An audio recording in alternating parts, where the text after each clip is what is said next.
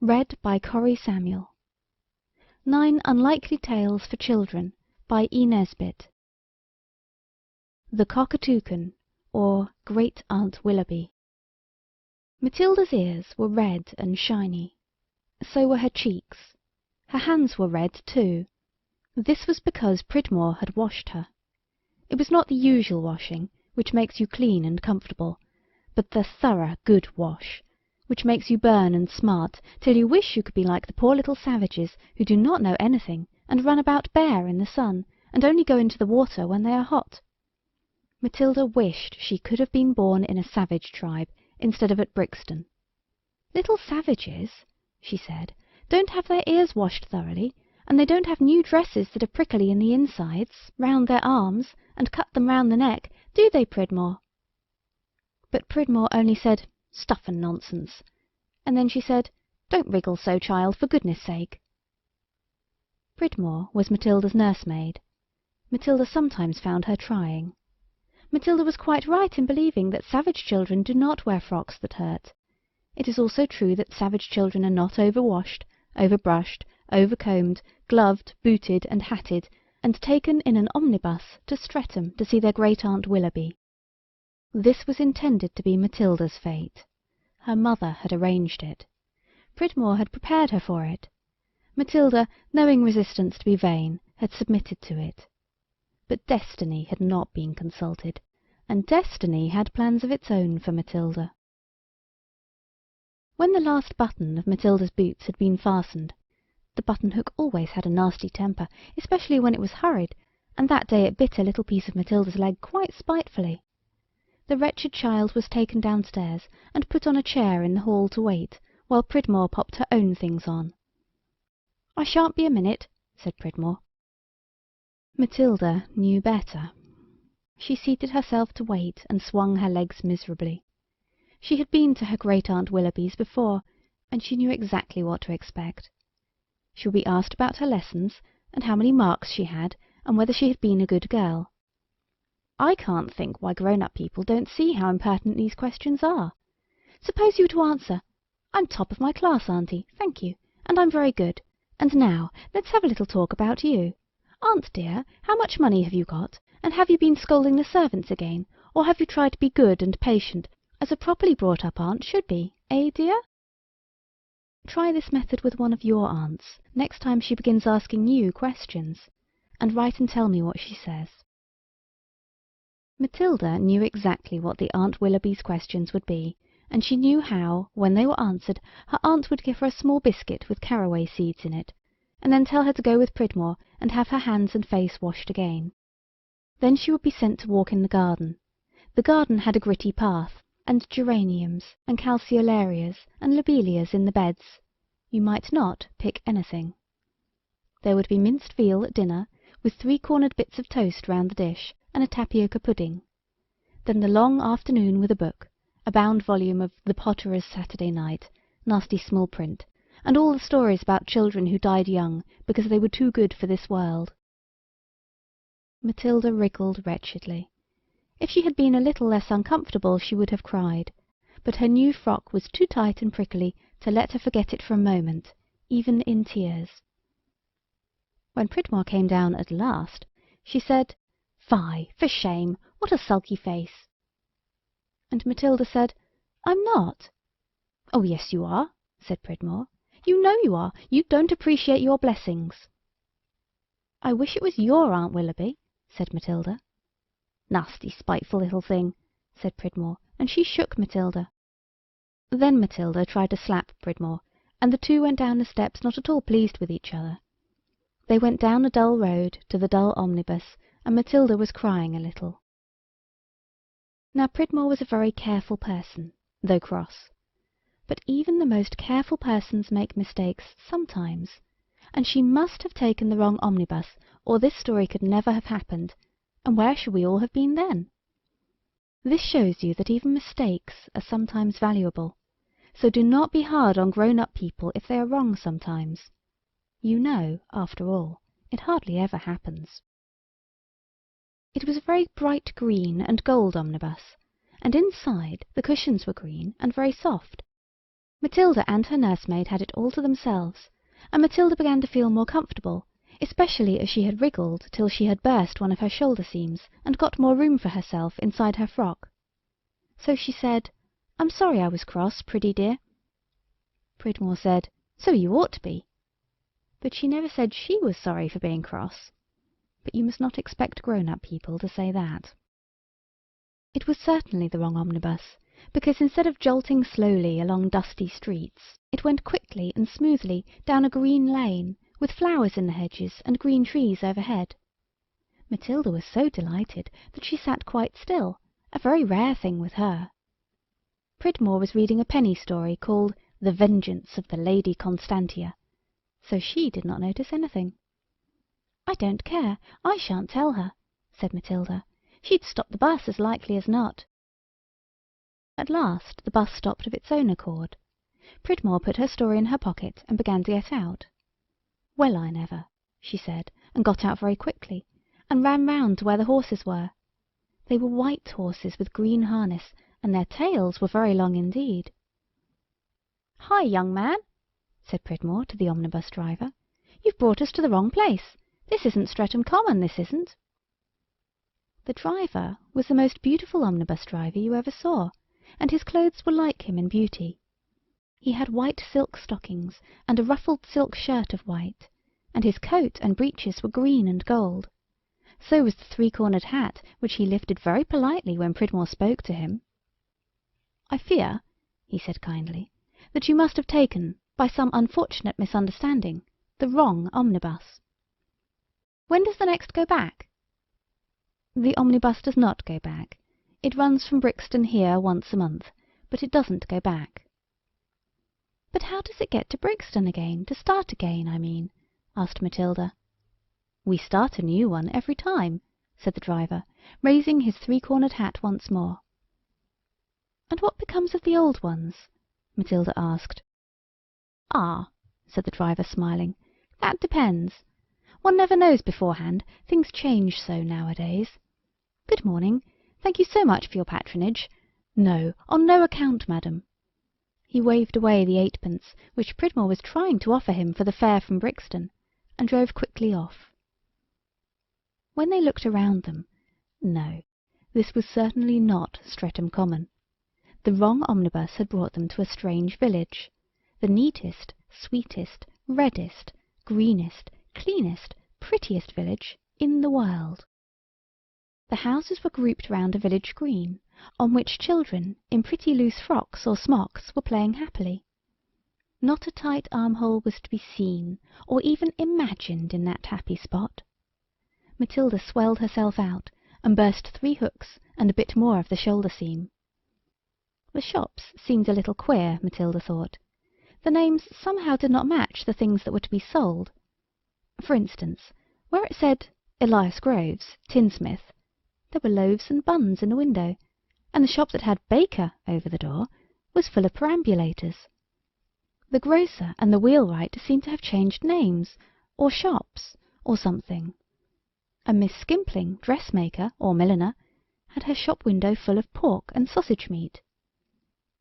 "What a funny nice place," said Matilda. "I am glad we took the wrong omnibus." A little boy in a yellow smock had come up close to them. "I beg your pardon," he said very politely, "but all strangers are brought before the king at once. Please follow me." "Well, of all the impudence!" said Pridmore. "Strangers indeed! And who may you be, I should like to know?" "I," said the little boy, bowing very low, "I'm the Prime Minister. I know I do not look it, but appearances are deceitful. It's only for a short time. I shall probably be myself again by to-morrow." Pridmore muttered something which the little boy did not hear. Matilda caught a few words. Smacked. Bed. Bread and water. Familiar words, all of them. "If it's a game," said Matilda to the boy, "I should like to play." He frowned. "I advise you to come at once," he said, so sternly that even Pridmore was a little frightened. "His Majesty's palace is in this direction." He walked away, and Matilda made a sudden jump, dragged her hand out of Pridmore's, and ran after him. So Pridmore had to follow, still grumbling. The palace stood in a great green park, dotted with white-flowered may bushes. It was not at all like an English palace, St. James's or Buckingham Palace, for instance, because it was very beautiful and very clean. When they got in, they saw that the palace was hung with green silk. The footmen had green and gold liveries, and all the courtiers' clothes were the same colours. Matilda and Pridmore had to wait a few moments while the king changed his sceptre and put on a clean crown, and then they were shown into the audience chamber. The king came to meet them. "It is kind of you to have come so far," he said. "Of course you'll stay at the palace." He looked anxiously at Matilda. "Are you quite comfortable, my dear?" he asked doubtfully. Matilda was very truthful, for a girl. "No," she said, "my frock cuts me round the arms." "Ah," said he, "and you brought no luggage. Some of the princess's frocks, her old ones perhaps. Yes, yes, this person, your maid, no doubt." A loud laugh rang suddenly through the hall. The king looked uneasily round, as though he expected something to happen. But nothing seemed likely to occur. "Yes," said Matilda, "Pridmore is— oh dear!" For before her eyes she saw an awful change taking place in Pridmore. In an instant all that was left of the original Pridmore were the boots and the hem of her skirt. The top part of her had changed into painted iron and glass, and even as Matilda looked, the bit of skirt that was left got flat and hard and square. The 2 feet turned into 4 feet, and they were iron feet, and there was no more Pridmore. "Oh, my poor child," said the king, "your maid has turned into an automatic machine." It was too true. The maid had turned into a machine such as those which you see in a railway station, greedy, grasping things which take your pennies and give you next to nothing in chocolate and no change. But there was no chocolate to be seen through the glass of the machine that once had been Pridmore, only little rolls of paper. The king silently handed some pennies to Matilda. She dropped one into the machine and pulled out the little drawer. There was a scroll of paper. Matilda opened it and read, "Don't be tiresome." She tried again. This time it was, "If you don't give over, I'll tell your ma first thing when she comes home." The next was, "Go along with you do, always worrying." So then Matilda knew. "Yes," said the king sadly, "I fear there's no doubt about it. Your maid has turned into an automatic nagging machine. Never mind, my dear, she'll be all right tomorrow." "I like her best like this, thank you," said Matilda quickly. "I needn't put in any more pennies, you see." "Oh, we mustn't be unkind and neglectful," said the king gently, and he dropped in a penny. He got, "You tiresome boy, you, leave me be this minute." "I can't help it," said the king wearily. "You've no idea how suddenly things change here. It's because— but I'll tell you all about it at tea time. Go with nurse now, my dear, and see if any of the princess's frocks will fit you." Then a nice, kind, cuddly nurse led Matilda away to the princess's apartments, and took off the stiff frock that hurt, and put on a green silk gown, as soft as birds' breasts, and Matilda kissed her for sheer joy at being so comfortable. "And now, dearie," said the nurse, "you'd like to see the princess, wouldn't you? Take care you don't hurt yourself with her, she's rather sharp." Matilda did not understand this then. Afterwards she did.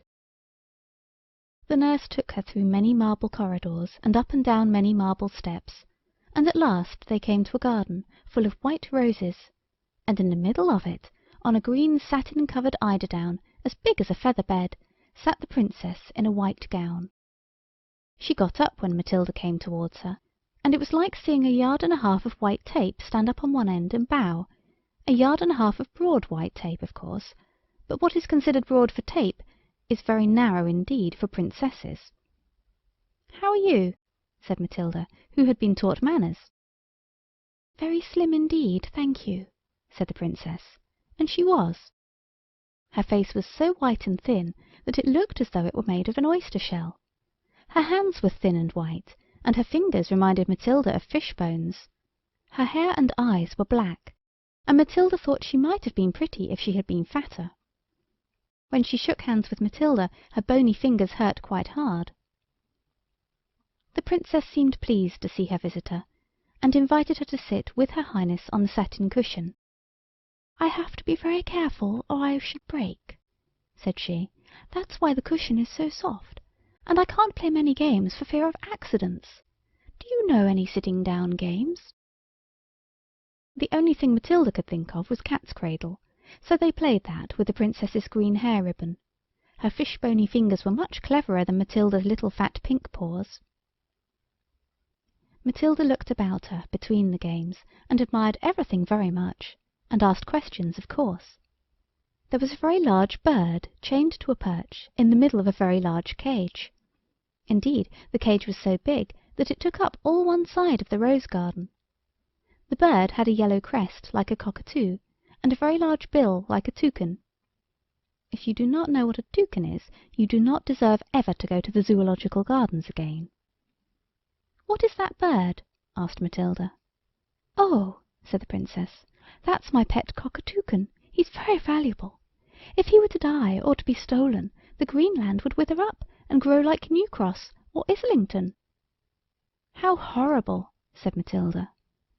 "I've never been to those places, of course," said the Princess, shuddering, "but I hope I know my geography." "All of it?" asked Matilda. "Even the exports and imports," said the Princess. "Good-bye. I'm so thin I have to rest a good deal, or I should wear myself out. Nurse, take her away." So Nurse took her away to a wonderful room, where she amused herself until tea-time with all the kinds of toys that you see and want in the shop when someone is buying you a box of bricks or a puzzle map, the kind of toys you never get because they are so expensive. Matilda had tea with the King. He was full of true politeness, and treated Matilda exactly as though she had been grown up, so that she was extremely happy and behaved beautifully. The King told her all his troubles. "You see," he began, "what a pretty place my Greenland was once. It has points even now, but things aren't what they used to be. It's that bird, that Cockatoucan. We daren't kill it or give it away, and every time it laughs something changes. Look at my Prime Minister. He was a 6-foot man, and look at him now. I could lift him with one hand. And then your poor maid. It's all that bad bird." "Why does it laugh?" asked Matilda. "I can't think," said the King. "I can't see anything to laugh at." "Can't you give it lessons, or something nasty to make it miserable?" I do, I assure you, my dear child. The lessons that bird has to swallow would choke a professor." "Does it eat anything else besides lessons?" "Christmas pudding. But there, what's the use of talking? That bird would laugh if it were fed on dog biscuits." His Majesty sighed and passed the buttered toast. "You can't possibly," he went on, "have any idea of the kind of things that happen. That bird laughed one day at a cabinet council, and all my ministers turned into little boys in yellow socks, and we can't get any laws made till they come right again. It's not their fault, and I must keep their situations open for them, of course, poor things." "Of course," said Matilda. "There was a dragon now," said the King. "When he came I offered the Princess's hand and half my kingdom to anyone who would kill him. It's an offer that is always made, you know." "Yes," said Matilda. "Well, a really respectable young prince came along, and everyone turned out to see him fight the dragon. As much as 9 pence each was paid for the front seats, I assure you. The trumpet sounded, and the dragon came hurrying up. A trumpet is like a dinner bell to a dragon, you know. And the prince drew his bright sword, and we all shouted, and then that wretched bird laughed, and the dragon turned into a pussy-cat, and the prince killed it before he could stop himself. The populace was furious."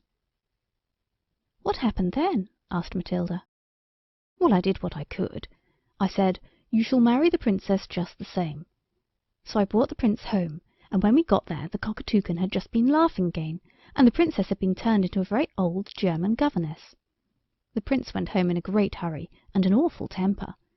The princess was all right in a day or two. These are trying times, my dear." "I am so sorry for you," said Matilda, going on with the preserved ginger. "Well, you may be," said the miserable monarch, "but if I were to try to tell you all that that bird has brought on my poor kingdom, I should keep you up till long past your proper bedtime." "I don't mind," said Matilda kindly. "Do tell me some more." "Why," the king went on, growing now more agitated, "why, at one titter from that revolting bird, the long row of ancestors on my palace wall grew red-faced and vulgar. They began to drop their H's and to assert that their name was Smith from Clapham Junction." "How dreadful!" "And once," said the king in a whimper, "it laughed so loudly that 2 Sundays came together, and next Thursday got lost and went prowling away and hid itself on the other side of Christmas. And now," he said suddenly, "it's bedtime." "Must I go?" asked Matilda. "Yes, please," said the king. "I tell all strangers this tragic story because I always feel that perhaps some stranger might be clever enough to help me. You seem a very nice little girl. Do you think you are clever?" "It is very nice even to be asked if you are clever. Your Aunt Willoughby knows well enough that you are not. But kings do say nice things." Matilda was very pleased. "I don't think I am clever," she was saying quite honestly, when suddenly the sound of a hoarse laugh rang through the banqueting hall. Matilda put her hands to her head. "Oh dear!" she cried, "I feel so different. Oh, wait a minute. Oh, whatever is it? Oh!" Then she was silent for a moment. Then she looked at the king and said, "I was wrong, your Majesty. I am clever, and I know it is not good for me to sit up late. Good night. Thank you so much for your nice party. In the morning I think I shall be clever enough to help you, unless the bird laughs me back into the other kind of Matilda." But in the morning Matilda's head felt strangely clear. Only when she came down to breakfast full of plans for helping the king, she found that the Cockatoucan must have laughed in a night, for the beautiful palace had turned into a butcher's shop, and the king, who was too wise to fight against fate, had tucked up his royal robes and was busy in the shop weighing out 6 ounces of the best mutton chops for a child with a basket. "I don't know how ever you can help me now," he said despairingly. "As long as the palace stays like this, it's no use trying to go on with being a king or anything. I can only try to be a good butcher. You shall keep the accounts, if you like, till that bird laughs me back into my palace again." So the king settled down to business, respected by all his subjects, who had all, since the coming of the Cockatoucan, had their little ups and downs. And Matilda kept the books and wrote out the bills, and really they were both rather happy. Pridmore, disguised as the automatic machine, stood in the shop and attracted many customers. They used to bring their children and make the poor innocents put their pennies in, and then read Pridmore's good advice. Some parents are so harsh. And the princess sat in the back garden with the Cockatoucan, and Matilda played with her every afternoon. But one day, as the king was driving to another kingdom, the king of that kingdom looked out of one of his palace windows, and laughed as the king went by, and shouted, "Butcher!" The Butcher King did not mind this, because it was true, however rude. But when the other king called out, "What price cat's meat?" the king was very angry indeed, because the meat he sold was always of the best quality. When he told Matilda all about it, she said, "Send the army to crush him." So the king sent his army, and the enemy were crushed. The bird laughed the king back into his throne, and laughed away the butcher's shop just in time for his Majesty to proclaim a general holiday, and to organise a magnificent reception for the army. Matilda now helped the king to manage everything. She wonderfully enjoyed the new delightful feeling of being clever, so that she felt it was indeed too bad when the Cockatoucan laughed just as the reception was beautifully arranged. It laughed, and the general holiday was turned into an income tax. The magnificent reception changed itself to a royal reprimand, and the army itself suddenly became a discontented Sunday school treat, and had to be fed with buns and brought home in breaks, crying. "Something must be done," said the king. "Well," said Matilda, "I've been thinking if you will make me the princess's governess, I'll see what I can do. I'm quite clever enough." "I must open Parliament to do that," said the king. "It's a constitutional change." So he hurried off down the road to open Parliament. But the bird put its head on one side and laughed at him as he went by. He hurried on, but his beautiful crown grew large and brassy, and was set with cheap glass in the worst possible taste. His robe turned from velvet and ermine to flannelette and rabbit's fur. His sceptre grew 20 feet long, and extremely awkward to carry. But he persevered, his royal blood was up.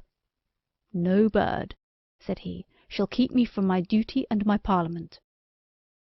But when he got there, he was so agitated that he could not remember which was the right key to open Parliament with, and in the end he hampered the lock, and so could not open Parliament at all, and members of Parliament went about making speeches in the roads, to the great hindrance of the traffic. The poor king went home and burst into tears. "Matilda," he said, "this is too much. You have always been a comfort to me. You stood by me when I was a butcher, you kept the books, you booked the orders, you ordered the stock.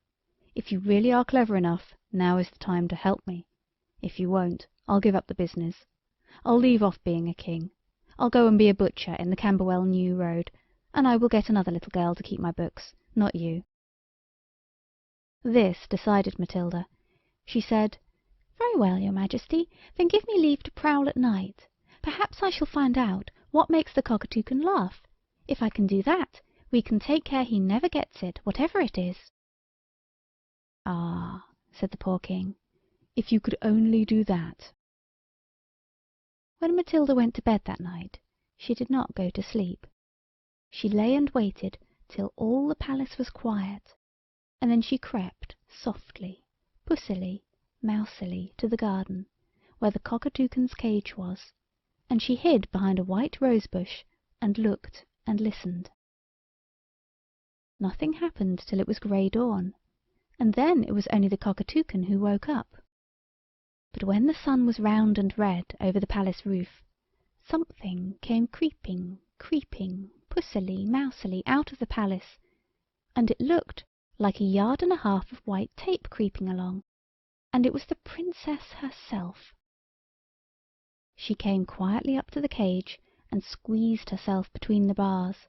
They were very narrow bars, but 1.5 yards of white tape can go through the bars of any bird cage I ever saw. And the Princess went up to the Cockatoucan and tickled him under his wings till he laughed aloud.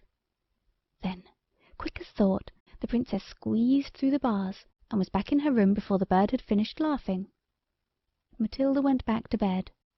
Next day all the sparrows had turned into cart-horses, and the roads were impassable. That day, when she went as usual to play with the Princess, Matilda said to her suddenly, "Princess, what makes you so thin?"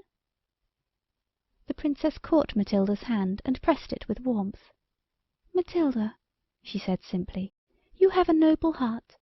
No one else has ever asked me that, though they tried to cure it, and I couldn't answer till I was asked, could I? It's a sad, a tragic tale, Matilda. I was once as fat as you are." "I'm not so very fat," said Matilda indignantly. "Well," said the Princess impatiently, "I was quite fat enough anyhow, and then I got thin."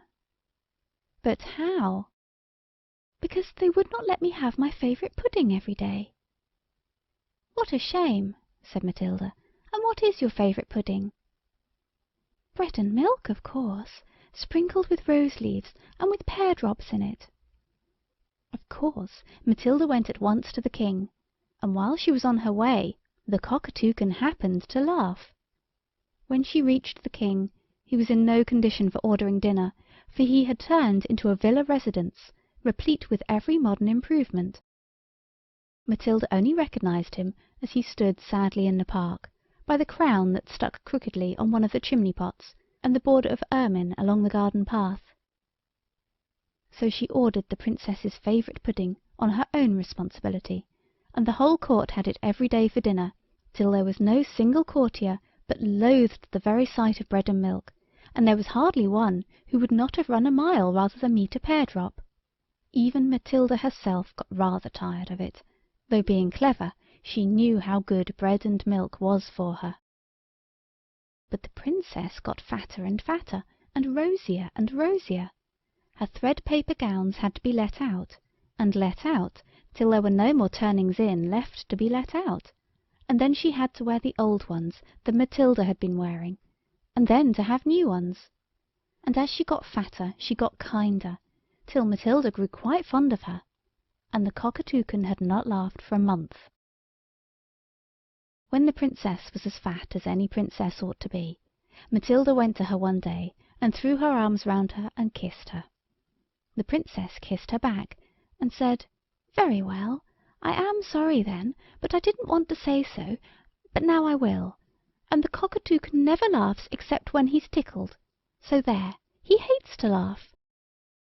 "And you won't do it again?" said Matilda, "will you?" "No, of course not," said the Princess, very much surprised. "Why should I? I was spiteful when I was thin, but now I'm fat again I want everyone to be happy." "But how can anyone be happy," asked Matilda severely, "when everyone is turned into something they weren't meant to be? There's your dear father, he's a desirable villa. The Prime Minister was a little boy, and he got back again, and now he's turned into a comic opera. Half the palace housemaids are breakers, dashing themselves against the palace crockery. The navy to a man are changed to French poodles, and the army to German sausages. Your favourite nurse is now a flourishing steam laundry, and I, alas, am too clever by half. Can't that horrible bird do anything to put us all right again?" "No," said the Princess, dissolved in tears at this awful picture. "He told me once himself that when he laughed he could only change one or two things at once, and then, as often as not, it turned out to be something he didn't expect. The only way to make everything come right again would be... but it can't be done. If we could only make him laugh on the wrong side of his mouth. That's the secret. He told me so. But I don't know what it is, let alone being able to do it. Could you do it, Matilda?" "No," said Matilda, "but let me whisper. He's listening. Pridmore could. She's often told me she'd do it to me, but she never has. Oh, Princess, I've got an idea." The two were whispering so low that the Cockatoucan could not hear, though he tried his hardest. Matilda and the Princess left him listening. Presently he heard a sound of wheels. 4 men came into the rose garden, wheeling a great red thing in a barrow. They set it down in front of the Cockatoucan, who danced on his perch with rage.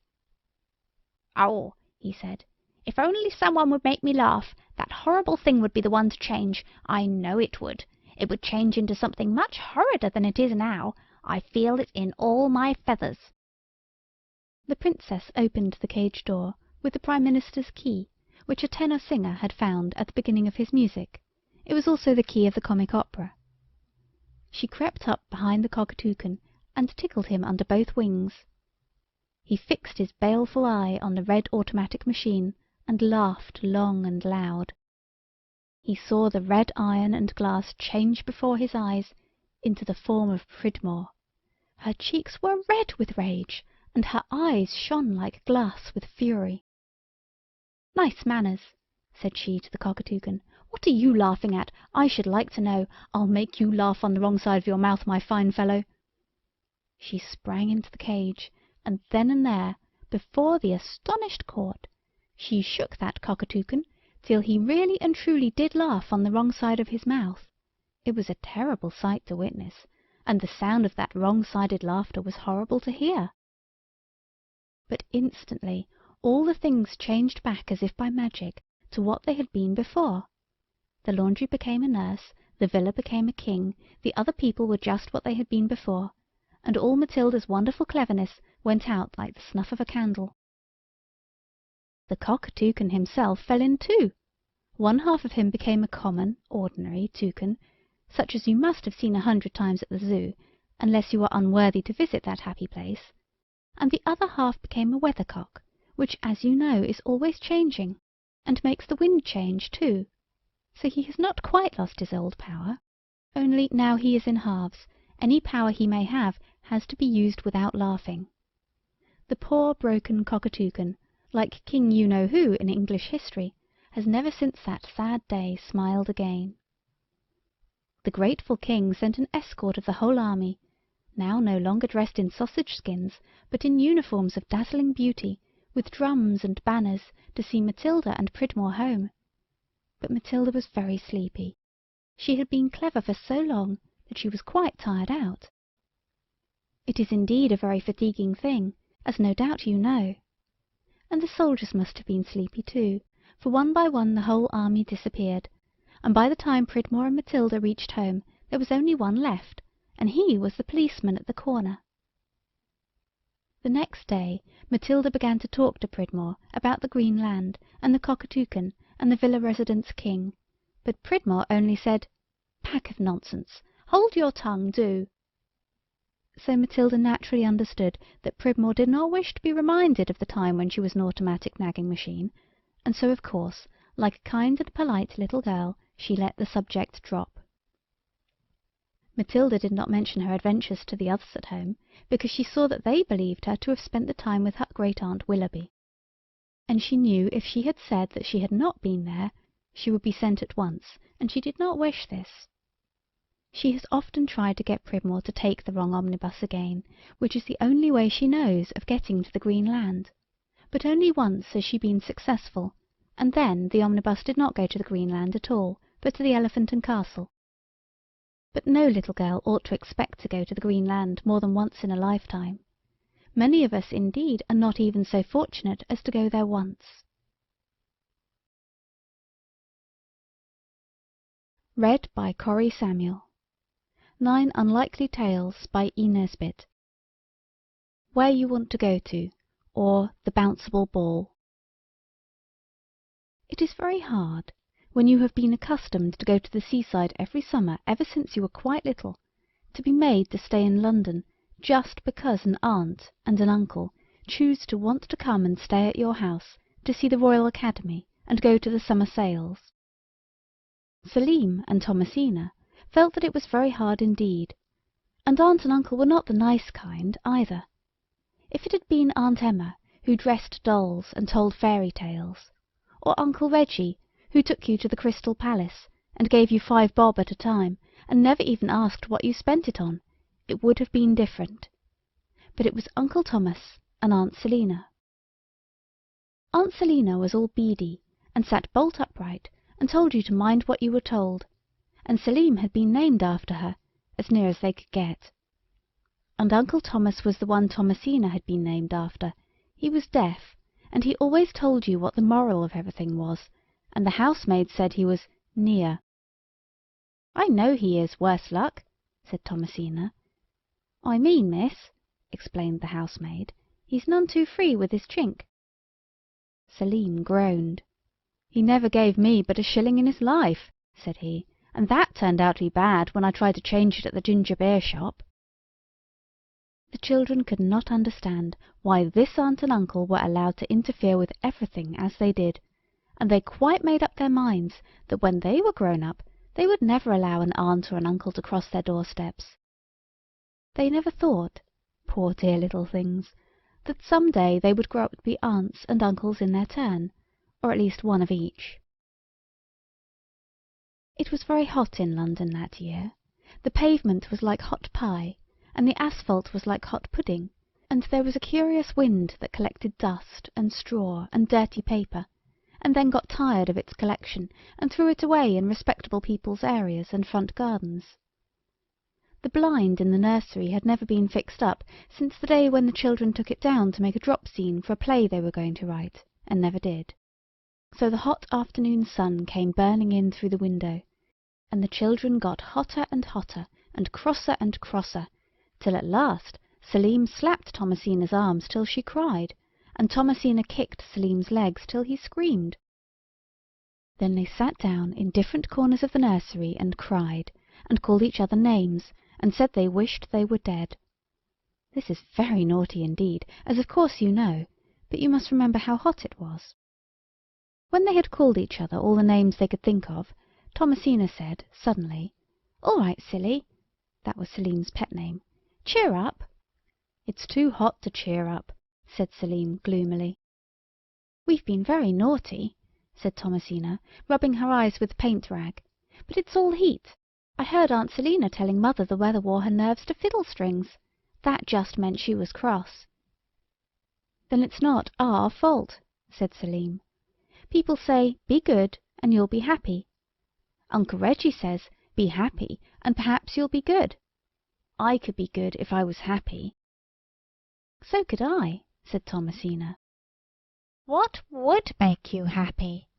said a thick, wheezy voice from the toy cupboard, and out rolled the big green and red india-rubber ball that Aunt Emma had sent them last week.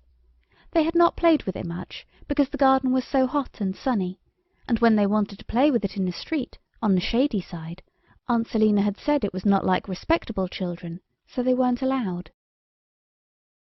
Now the ball rolled out very slowly, and the bright light on its new paint seemed to make it wink at them. You will think that they were surprised to hear a ball speak. Not at all. As you grow up, and more strange things happen to you, you will find that the more astonishing a thing is, the less it surprises you.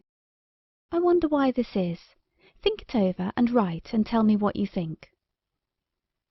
Selim stood up and said, "Hello," but that was only out of politeness. Thomasina answered the ball's question.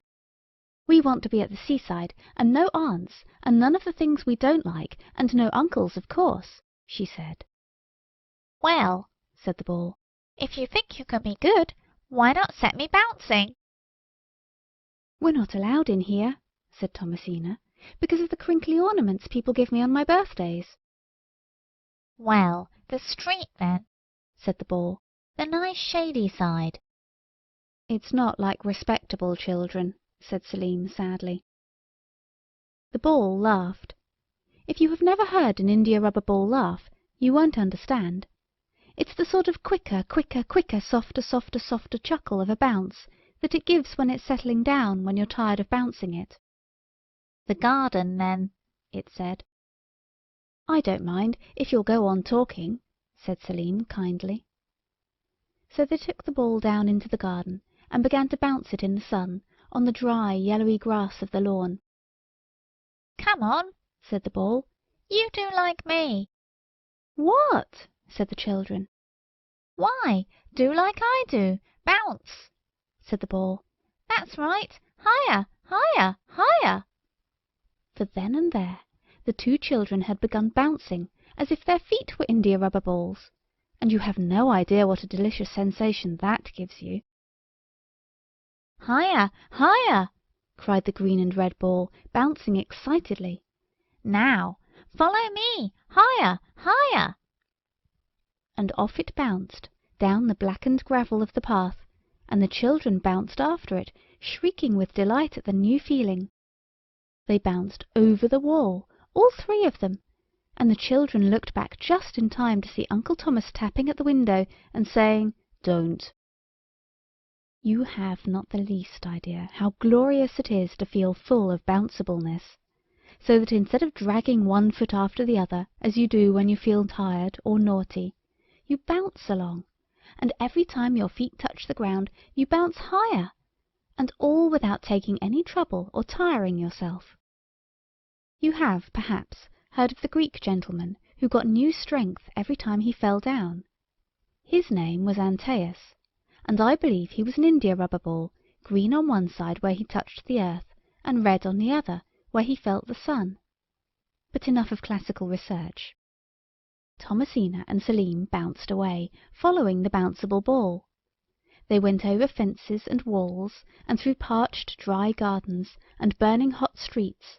They passed the region where fields of cabbages and rows of yellow brick cottages mark the division between London and the suburbs. They bounced through the suburbs, dusty and neat, with geraniums in the front gardens, and all the blinds pulled half-way down, and then the lamp-posts in the road got fewer and fewer, and the fields got greener, and the hedges thicker. It was real, true country, with lanes instead of roads, and down the lanes the green and red ball went bouncing, bouncing, bouncing, and the children after it. Thomasina in her white starched frock, very prickly round the neck, and Selim in his everyday sailor suit, a little tight under the arms. His Sunday one was a size larger. No one seemed to notice them, but they noticed and pitied the children who were being "taken for a walk" in the gritty suburban roads. "Where are we going?" they asked the ball, and it answered with a sparkling green and red smile, "To the most delightful place in the world." "What's it called?" asked Selim. "It's called Whereyouwantogoto," the ball answered, and on they went. It was a wonderful journey, up and down, looking through the hedges and over them, looking in at the doors of cottages, and then in at the top windows, up and down, bounce, bounce, bounce. And at last they came to the sea, and the bouncing ball said, "Here you are. Now be good, for there's nothing here but the things that make people happy." And with that he curled himself up like a ball in the shadow of a wet seaweedy rock, and went to sleep, for he was tired out with his long journey.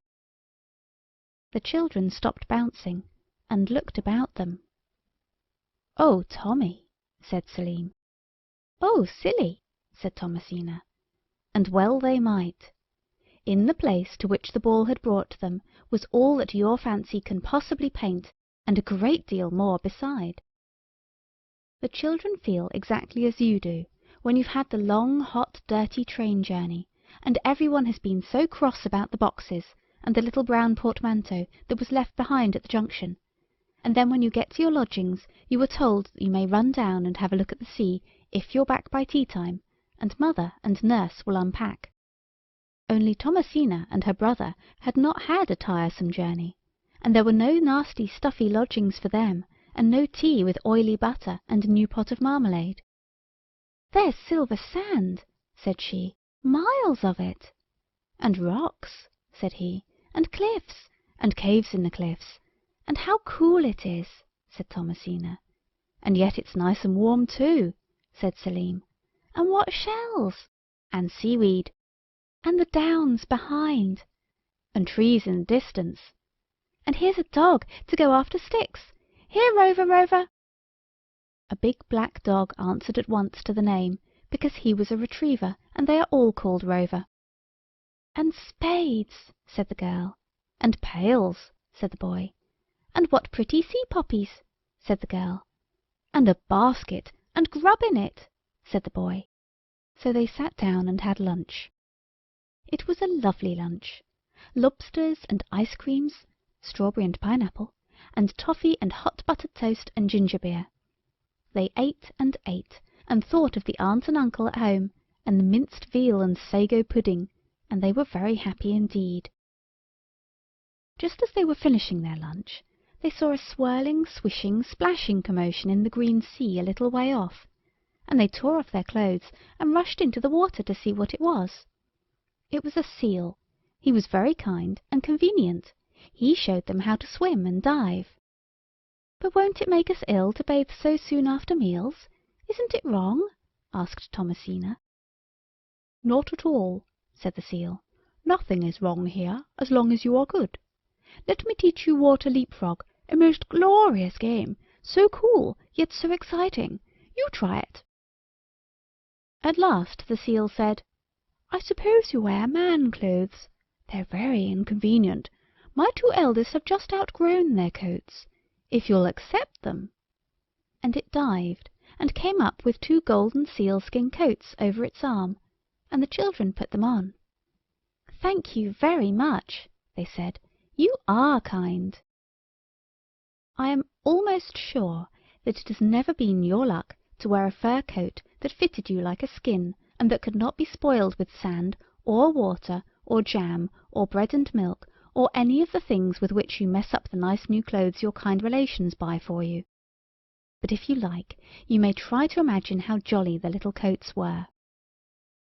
Thomasina and Selim played all day on the beach, and when they were tired they went into a cave and found supper, salmon and cucumber, and Welsh rabbit, and lemonade. And then they went to bed in a great heap of straw, and grass, and fern, and dead leaves, and all the delightful things you have often wished to sleep in, only you have never been allowed to.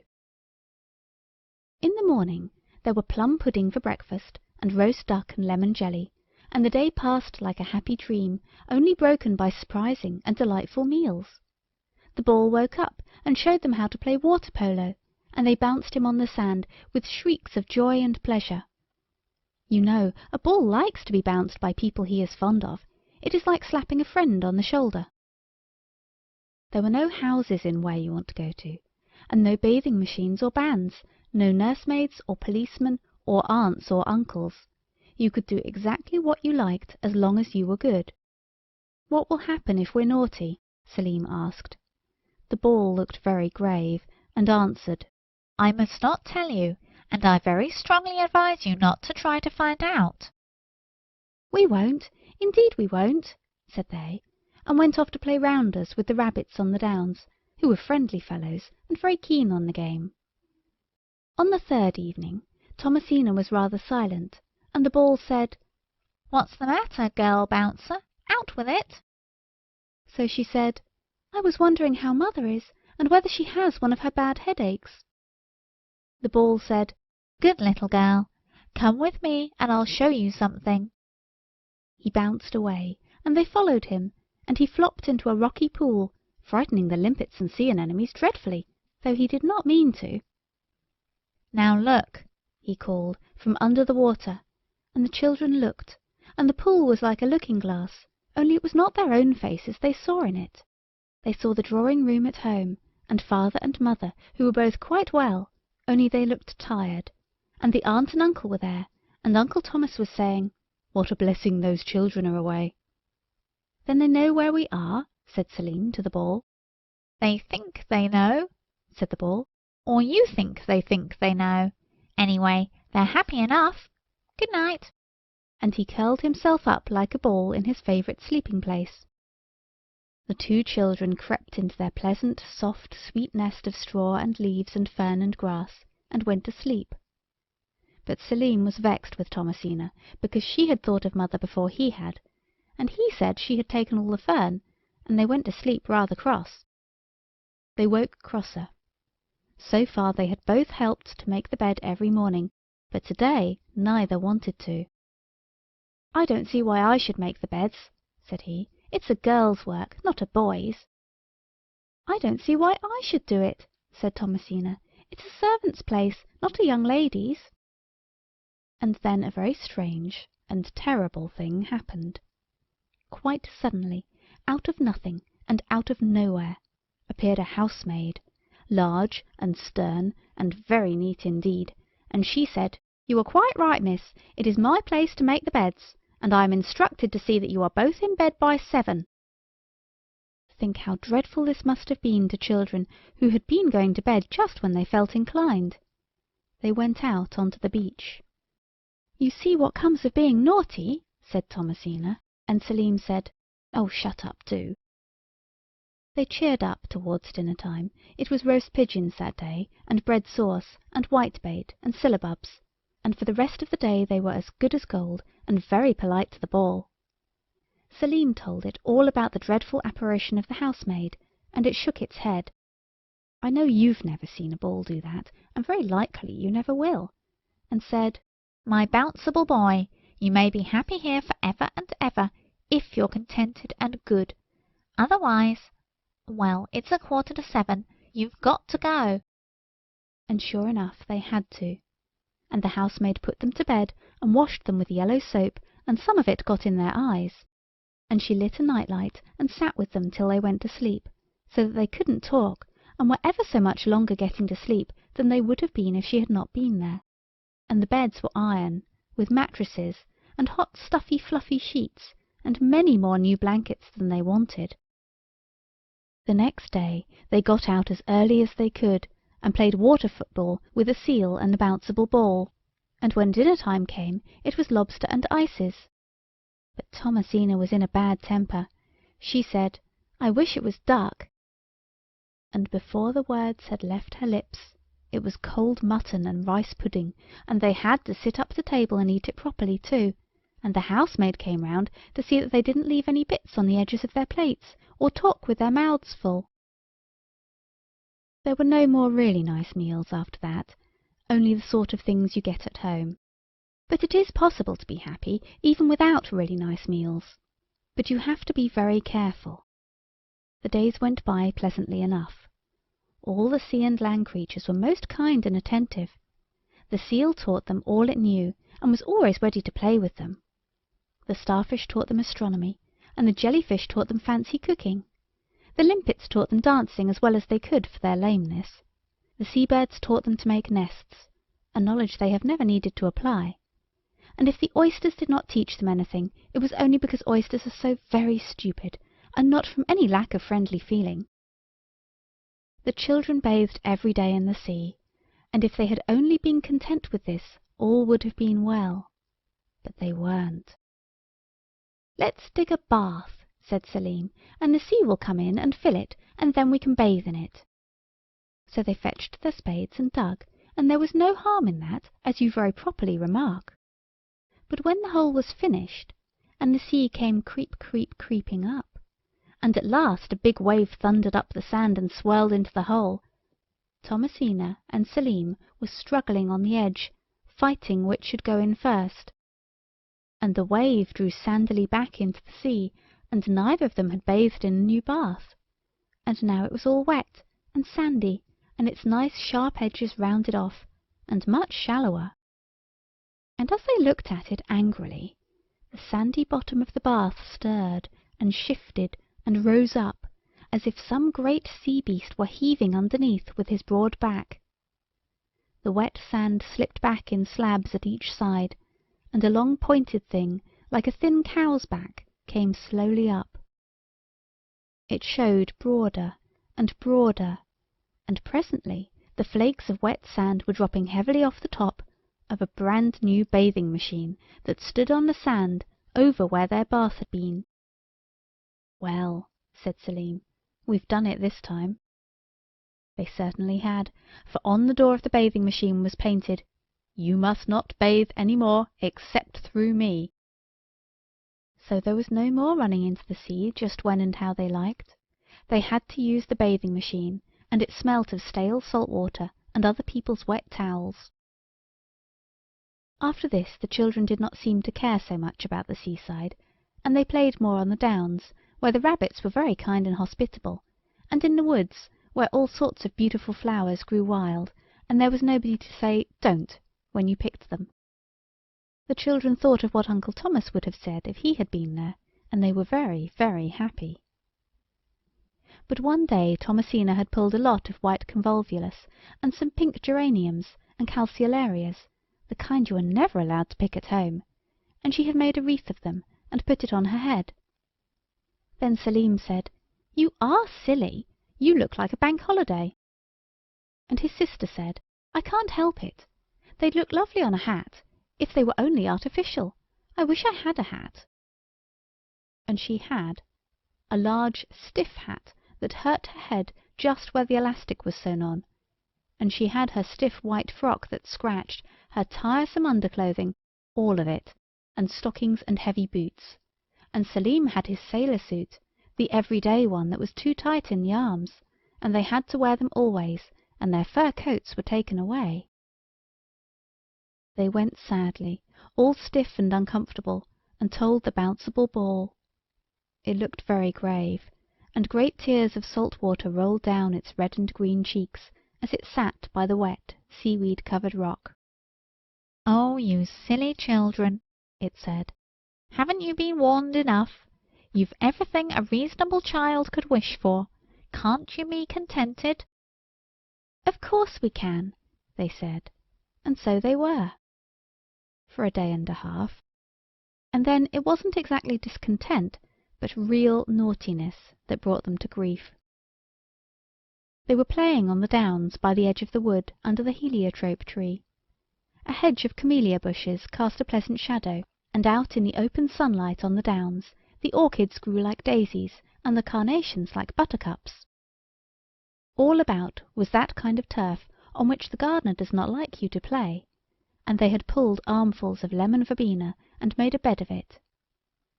But Selim's blouse was tight under the arms, so when Thomasina said, "Oh, silly dear, how beautiful it is, just like fairyland," he said, "Silly yourself, there's no such thing as fairyland."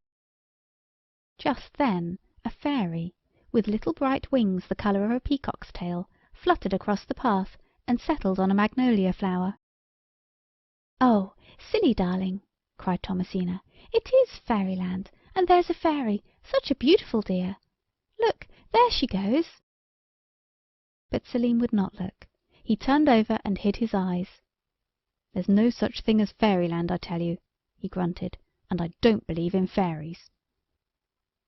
And then, quite suddenly, and very horribly, the fairy turned into a policeman, because every one knows there are such things as policemen, and any one can believe in them. And all the rare and beautiful flowers withered up and disappeared, and only thorns and thistles were left, and the misty, twiny, trim little grass path that led along the top of the cliffs turned into a parade, and the policeman walked up and down it incessantly, and watched the children at their play. And you know how difficult it is to play when any one is watching you, especially a policeman. Selim was extremely vexed. That was why, he said, there couldn't possibly be glow-worms as big as bicycle lamps, which of course there were in Whereyouwantogoto. It was after that the gas lamps were put all along the parade, and a pier sprang up on purpose to be lighted with electricity, and a band played, because it is nonsense to have a pier without a band. "Oh, you naughty, silly children!"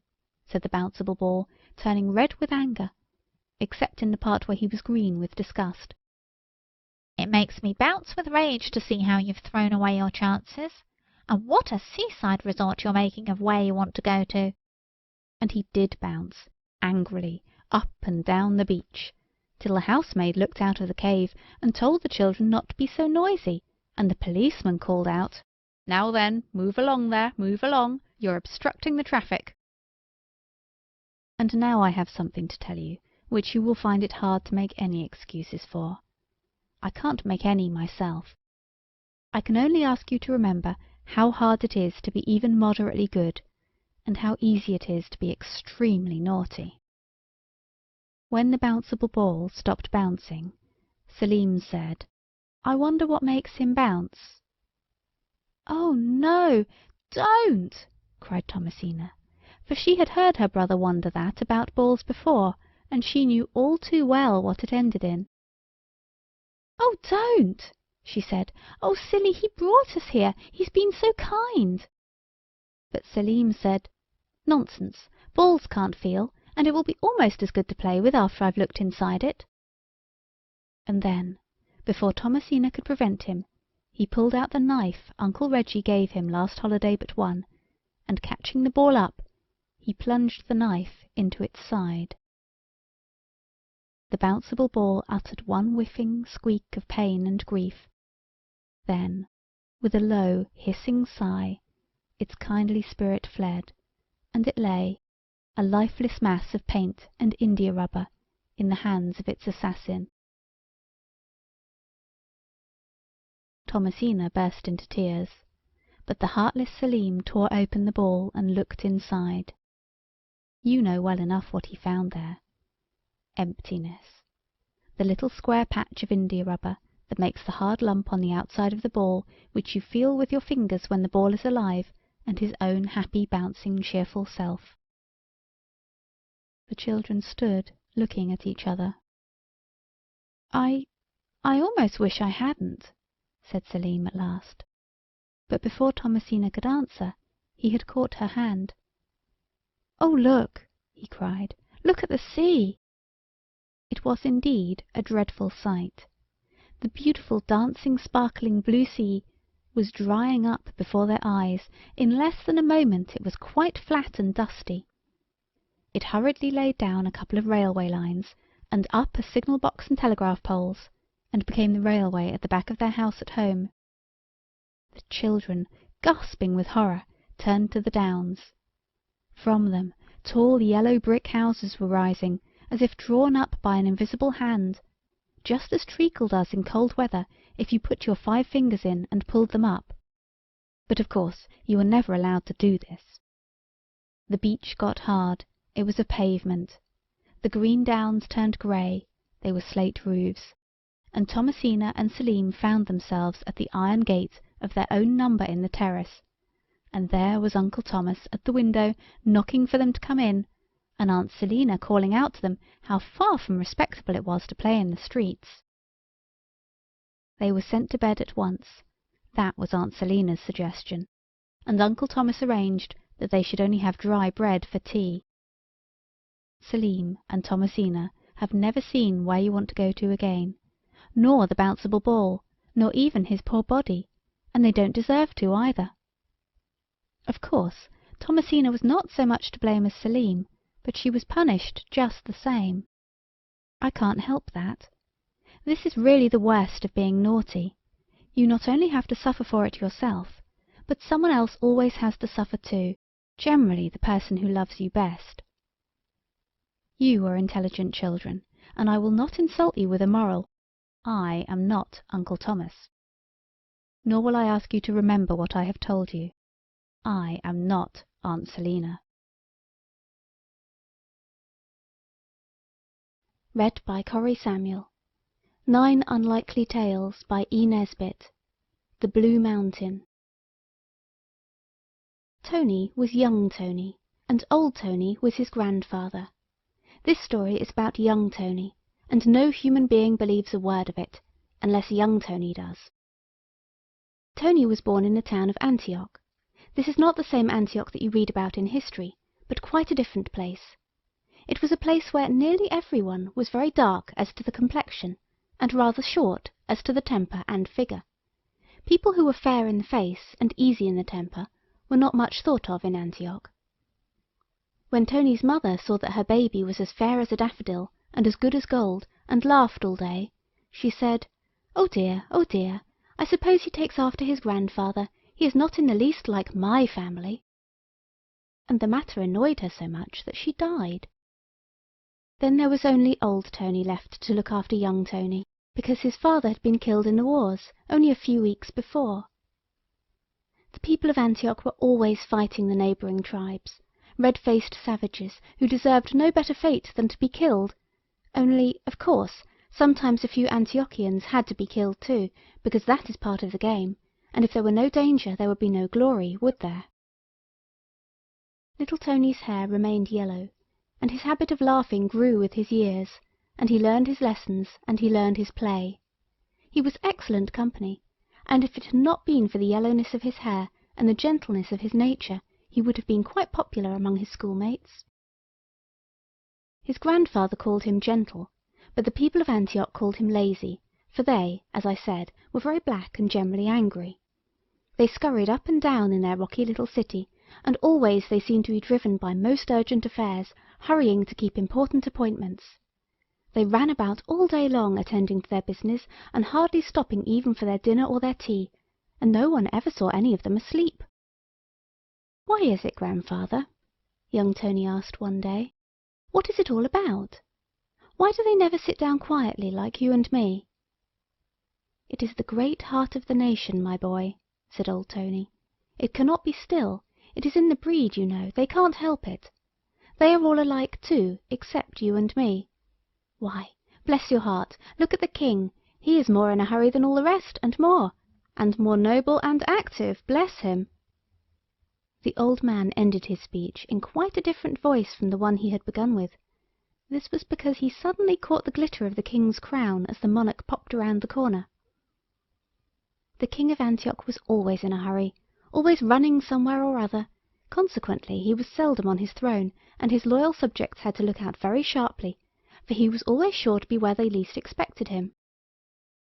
You may think that they could have got over this little difficulty by always looking for the king where they least expected him, but if you try this simple experiment for yourself with your governess or tutor, or even your nurse, I think you will find that it is not so easy as it looks. "Ha!" said the king, standing in the doorway and laughing cheerfully. "Talking treason, eh? Well, you know what the punishment for that is. Pinching with black pincers, you know, till you don't feel the pinching any more." "Aha! Your Majesty always has such a pleasant way with you," said old Tony politely, and young Tony decided that when he grew up he would try not to have any pleasant ways at all.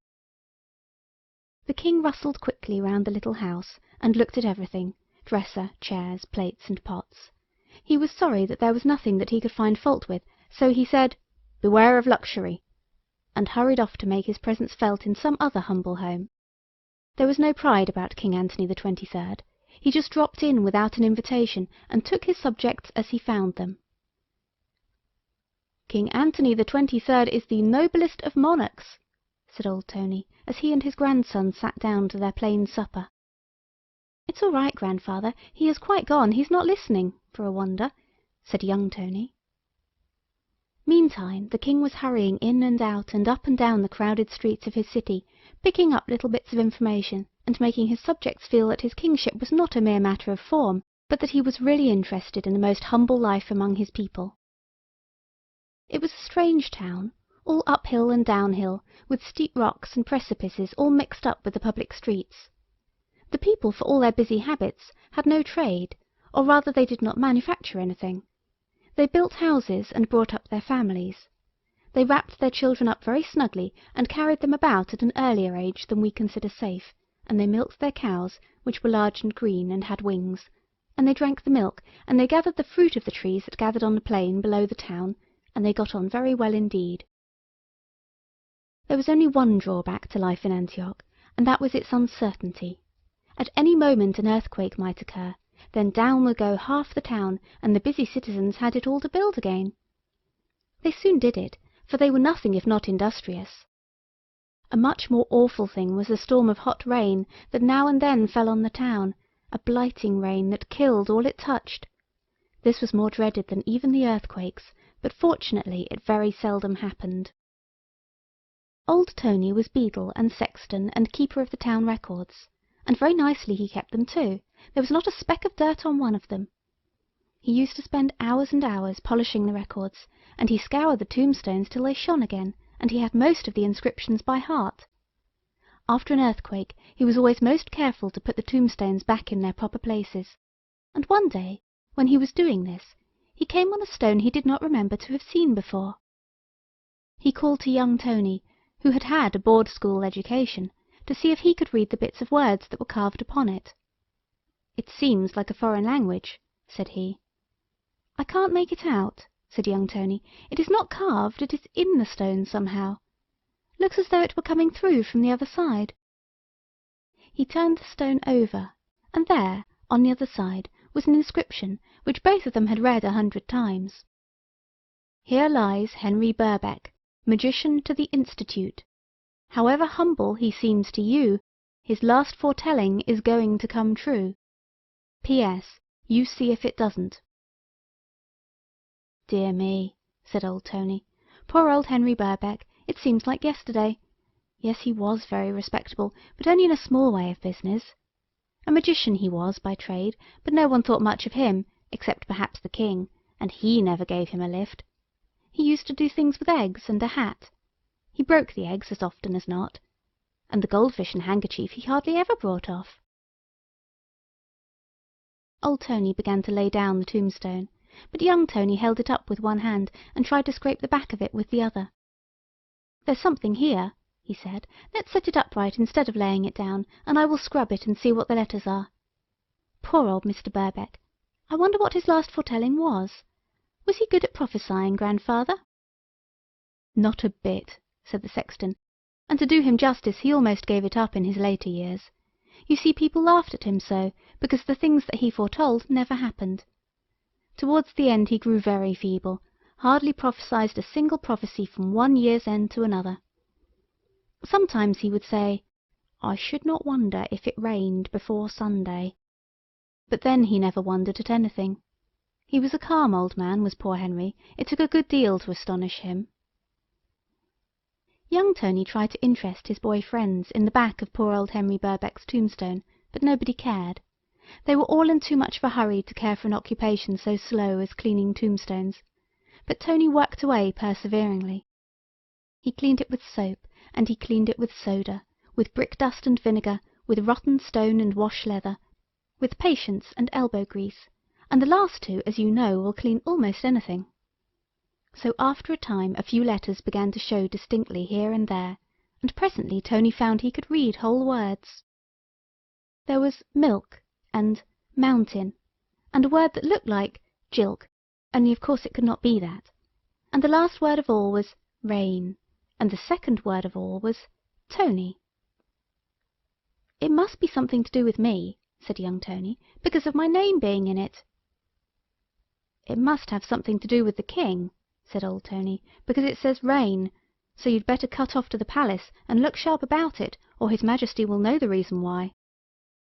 So Tony looked sharp about it, and got to the palace in less than 5 minutes. For a wonder, the king was not engaged in dropping in on his subjects, but was on his throne amid his fussy black courtiers, who were all busy trying to make themselves as small as they could. This was because the king was very short, though he did not like to say so.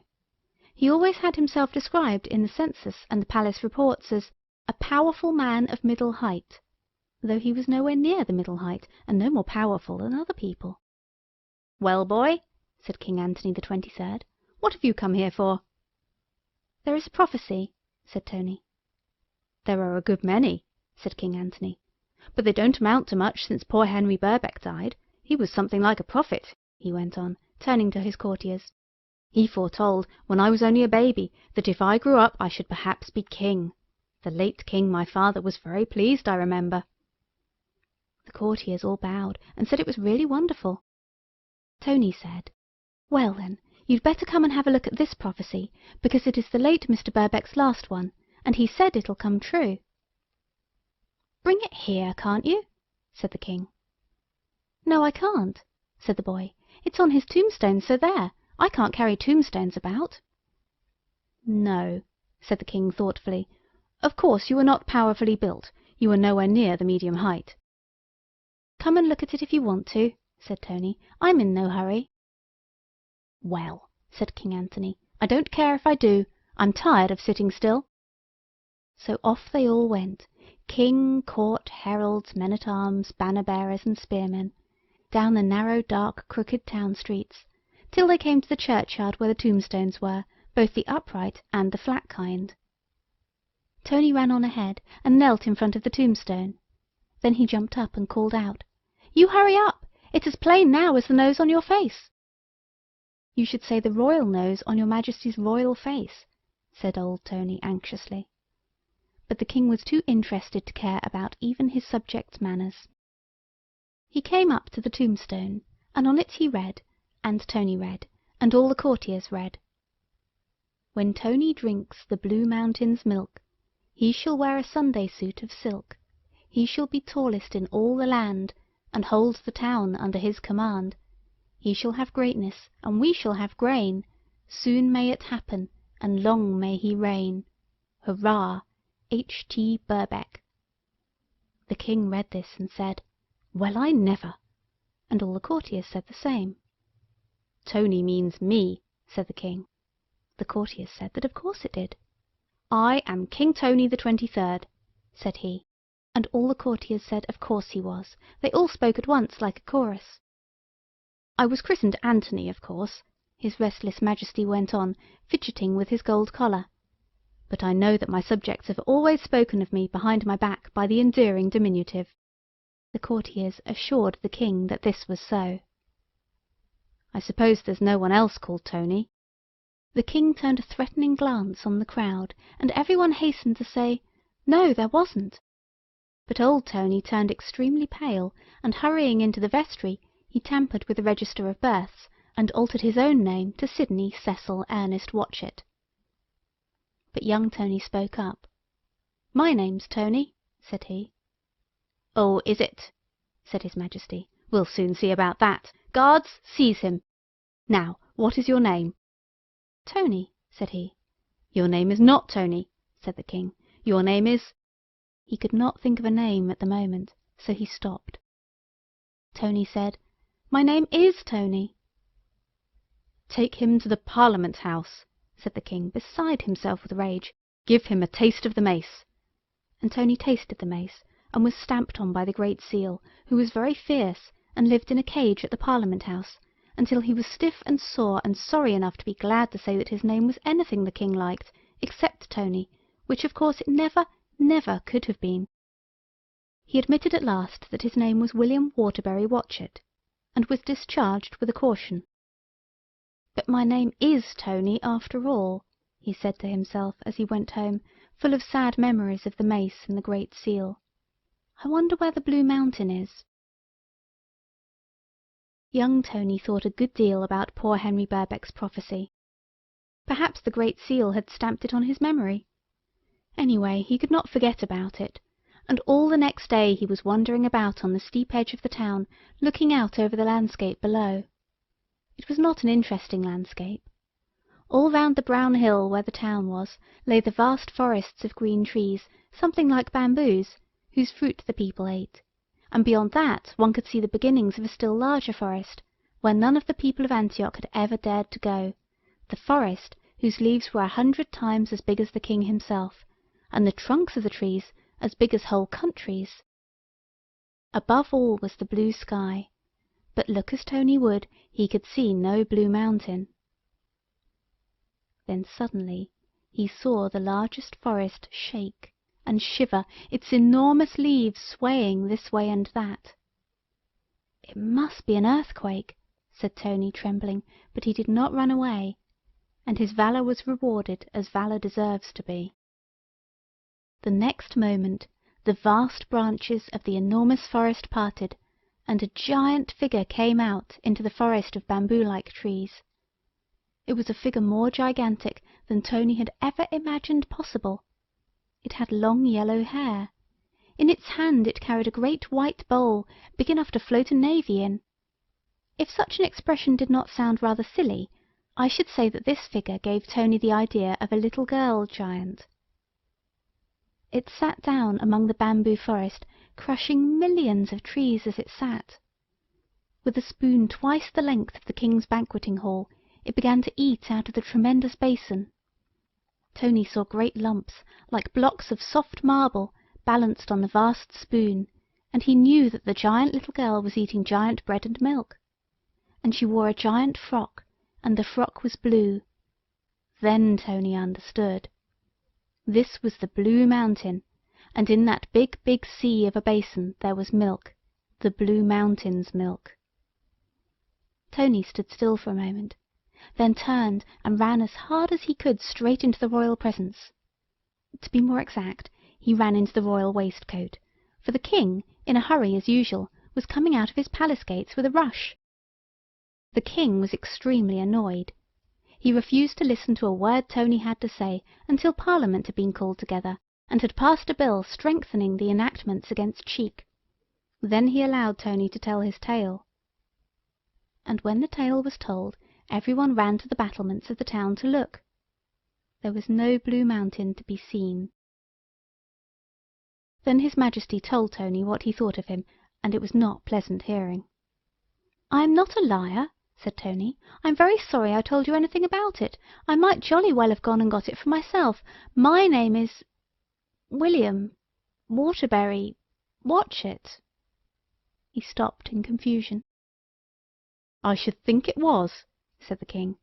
"If there is any mountain, which I don't for a moment believe, you had better go and fetch me some of the milk, not that I think there is any, out of the mountain's basin, which I cannot believe exists outside of your imagination. If you bring it to this address, you will be suitably rewarded." "All right," said Tony. "Shall I fetch it in a jug, or will they lend me a can?" "I will lend you my mug," said the king, "and mind you bring it back full."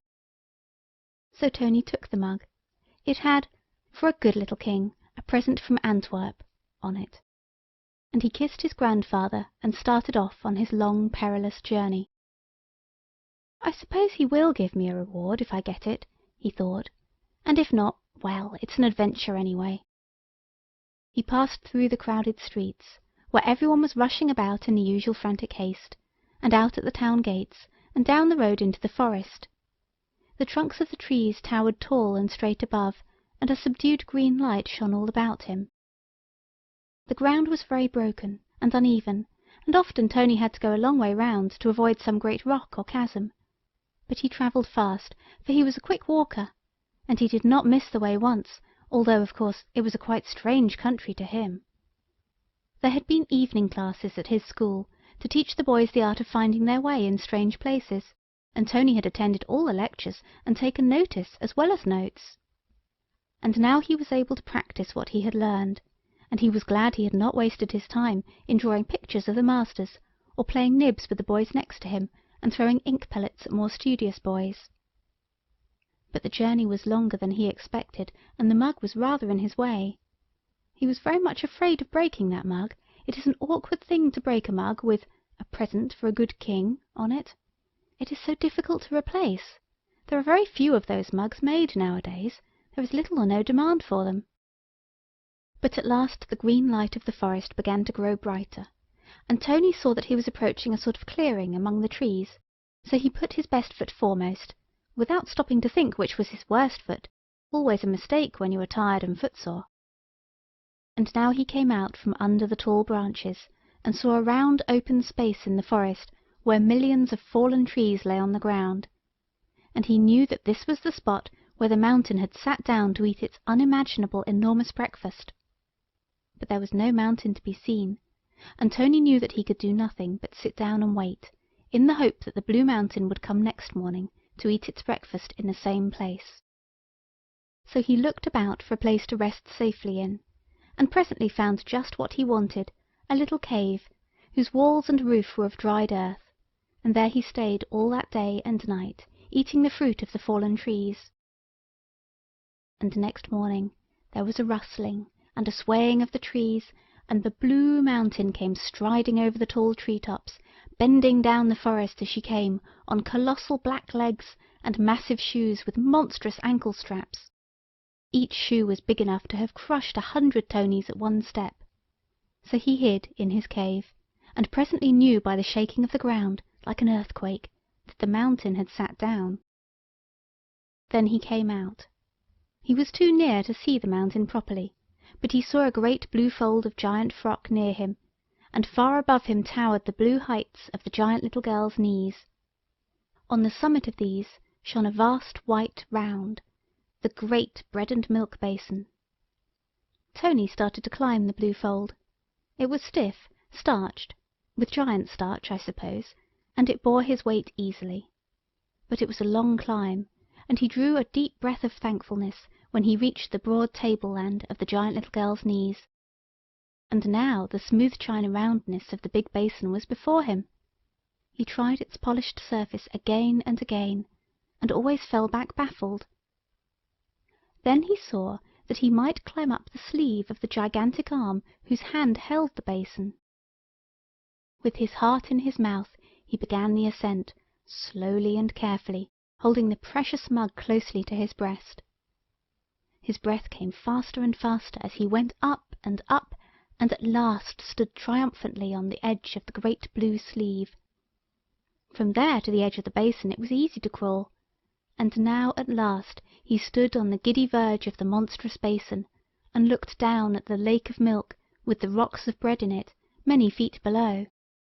The great height made him giddy. He lost his footing, and still clasping the mug, he fell headlong into the giant bread and milk. The bread rocks were fortunately soft. Tony picked himself up. He was wet, but no bones were broken, and the mug— oh joy, the mug was safe. Tony looked it over anxiously as he sat on a rock, a sloppy and uncertain resting place. There was only one small crack near the handle, and Tony was almost sure that that had been there before. "I don't know however I shall get out again," said Tony. "Perhaps I never shall, but in case I do, I suppose I had better fill the mug." So he stooped from the rocks and filled the mug from the lake of milk, which was much thicker than the milk of the green cows with wings, the only milk Tony was used to. He had just filled the mug and tied it down with a piece of parchment which he had taken from the town records and brought with him for the purpose, when a noise like thunder suddenly broke on his ear. And indeed it very nearly broke the ear itself, and so startled Tony that the precious mug all but slipped from his grasp. Then a wave of milk swept up almost over his head. The whole of the massive basin was moved sideways. Then came a shock like an earthquake. The basin was being set on the ground. Tony felt that the Blue Mountain had seen him, and had screamed. What would the giant little girl do? Would she kill him? If so, how? These questions afforded Tony food for some interesting reflections during the next few moments. He looked round him for a way of escape. Everywhere towered the smooth white walls. The tremendous spoon which he had seen the Blue Mountain use had, unfortunately, not been left in the basin, or he could have climbed out by that. He gave himself up for lost. Then, suddenly, he saw the trunk of a slender tree appear at the edge of the basin. It was pushed down towards him, yes, onto the very bedrock on which he crouched. Would it crush him? No. The end of it rested on the rock by his side. It gently moved towards him. He saw now that the Blue Mountain was not cruel. She was not bent on destroying him. She was offering him a way of escape. He eagerly climbed the tree. When he was halfway up, however, the giant little girl flung the tree aside, and with Tony still clinging to it, it fell crashing into the forest. When he came to himself, he almost shouted for joy to find the mug still whole. He never knew how he got home. When he took the mug to the king, the monarch looked at it and said, "The milk's very thick." "It's giant cow's milk," said Tony. "You drink it up and let's see what happens." "I don't know," said the king suspiciously. "Suppose it's poison. I shall have it analysed." "Well, you promised me a reward," said Tony, "and you wouldn't grudge it if you knew what a time I've had of it. I might have been killed, you know." "Reward?" said the king, who had been looking at the mug. "Reward, when you have cracked my mug, my own only mug, with a present for a good king on it? Reward, indeed! A stamp from the Great Seal would be more—" But Tony was gone. He ran home to tell his grandfather, but his grandfather was not there. Only a letter lay on the kitchen table. "Dear grandson," it said, "the king has found out that my name was entered in the register as Anthony Antrobus, and he refuses to believe that the alteration to Sidney Cecil Ernest Watchett was made at my birth, so I am seeking safety at a distance. I have only one piece of advice to give you. Do so too. Your loving grandfather." This seemed such good advice to Tony, whose name was also in the register, that he was just going to take it, when the door was flung open, and in rushed the king and the army. They hustled and bustled and rustled round the house, breaking and tearing everything, and when there was nothing more to spoil, they carried Tony off to prison. "So this is my reward for getting the milk for him," said poor Tony to himself, as he sat in prison, loaded with chains, and waiting for his trial. "I wish I had drunk the milk myself. This is what comes of loyalty. But I don't care. My name is Tony, and his is not, and I will say so too, if I hang for it." Acting on this resolution next day, at his trial, Tony said so, and what is more, he came very near indeed to hanging for it. For King Anthony the 23rd was furious. He absolutely danced with rage, and it took 6 prime ministers to restrain his emotion while the trial went on. Tony was tried for an attempt to murder the king. The whole thing, said the public persecutor, was nothing but a plot. The prophecy of Henry Birkbeck, which nobody had seen till Tony found it, the Blue Mountain, which nobody but Tony had seen at all, the thick milk so mysteriously obtained, all pointed to dark treason and villainy.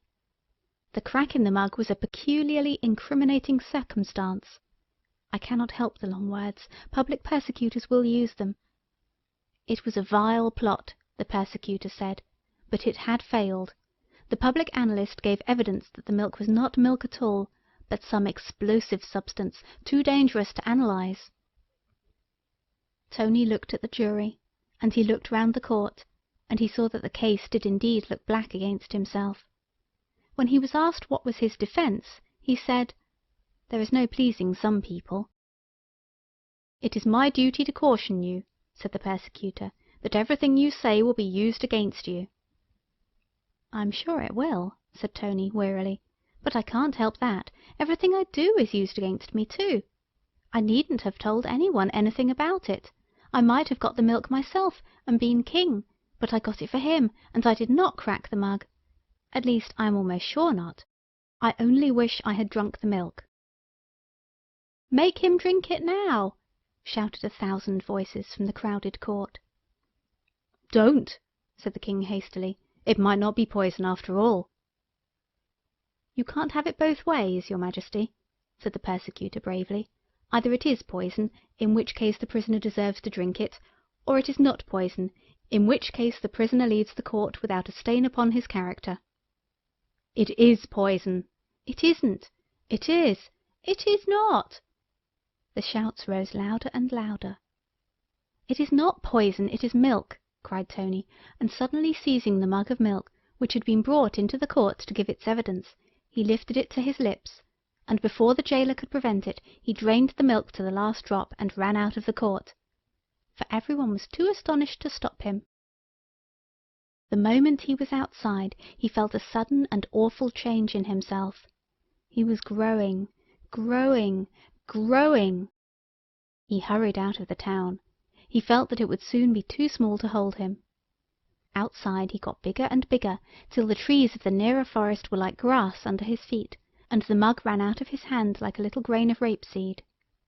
And there beside him stood the mountain, a little girl in a blue dress, and he was taller than she was. "Hello," said the Blue Mountain. "Where did you spring from?" "From the town down there," said Tony.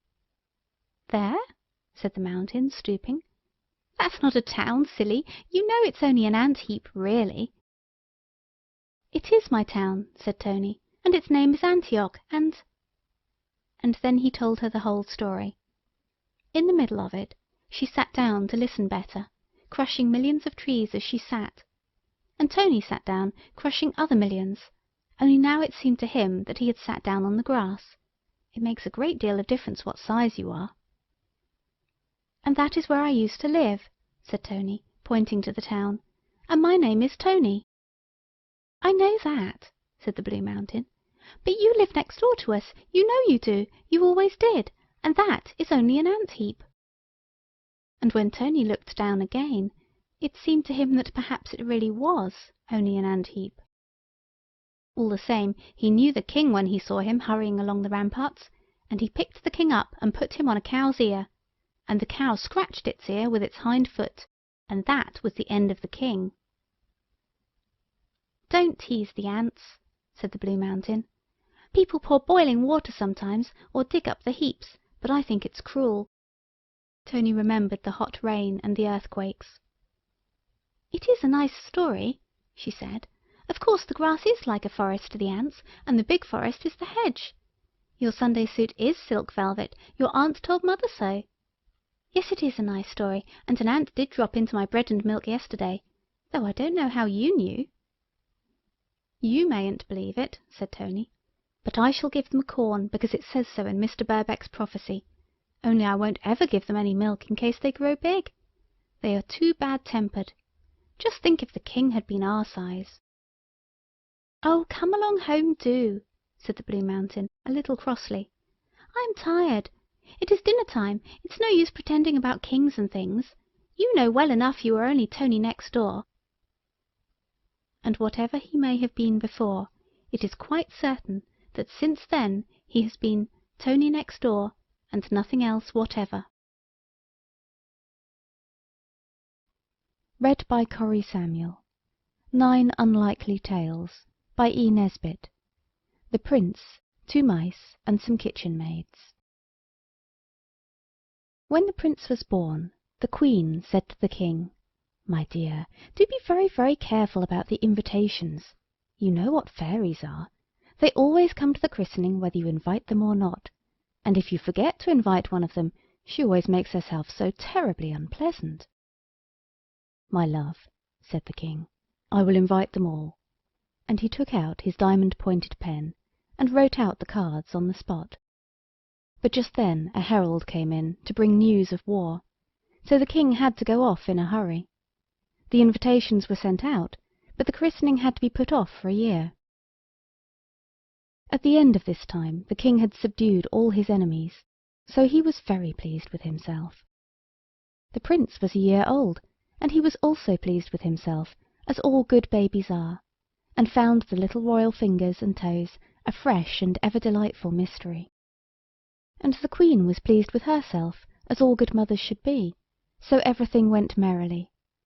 The palace was hung with cloth of silver, and strewn with fresh daisies in honour of the great day, and after all had eaten and drunk to their heart's content, the fairies came near with the gifts they had brought to their godson the Prince.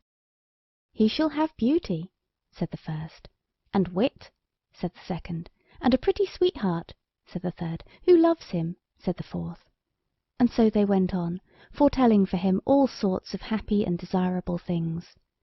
And as each fairy gave her gift, she stooped and kissed the baby Prince, and then, spreading her fine gossamer gauze wings, fluttered away across the rosy garden.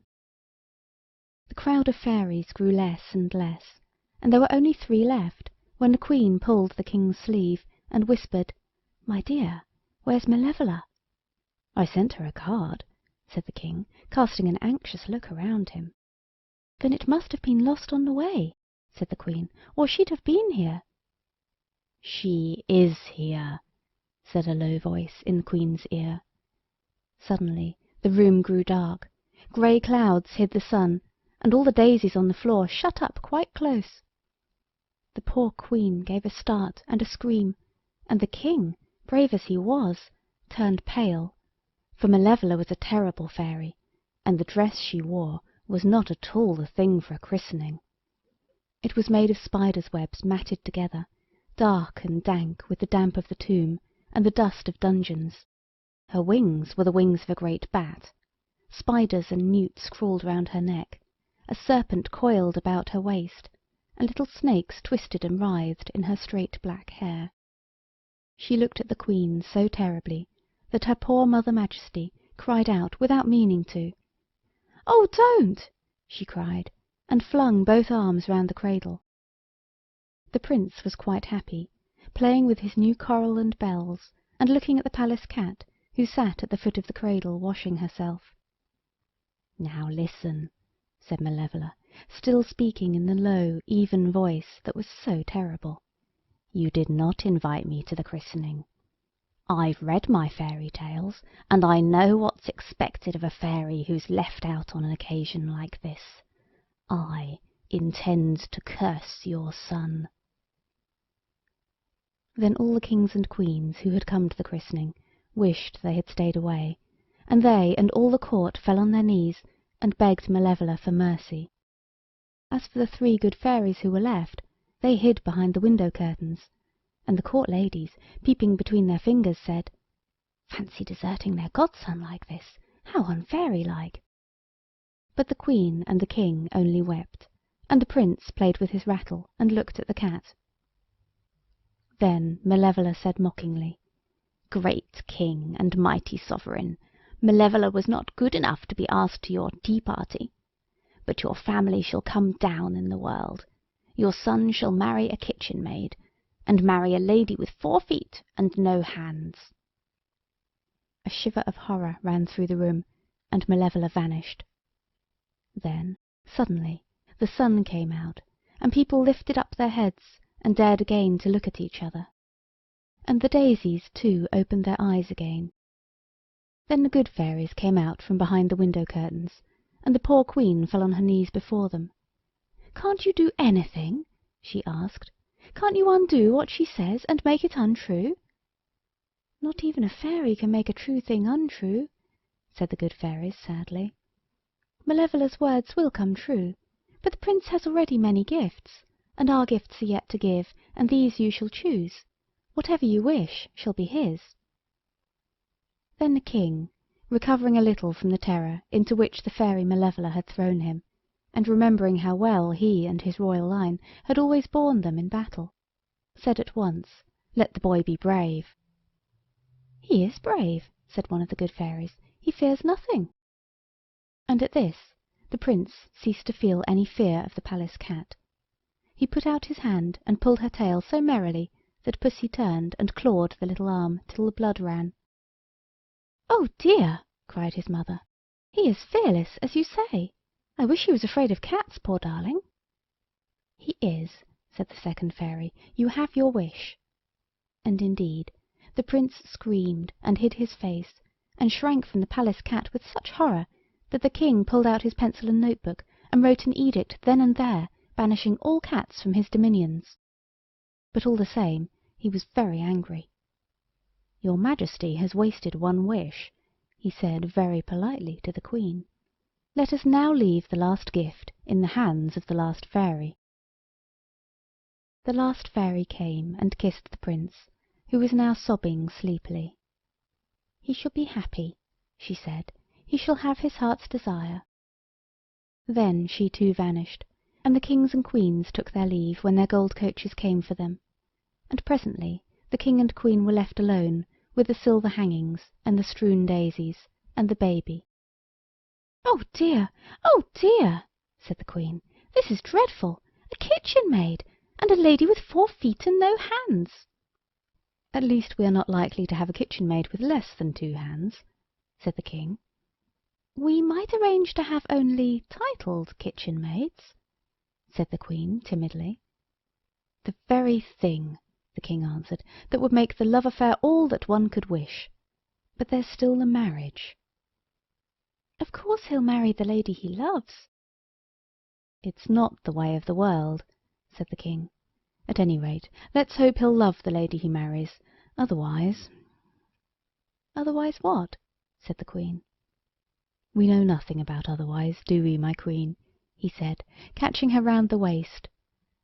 And in his love for his wife and his son the king felt almost happy again, for here they were all 3 together, and when your son is in his cradle his marriage seems very far off indeed. But the queen was anxious and frightened, and while the prince was still a child she sent messengers to the courts of all the neighbouring kings and queens to tell them what had been foretold, which indeed most of them knew, having been at the christening. And she begged such of them as had daughters to send them as kitchen-maids, so the prince might at least fall in love with a real princess.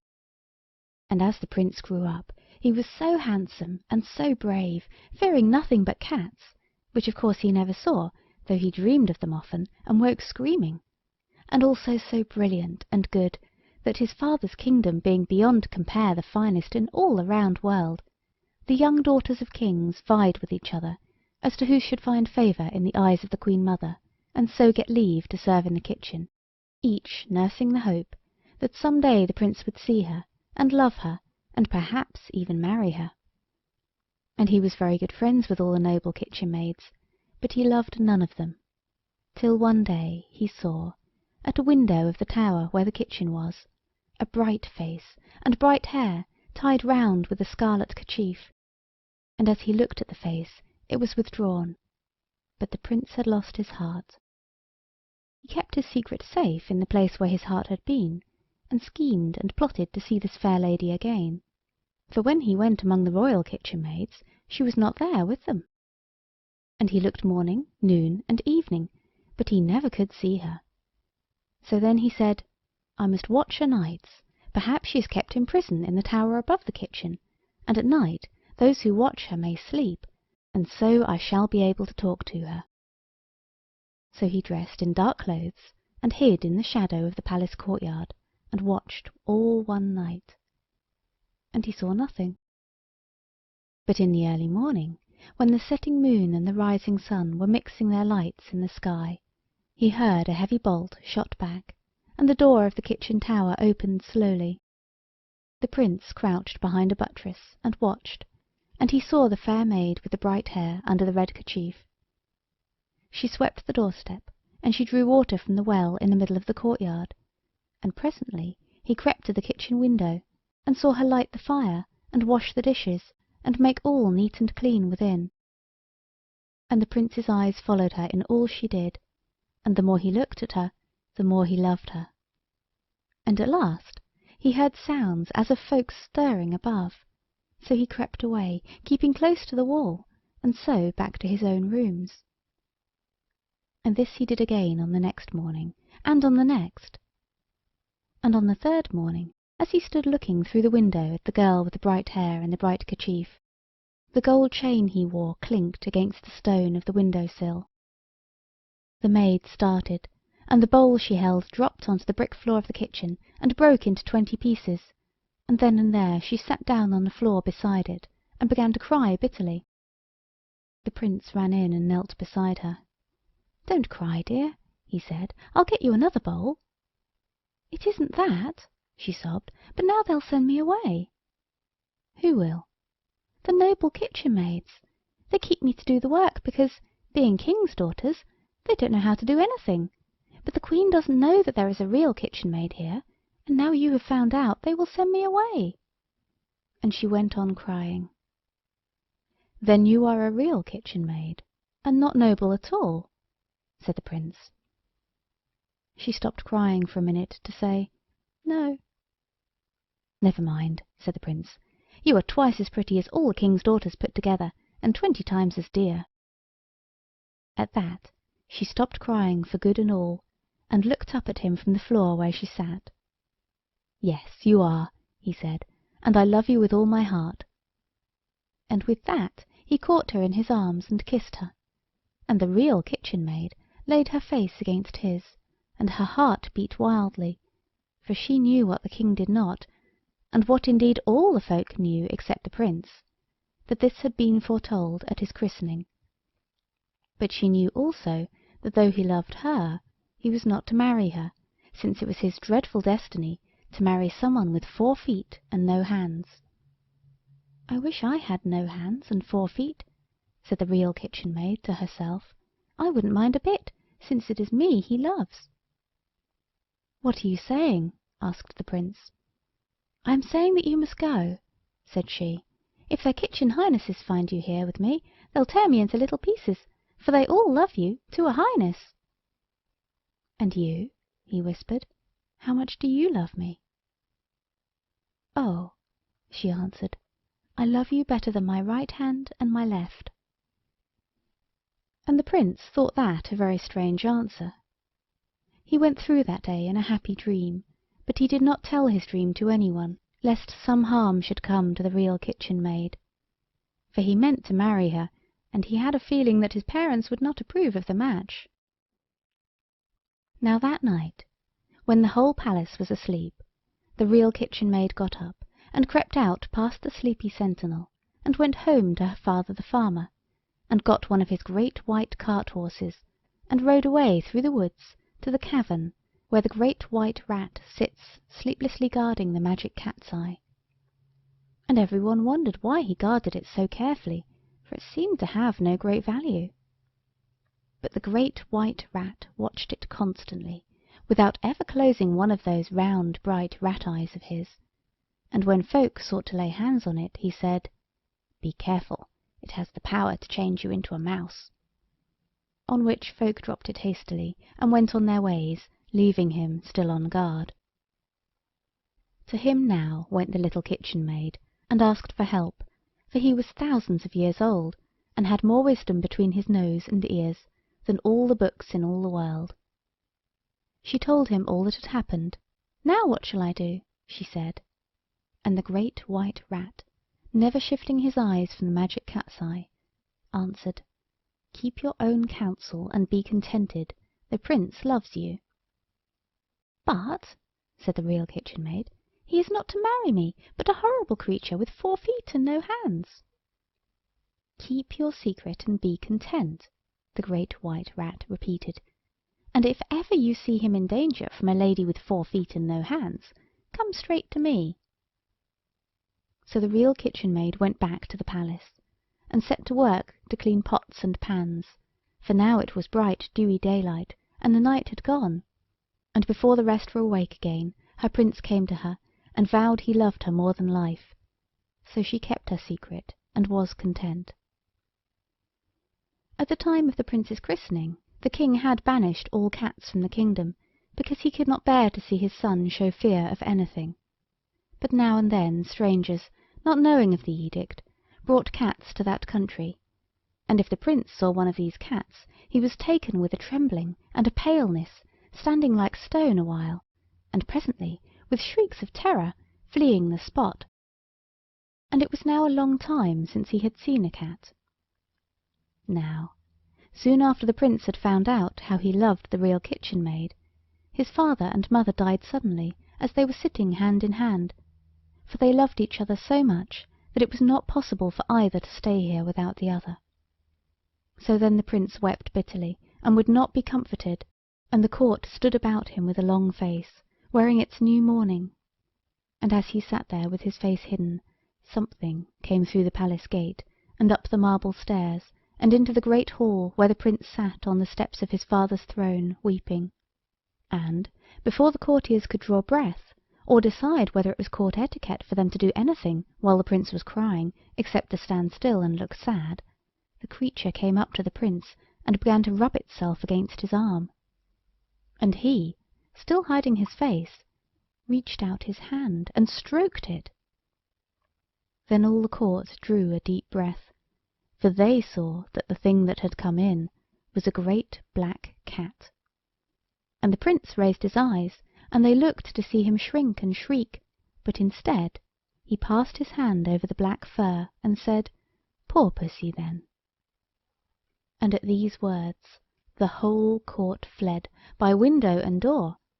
The courtiers took horse, those who had carriages went away in them, those who had none went on foot, and in less than a minute the Prince and the cat were left alone together. For the court was learned in witch lore, and knowing the Prince's horror of cats, it saw at once that a cat he was not afraid of was no cat at all, but a witch in that shape. Therefore the courtiers and the whole royal household fled trembling and hid themselves. All but the little Real Kitchen-Maid. She saw with terror that the cat, or rather the witch in cat's shape, had done what no one else could do, roused the Prince from his dull dream of grief. And then she remembered the fate which Malevola had foretold for him, that he should marry a lady with 4 feet and no hands. "Alack-a-day!" she cried, "this witch has 4 feet and no hands, but she can have hands whenever she chooses, and be a woman by her magic arts as easily as she can be a cat. And then he will love her, and what will become of me? Or worse, she may marry him only to torment him. She may shut him up in some enchanted dungeon far from the light of day. Such things have happened before now." So she stood, hidden by the blue arras, and wrung her hands, and the tears ran down her cheeks. And all the time the black cat purred to the Prince, and the Prince stroked the black cat, and any one could have seen that he was every moment becoming more deeply bewitched. And still the Real Kitchen-Maid crouched behind the arras, and her heart ached that it knew no way to save him. Then suddenly she remembered the words of the great white rat. "If ever you see him in danger from a lady with 4 feet and no hands, come straight to me." Now surely was the time, for the Prince, she knew, was in desperate danger. The Real Kitchen-Maid crept silently down the marble stairs, but once she was out of the palace she ran like the wind to the stable. No men were about there, all had followed the example of the court, and had run away when they heard of the strange coming of the witch-cat. And of all the many horses that had stood in the stable, only one remained, for each man in his fright had saddled the first horse that came to hand, and ridden off on it. And the one that still stayed there was the Prince's own black charger. He had had no mind to be saddled in haste by a stranger, and had turned and bitten the stranger who had attempted it, so he was there alone. Now the little Kitchen-Maid lifted the Prince's gold-broidered saddle from its perch, and the weight of it was such that she could not have carried it but for the heavy heart she bore because of her love to the Prince and his danger, and that made all else seem light. She put the saddle on the charger and the jewelled bridle, and he neighed with pleasure, for he understood, being a horse who could see as far into a stone wall as most people. And when he was saddled he knelt for her to mount, and then up and away like the wind, and she had no need to guide him with the reins, for he found the way and kept it. He galloped steadily on, and the sun went down, and the night grew dark, and he went on, and on, and on without stumble or pause, till at moonrise he halted before the house of the great white rat. Then, as the Real Kitchen-Maid sprang down, the great white rat came out from his house and spoke. "You've come for it, then?" "For what?" "The magic cat's eye. I've guarded it some thousands of years. I knew there would be a use for it at last.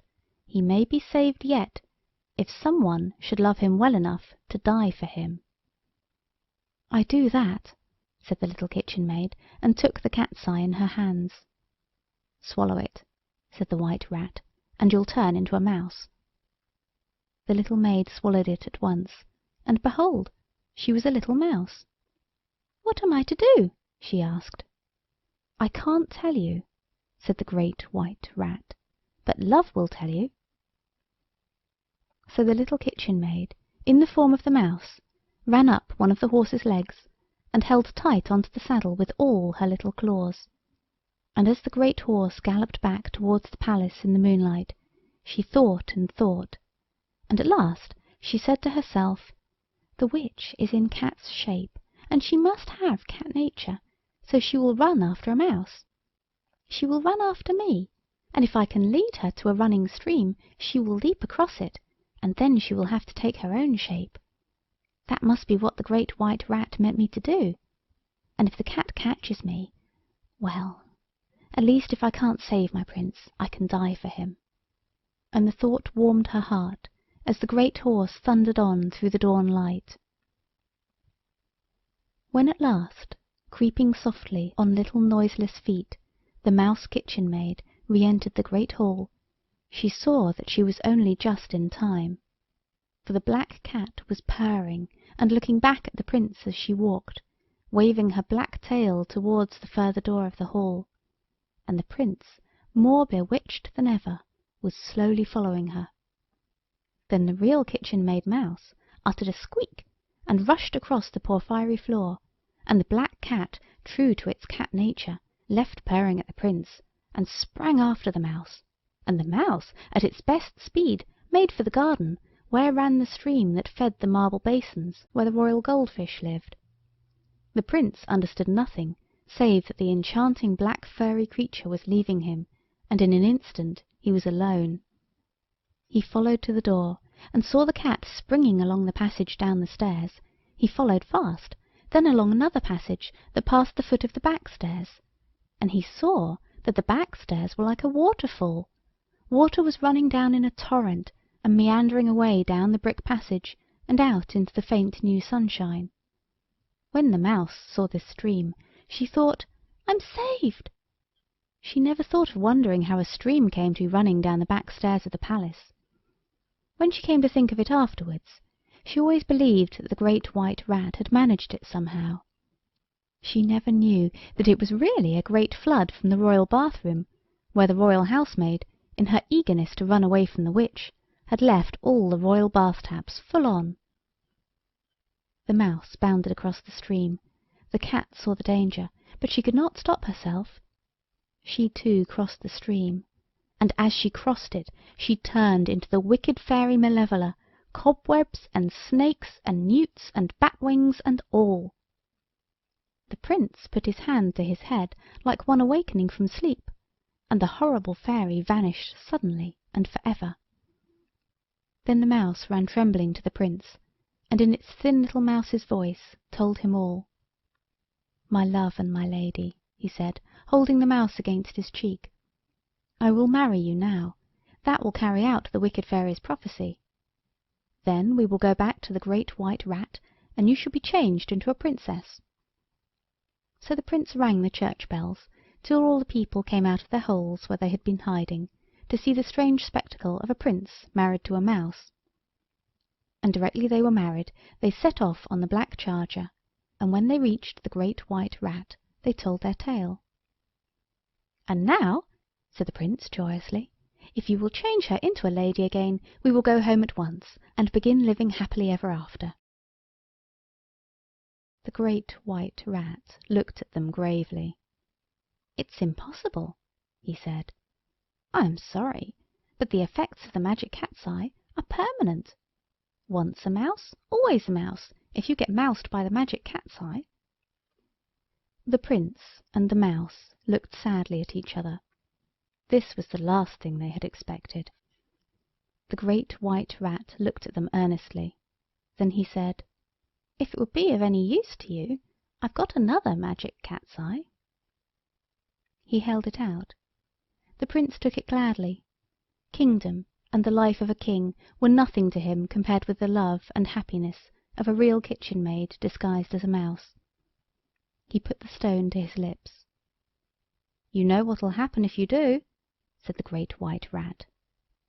"I shall change into a mouse and live happy ever after," said the Prince gaily. "Perhaps," said the Great White Rat. "Nothing is impossible if people love each other enough." "You mustn't!" cried the Mouse, trying to get between his lips and the cat's eye.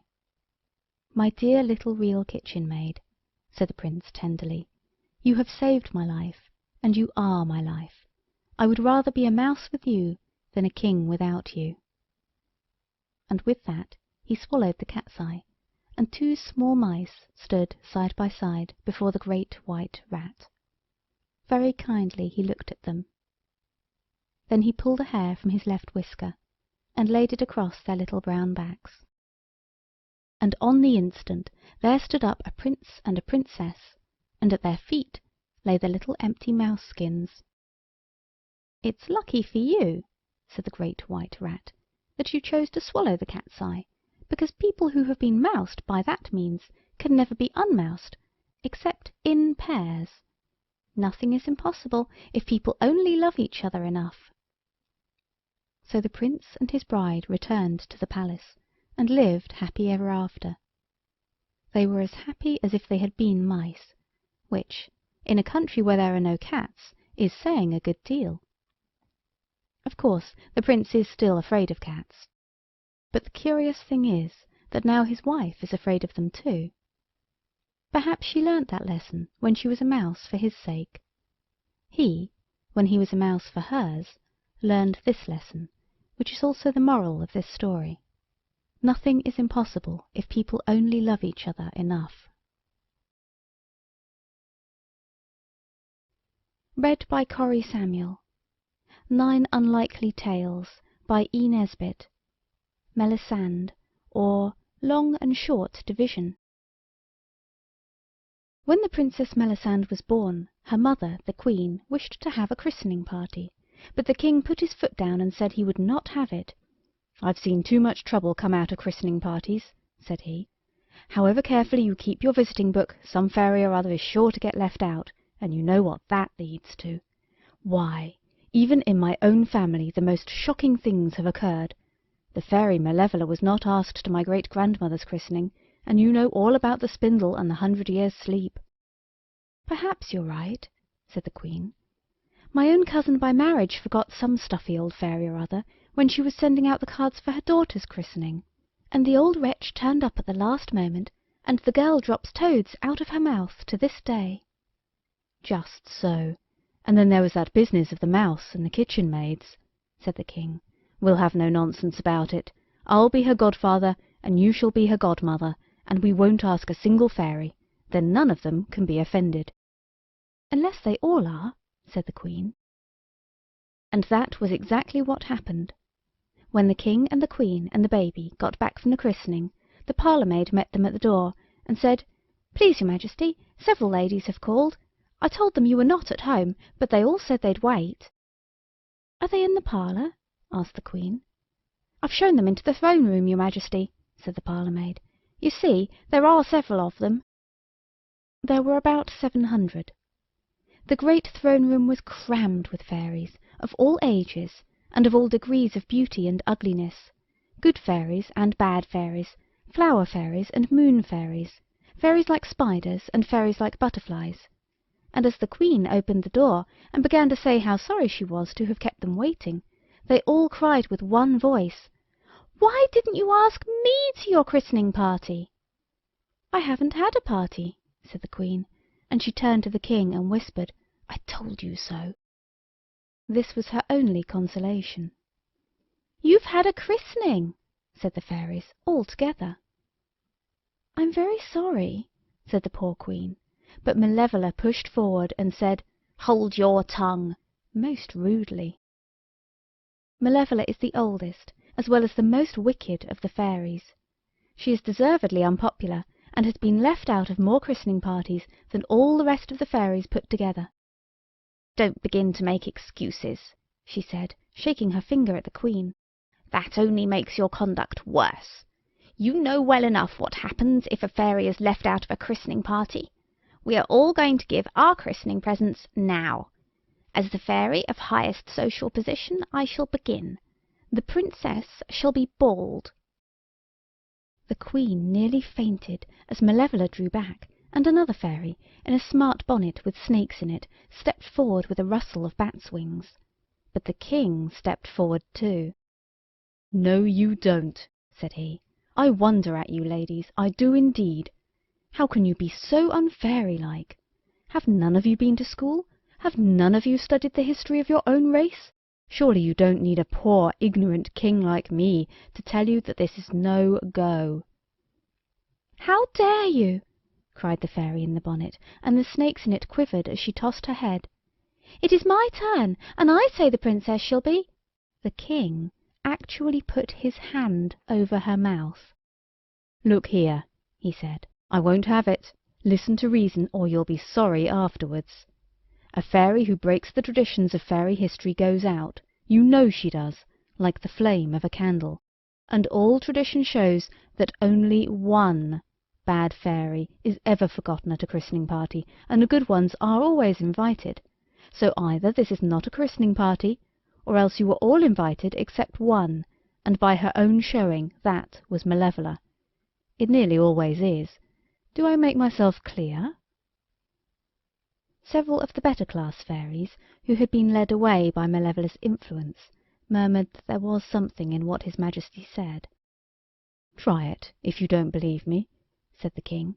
"Give your nasty gifts to my innocent child, but sure as you do, out you go, like a candle flame. Now then, will you risk it?" No one answered, and presently several fairies came up to the Queen and said what a pleasant party it had been, but they really must be going. This example decided the rest.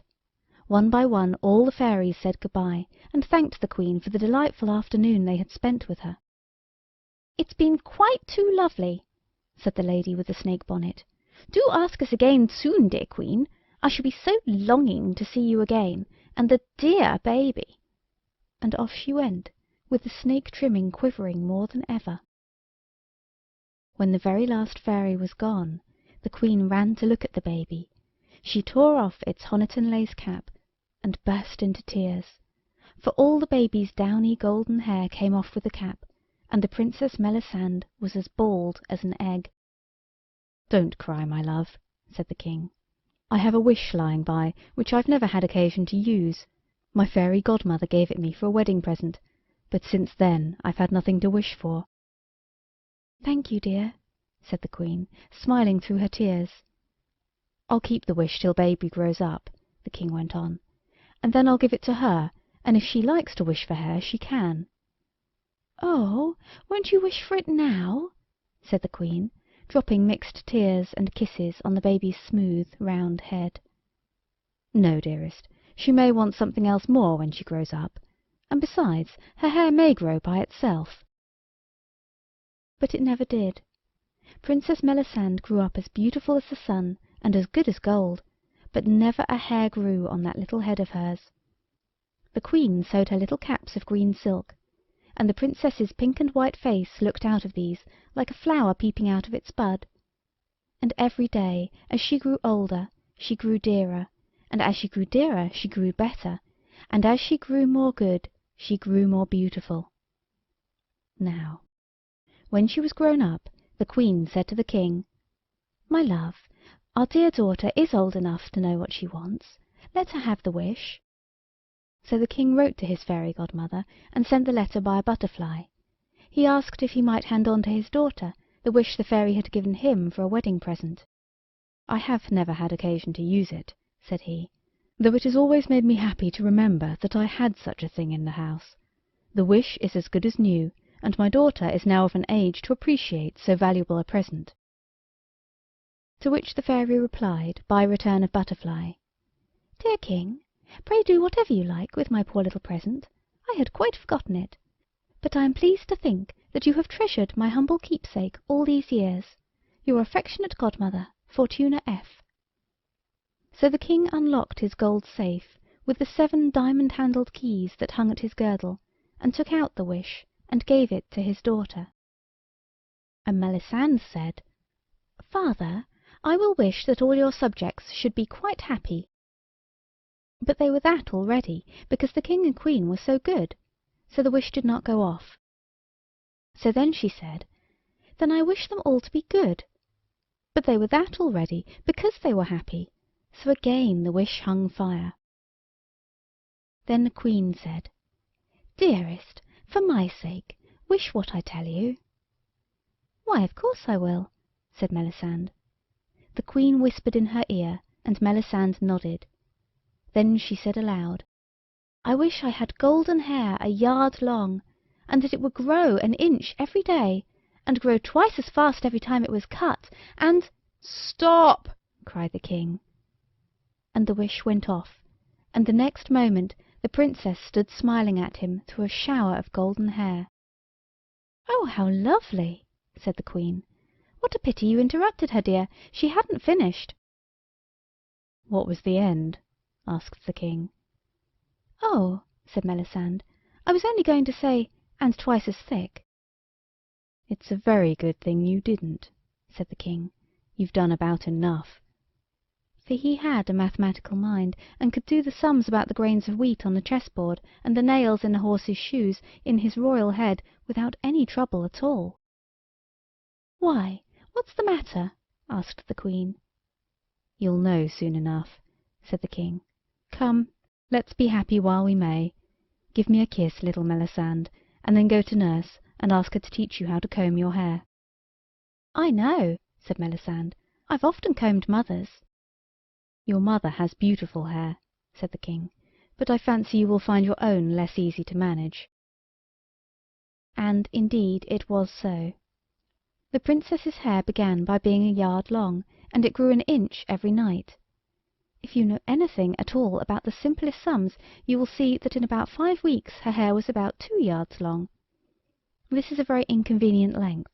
It trails on the floor and sweeps up all the dust, and though in palaces, of course, it is all gold dust, still it is not nice to have it in your hair.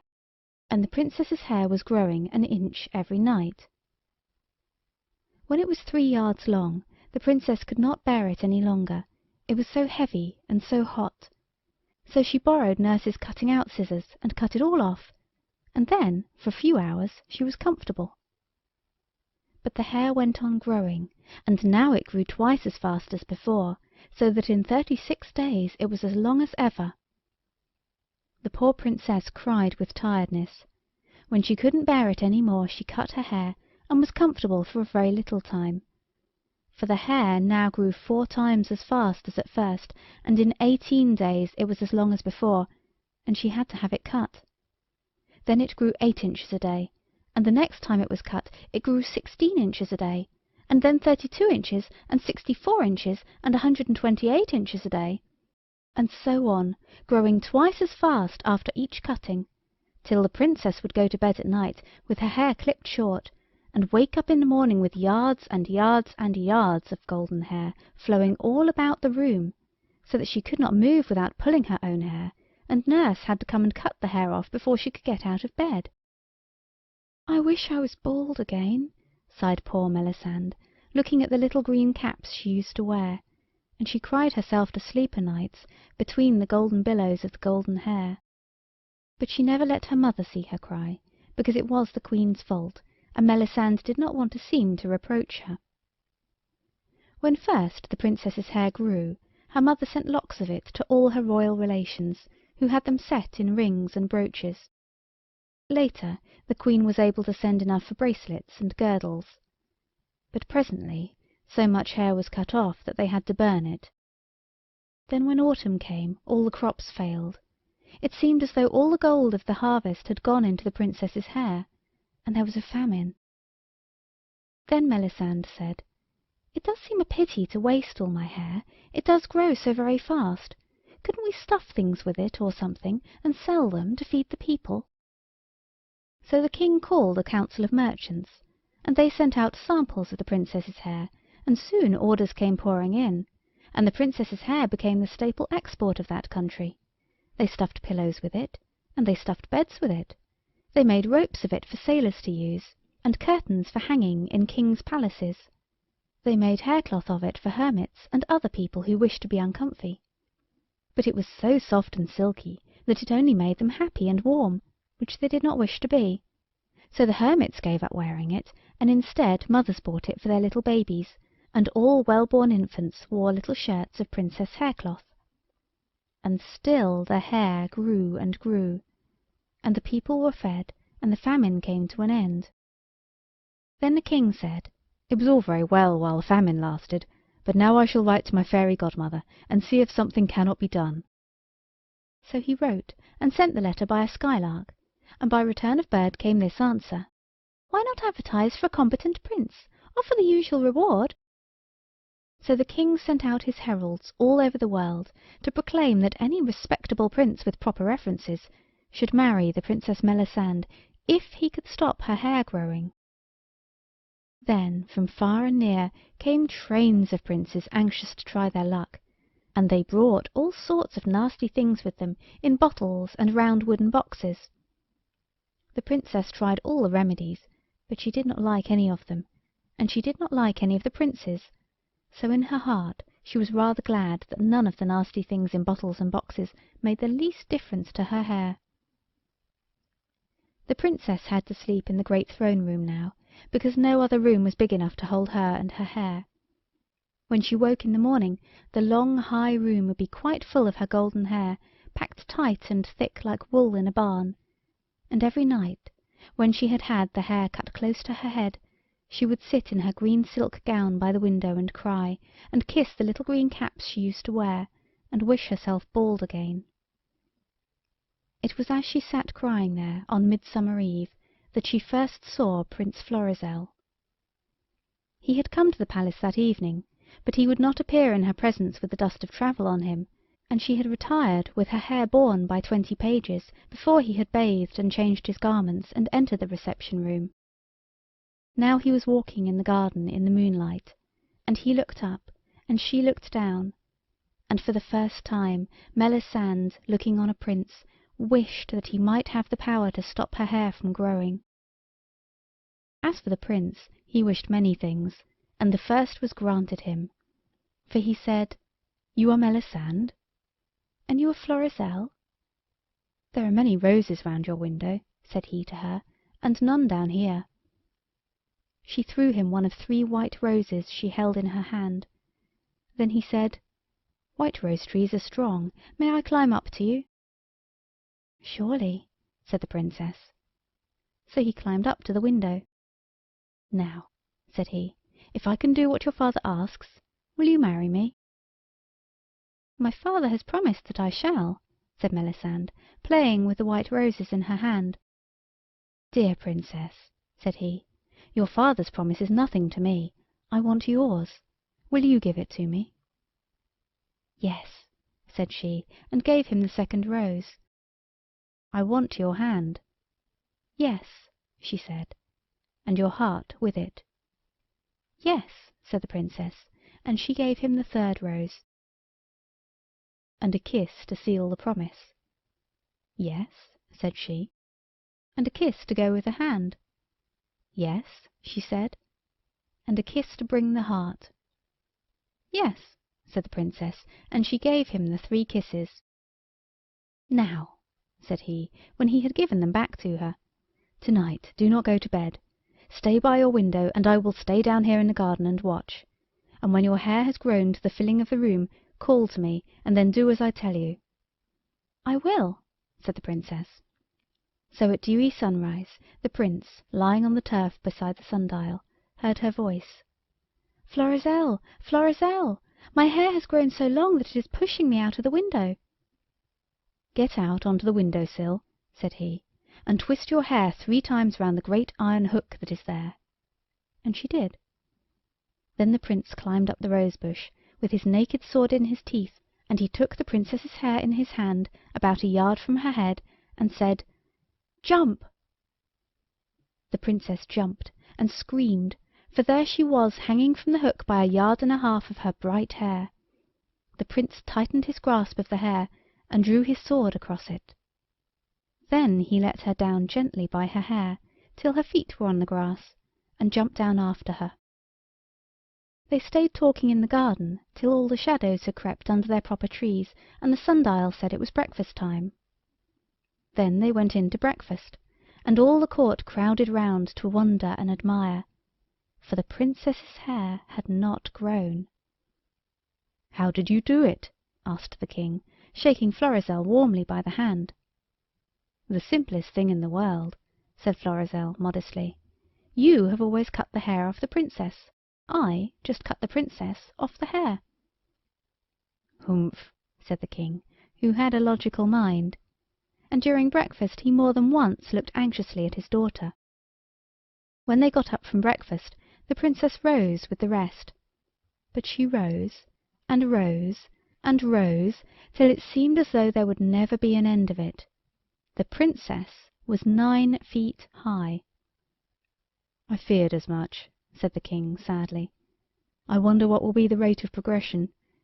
You see," he said to poor Florizel, "when we cut the hair off, it grows.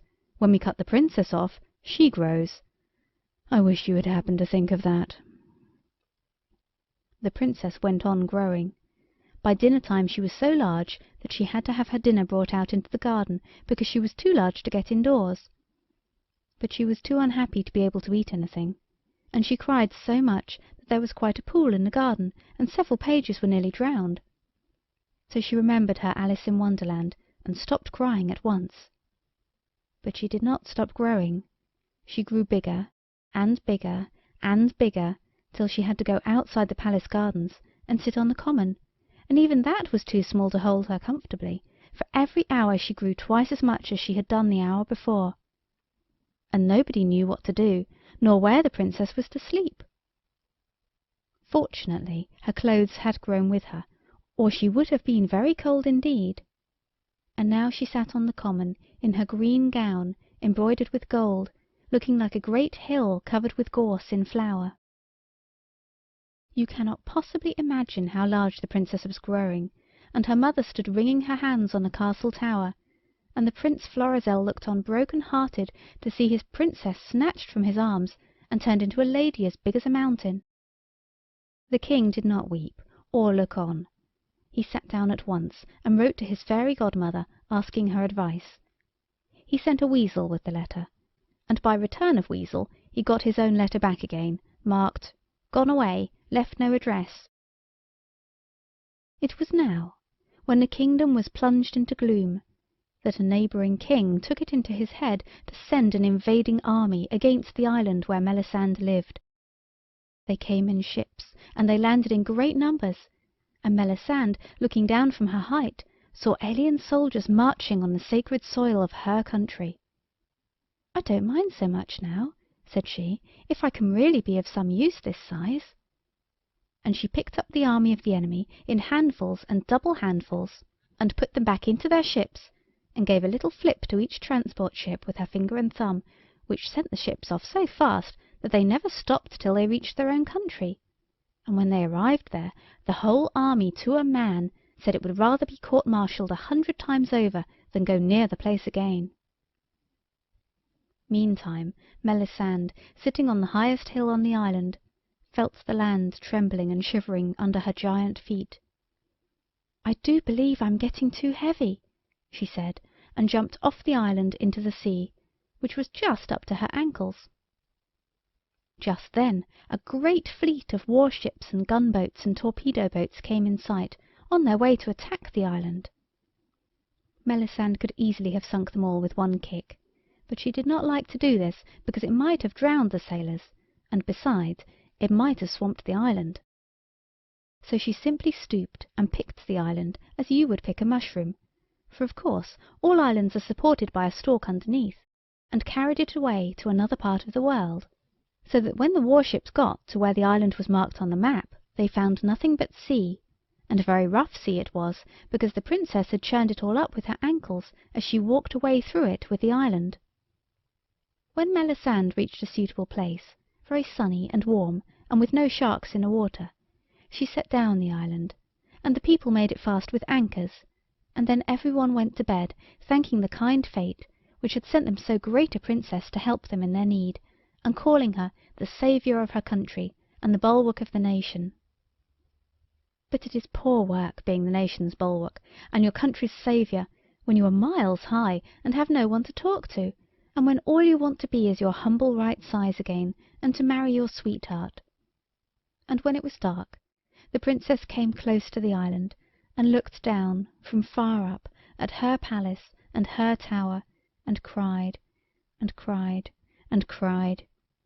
It does not matter how much you cry into the sea, it hardly makes any difference, however large you may be. Then, when everything was quite dark, the Princess looked up at the stars. "I wonder how soon I shall be big enough to knock my head against them," said she. And as she stood stargazing, she heard a whisper right in her ear, a very little whisper, but quite plain. "Cut off your hair," it said. Now, everything the Princess was wearing had grown big along with her, so that now there dangled from her golden girdle a pair of scissors as big as the Malay Peninsula, together with a pincushion the size of the Isle of Wight, and a yard measure that would have gone round Australia. And when she heard the little, little voice, she knew it, small as it was, for the dear voice of Prince Florizel, and she whipped out the scissors from her gold case, and snip, snip, snipped all her hair off, and it fell into the sea. The coral insects got hold of it at once, and set to work on it, and now they have made it into the biggest coral reef in the world, but that has nothing to do with the story. Then the voice said, "Get close to the island," and the Princess did, but she could not get very close because she was so large, and she looked up again at the stars, and they seemed to be much farther off. Then the voice said, "Be ready to swim," and she felt something climb out of her ear and clamber down her arm. The stars got farther and farther away, and next moment the Princess found herself swimming in the sea, and Prince Florizel swimming beside her. "I crept on to your hand when you were carrying the island," he explained, when their feet touched the sand, and they walked in through the shallow water, "and I got into your ear with an ear trumpet. You never noticed me because you were so great then." "Oh, my dear Prince," cried Melisande, falling into his arms, "you have saved me. I am my proper size again." So they went home and told the King and Queen. Both were very, very happy, but the King rubbed his chin with his hand and said, "You've certainly had some fun for your money, young man, but don't you see we're just where we were before? Why, the child's hair is growing already." And indeed it was. Then once more the King sent a letter to his godmother. He sent it by a flying fish, and by return of fish came the answer. "Just back from my holidays. Sorry for your troubles. Why not try scales?" And on this message the whole court pondered for weeks. But the Prince caused a pair of gold scales to be made, and hung them up in the palace gardens under a big oak tree. And one morning he said to the Princess, "My darling Melisande, I really must speak seriously to you. We are getting on in life. I am nearly 20. It is time that we thought of being settled. Will you trust me entirely and get into one of those gold scales?"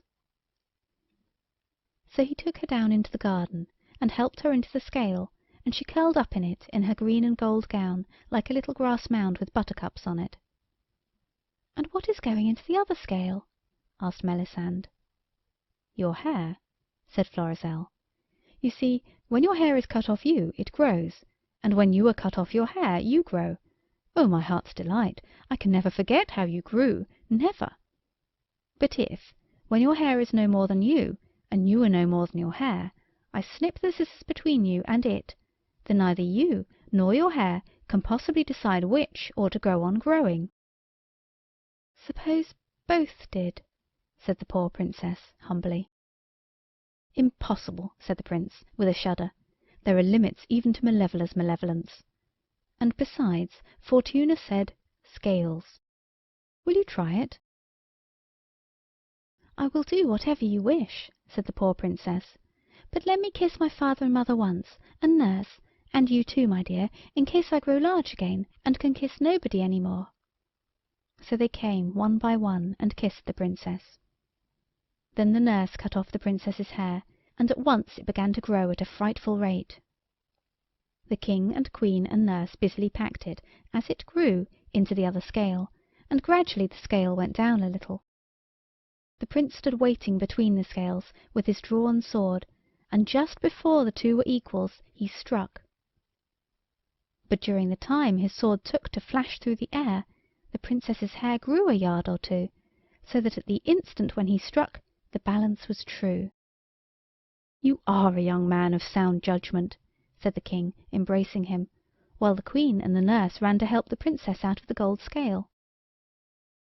The scale full of golden hair bumped down onto the ground as the Princess stepped out of the other one, and stood there before those who loved her, laughing and crying with happiness because she remained her proper size, and her hair was not growing any more. She kissed her Prince 100 times, and the very next day they were married. Everyone remarked on the beauty of the bride, and it was noticed that her hair was quite short, only 5 feet 5 1/4 inches long, just down to her pretty ankles, because the scales had been 10 feet 10 1/2 inches apart, and the Prince, having a straight eye, had cut the golden hair exactly in the middle. Read by Cori Samuel. 9 Unlikely Tales by E. Nesbit. Fortunatus Rex and Co. There was once a lady who found herself in middle life with but a slight income.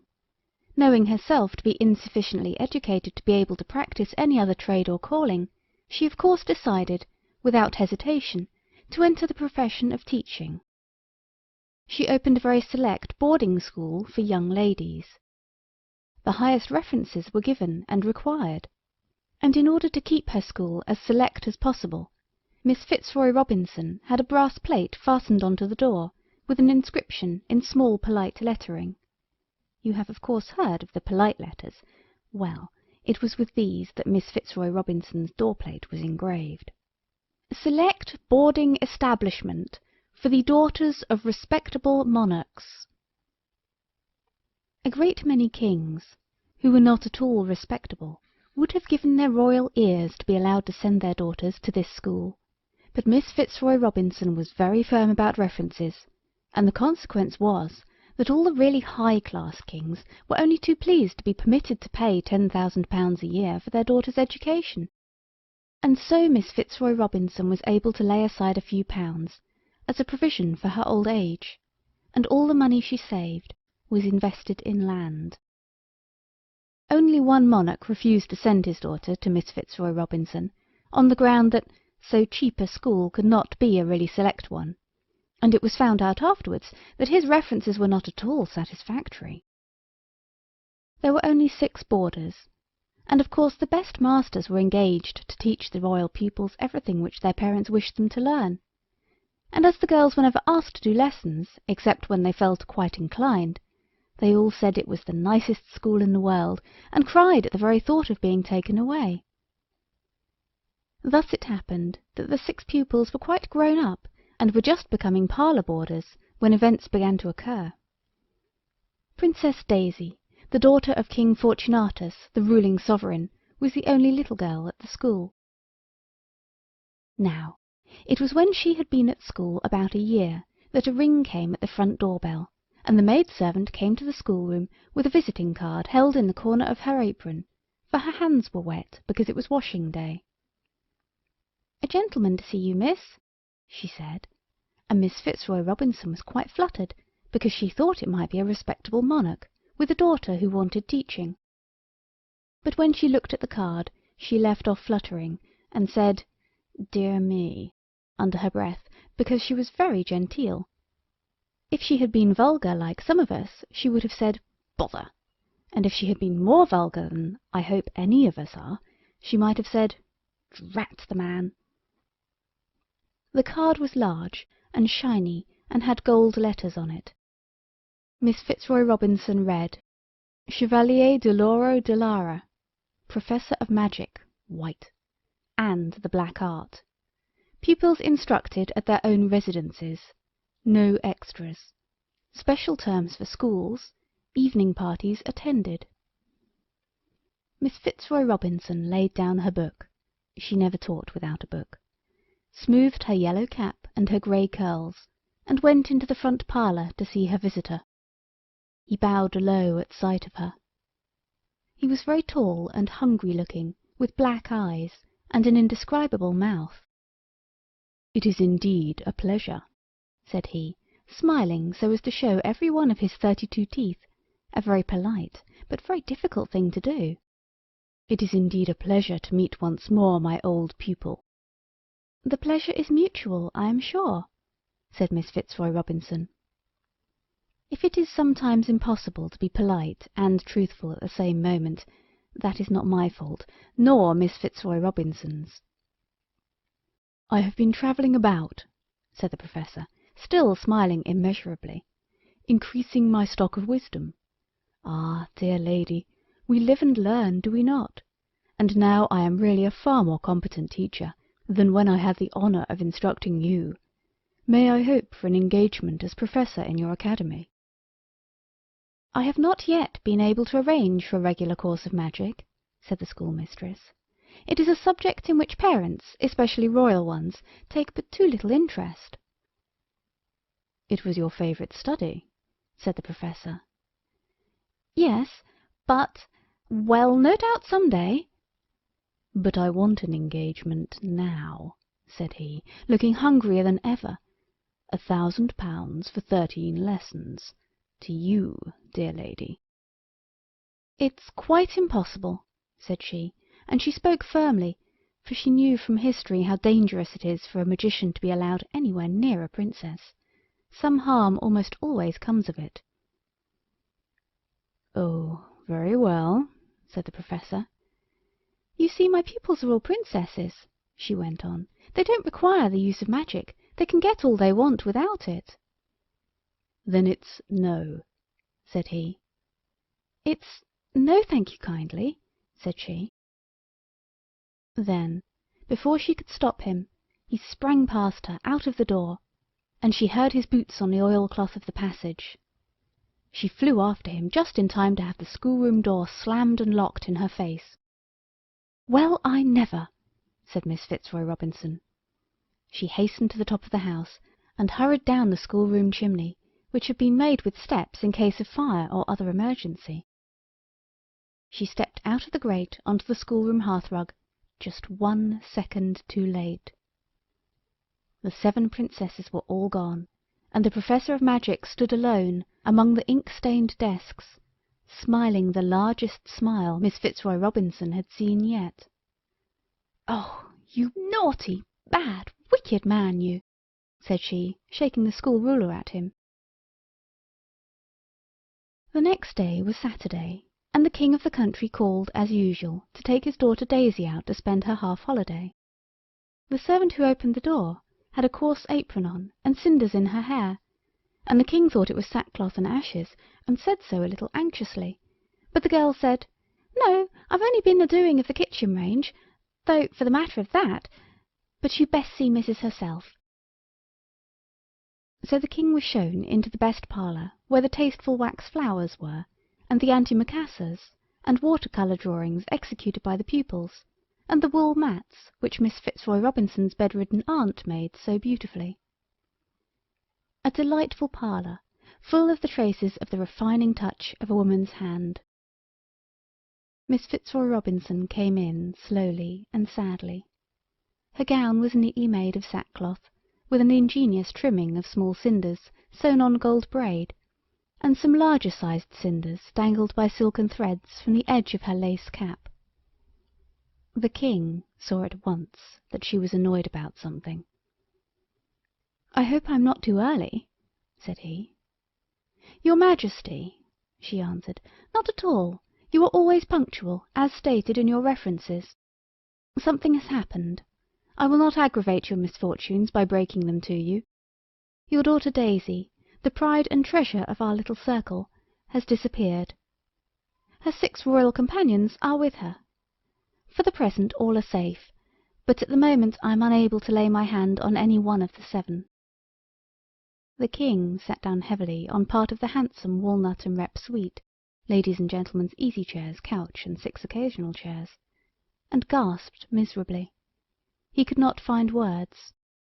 But the schoolmistress had written down what she was going to say on a slate, and learned it off by heart, so she was able to go on fluently. Your Majesty, I am not wholly to blame. Hang me if I am. I mean, hang me if you must. But first allow me to have the honour of offering to you one or two explanatory remarks." With this, she sat down and told him the whole story of the Professor's visit, only stopping where I stopped when I was telling it to you just now. The King listened, plucking nervously at the fringe of a purple and crimson antimacassar. "I never was satisfied with the Professor's methods," said Miss Fitzroy Robinson sadly, "and I always had my doubts as to his moral character, doubts now set at rest for ever. After concluding my course of instruction with him some years ago, I took a series of lessons from a far more efficient master, and thanks to those lessons, which were, I may mention, extremely costly, I was mercifully enabled to put a spoke in the wheel of the unprincipled ruffian." "Did you save the princesses?" cried the King. "No, but I can, if your Majesty and the other parents will leave the matter entirely in my hands." "It's a rather serious matter," said the King. "My poor little Daisy." "I would ask you," said the schoolmistress with dignity, "not to attach too much importance to this event. Of course it is regrettable, but unpleasant accidents occur in all schools, and the consequences of them can usually be averted by the exercise of tact and judgment." "I ought to hang you, you know," said the King doubtfully. "No doubt," said Miss Fitzroy Robinson, "and if you do, you'll never see your Daisy again. Your duty as a parent, yes, and your duty to me, conflicting duties are very painful things." "But can I trust you?" "I may remind you," said she, drawing herself up so that the cinders rattled again, "that we exchanged satisfactory references at the commencement of our business relations." The King rose. "Well, Miss Fitzroy Robinson," he said, "I have been entirely satisfied with Daisy's progress since she has been in your charge, and I feel I cannot do better than leave this matter entirely in your able hands." The schoolmistress made him a curtsy, and he went back to his marble palace a broken-hearted monarch, with his crown all on one side, and his poor dear nose red with weeping. The select boarding establishment was shut up. Time went on, and no news came of the lost princesses. The King found but little comfort in the fact that his other child, Prince Denis, was still spared to him. Denis was all very well, and a nice little boy in his way, but a boy is not a girl. The Queen was much more broken-hearted than the King, but of course she had the housekeeping to see to, and the making of the pickles and preserves, and the young Prince's stockings to knit, so she had not much time for weeping, and after a year she said to the King, "My dear, you ought to do something to distract your mind. It's unkinglike to sit and cry all day. Now, do make an effort, do something useful, even if it's only opening a bazaar or laying a foundation stone." "I am frightened of bazaars," said the King. "They are like bees, they buzz and worry. But foundation stones—" And after that he began to sit and think sometimes without crying, and to make notes on the back of old envelopes. So the Queen felt that she had not spoken quite in vain. A month later the suggestion of foundation stones bore fruit. The King floated a company, and Fortunatus Rex and Co. became almost at once the largest speculative builders in the world. Perhaps you do not know what a speculative builder is. I'll tell you what the King and his company did, and then you will know. They bought all the pretty woods and fields they could get, and cut them up into squares, and grubbed up the trees and the grass, and put streets there, and lamp-posts, and ugly little yellow brick houses, in the hopes that people would want to live in them. And curiously enough, people did, so the King and his co. made quite a lot of money. It is curious that nearly all the great fortunes are made by turning beautiful things into ugly ones. Making beauty out of ugliness is very ill-paid work. The ugly little streets crawled further and further out of the town, eating up the green country like greedy yellow caterpillars. But at the foot of the Clover Hill they had to stop. For the owner of Clover Hill would not sell any land at all for any price that Fortunatus Rex and Co. could offer. In vain the solicitors of the company called on the solicitors of the owner, wearing their best cloaks and swords and shields, and took them out to lunch and gave them nice things to eat and drink. Clover Hill was not for sale. At last, however, a little old woman, all in grey, called at the company's shining brass and mahogany offices, and had a private interview with the king himself. "I am the owner of Clover Hill," said she, "and you may build on all its acres except the 7 at the top and the 15 acres that go round that 7, and you must build me a high wall round the 7 acres and another round the 15, of red brick, mind, none of your cheap yellow stuff. And you must make a brand new law that anyone who steals my fruit is to be hanged from the tree he stole it from. That's all. What do you say?" The king said yes, because since his trouble he cared for nothing but building, and his royal soul longed to see the green Clover Hill eaten up by yellow brick caterpillars with slate tops. He did not at all like building the 2 red brick walls, but he did it.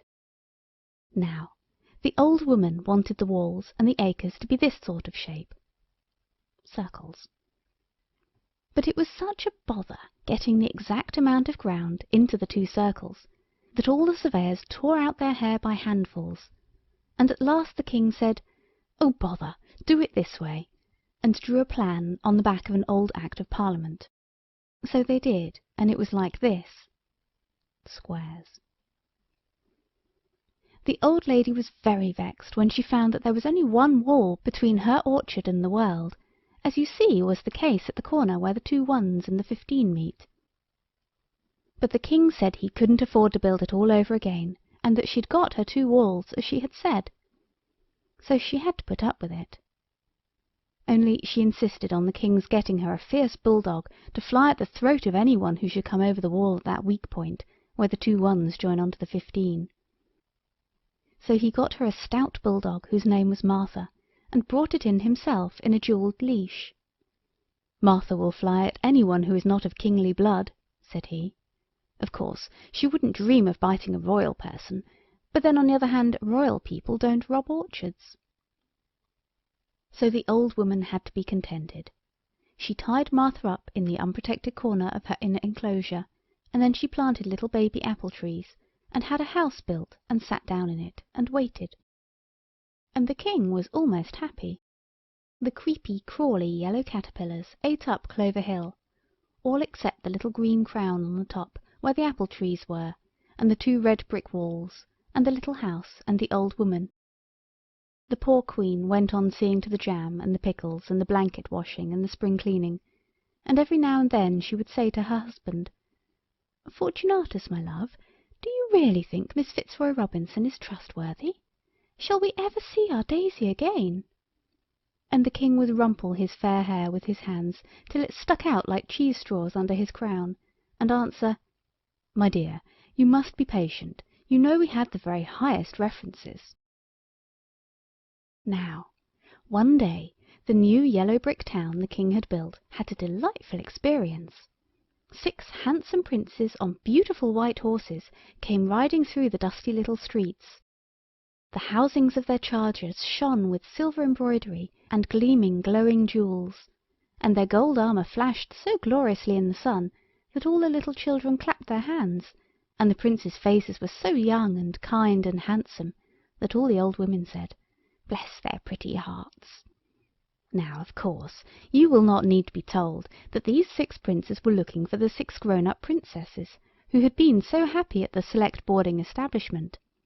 Their 6 royal fathers, who lived many years' journey away on the other side of the world, and had not yet heard that the princesses were mislaid, had given Miss Fitzroy Robinson's address to these princes, and instructed them to marry the 6 princesses without delay, and bring them home.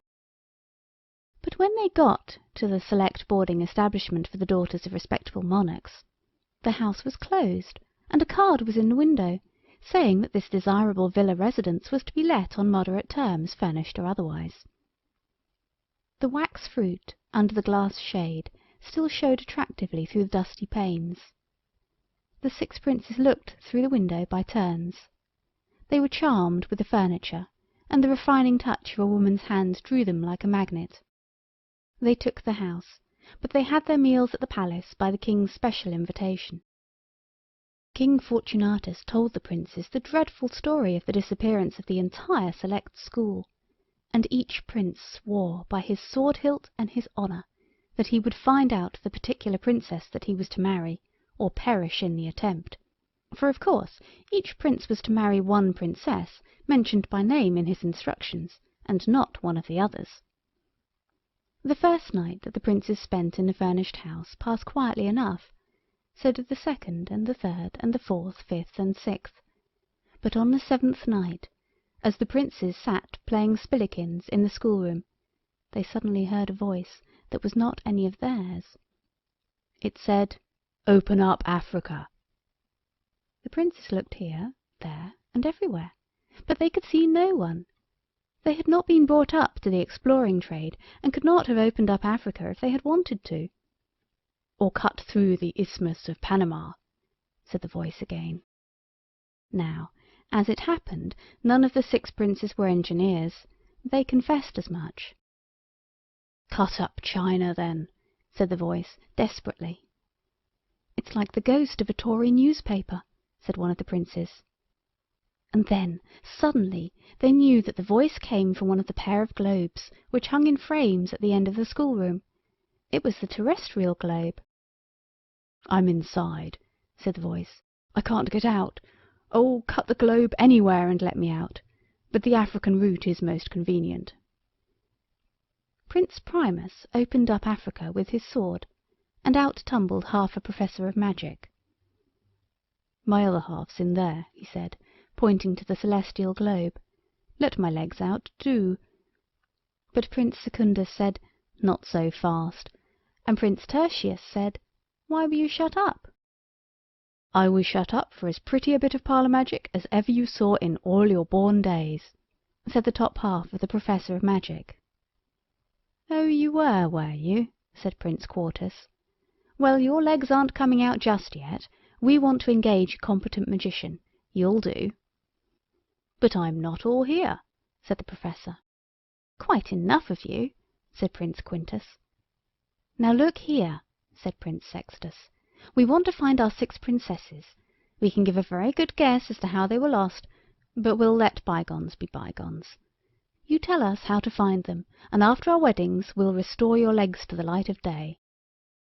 "This half of me feels so faint," said the half-professor of magic. "What are we to do?" said all the princes threateningly. "If you don't tell us, you shall never have a leg to stand on." "Steal apples," said the half-professor hoarsely, and fainted away. They left him lying on the bare boards between the ink-stained desks, and off they went to steal apples. But this was not so easy, because Fortunatus Rex and Co. had built and built and built, and apples do not grow freely in those parts of the country which have been "opened up" by speculative builders. So at last they asked the little Prince Dennis where he went for apples when he wanted them. And Dennis said, "The old woman at the top of Clover Hill has apples in her 7 acres, and in her 15 acres, but there's a fierce bulldog in the 7 acres, and I've stolen all the apples in the 15 acres myself." "We'll try the 7 acres," said the princes. "Very well," said Dennis. "You'll be hanged if you're caught. So, as I put you up to it, I'm coming too, and if you won't take me, I'll tell, so there." For Dennis was a most honourable little prince, and felt that you must not send others into danger unless you go yourself, and he would never have stolen apples if it had not been quite as dangerous as leading armies. So the princes had to agree, and the very next night Dennis let himself down out of his window by a knotted rope made of all the stockings his mother had knitted for him, and the grown-up princes were waiting under the window, and off they all went to the orchard on top of Clover Hill. They climbed the wall at the proper corner, and Martha, the bulldog, who was very well bred and knew a prince when she saw one, wagged her kinked tail respectfully and wished them good luck. The princes stole over the dewy orchard grass and looked at tree after tree. There were no apples on any of them. Only at last, in the very middle of the orchard, there was a tree with a copper trunk and brass branches and leaves of silver, and on it hung 7 beautiful golden apples. So each prince took one of the golden apples very quietly, and off they went, anxious to get back to the half-professor of magic and learn what to do next. No one had any doubt as to the half-professor having told the truth, for when your legs depend on your speaking the truth, you will not willingly tell a falsehood. They stole away as quietly as they could, each with a golden apple in his hand. But as they went, Prince Denis could not resist his longing to take a bite out of his apple. He opened his mouth very wide, so as to get a good bite, and the next moment he howled aloud, for the apple was as hard as stone, and the poor little boy had broken nearly all his first teeth. He flung the apple away in a rage, and the next moment the old woman rushed out of her house. She screamed, Martha barked, Prince Denis howled. The whole town was aroused, and the 6 princes were arrested and taken under a strong guard to the tower. Denis was let off on the ground of his youth, and besides he had lost most of his teeth, which is a severe punishment, even for stealing apples. The king sat in his hall of justice next morning, and the old woman and the princes came before him. When the story had been told, he said, "My dear fellows, I hope you'll excuse me. The laws of hospitality are strict, but business is business after all. I should not like to have any constitutional unpleasantness over a little thing like this. You must all be hanged tomorrow morning." The princes were extremely vexed, but they did not make a fuss. They asked to see Denis and told him what to do. So Denis went to the furnished house, which had once been a select boarding establishment for the daughters of respectable monarchs. The door was locked, but Denis knew a way in, because his sister had told him all about it one holiday. He got up on the roof and walked down the schoolroom chimney. There, on the schoolroom floor, lay half a professor of magic, struggling feebly and uttering sad, faint squeals. "What are we to do now?" said Denis. "Steal apples," said the half-professor in a weak whisper. "Do let my legs out. Slice up the Great Bear, or the Milky Way would be a good one for them to come out by." But Denis knew better. "Not until we get the lost princesses," said he. "Now, what's to be done?" "Steal apples, I tell you," said the half-professor crossly. 7 apples there, 7 kisses. Cut them down. Oh, do go along with you, do. Leave me to die, you heartless boy. I've got pins and needles in my legs." Then off ran Denis to the 7-acre orchard at the top of Clover Hill, and there were the 6 princes hanging to the apple tree, and the hangman had gone home to his dinner, and there was no one else about, and the princes were not dead. Denis climbed up the tree and cut the princes down with the penknife of the gardener's boy. You will often find this penknife mentioned in your German exercises, now you know why so much fuss is made about it. The princes fell to the ground, and when they recovered their wits, Denis told them what he had done. "Oh, why did you cut us down?" said the princes. "We were having such happy dreams." "Well," said Denis, shutting up the penknife of the gardener's boy, "of all the ungrateful chaps!" And he turned his back and marched off. But they ran quickly after him, and thanked him, and told him how they had been dreaming of walking arm in arm with the most dear and lovely princesses in the world. "Well," said Denis, "it's no use dreaming about them. You've got your own registered princesses to find, and the half-professor says, steal apples." "There aren't any more to steal," said the princes. But when they looked, there were the gold apples back on the tree just as before. So once again they each picked one. Denis chose a different one this time. He thought it might be softer. The last time he had chosen the biggest apple, but now he took the littlest apple of all. "7 kisses!" he cried, and began to kiss the little golden apple. Each prince kissed the apple he held, till the sound of kisses was like the whisper of the evening wind in leafy trees. And of course, at the 7th kiss, each prince found that he had in his hand not an apple, but the fingers of a lovely princess. As for Denis, he had got his little sister Daisy, and he was so glad he promised at once to give her his guinea pigs and his whole collection of foreign postage stamps. "What is your name, dear and lovely lady?" asked Prince Primus. "Sexta," said his princess. And then it turned out that every single one of the princes had picked the wrong apple, so that each one had a princess who was not the one mentioned in his letter of instructions. Secundus had plucked the apple that held quinta, and Tertius held quarter, and so on, and everything was as criss-cross crooked as it could possibly be. And yet nobody wanted to change. Then the old woman came out of her house, and looked at them, and chuckled, and she said, "You must be contented with what you have." "We are," said all 12 of them, "but what about our parents?" "They must put up with your choice," said the old woman. "It's the common lot of parents." "I think you ought to sort yourselves out properly," said Dennis. "I'm the only one who got his right princess, because I wasn't greedy. I took the smallest." The tallest princess showed him a red mark on her arm, where his little teeth had been 2 nights before, and everybody laughed. But the old woman said, "They can't change, my dear. When a prince has picked a golden apple that has a princess in it, and has kissed it till she comes out, no other princess will ever do for him, any more than any other prince will ever do for her."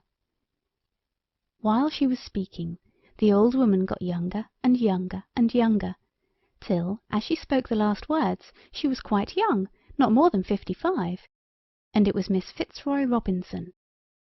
Her pupils stepped forward one by one with respectful curtsies, and she allowed them to kiss her on the cheek, just as if it was breaking up day.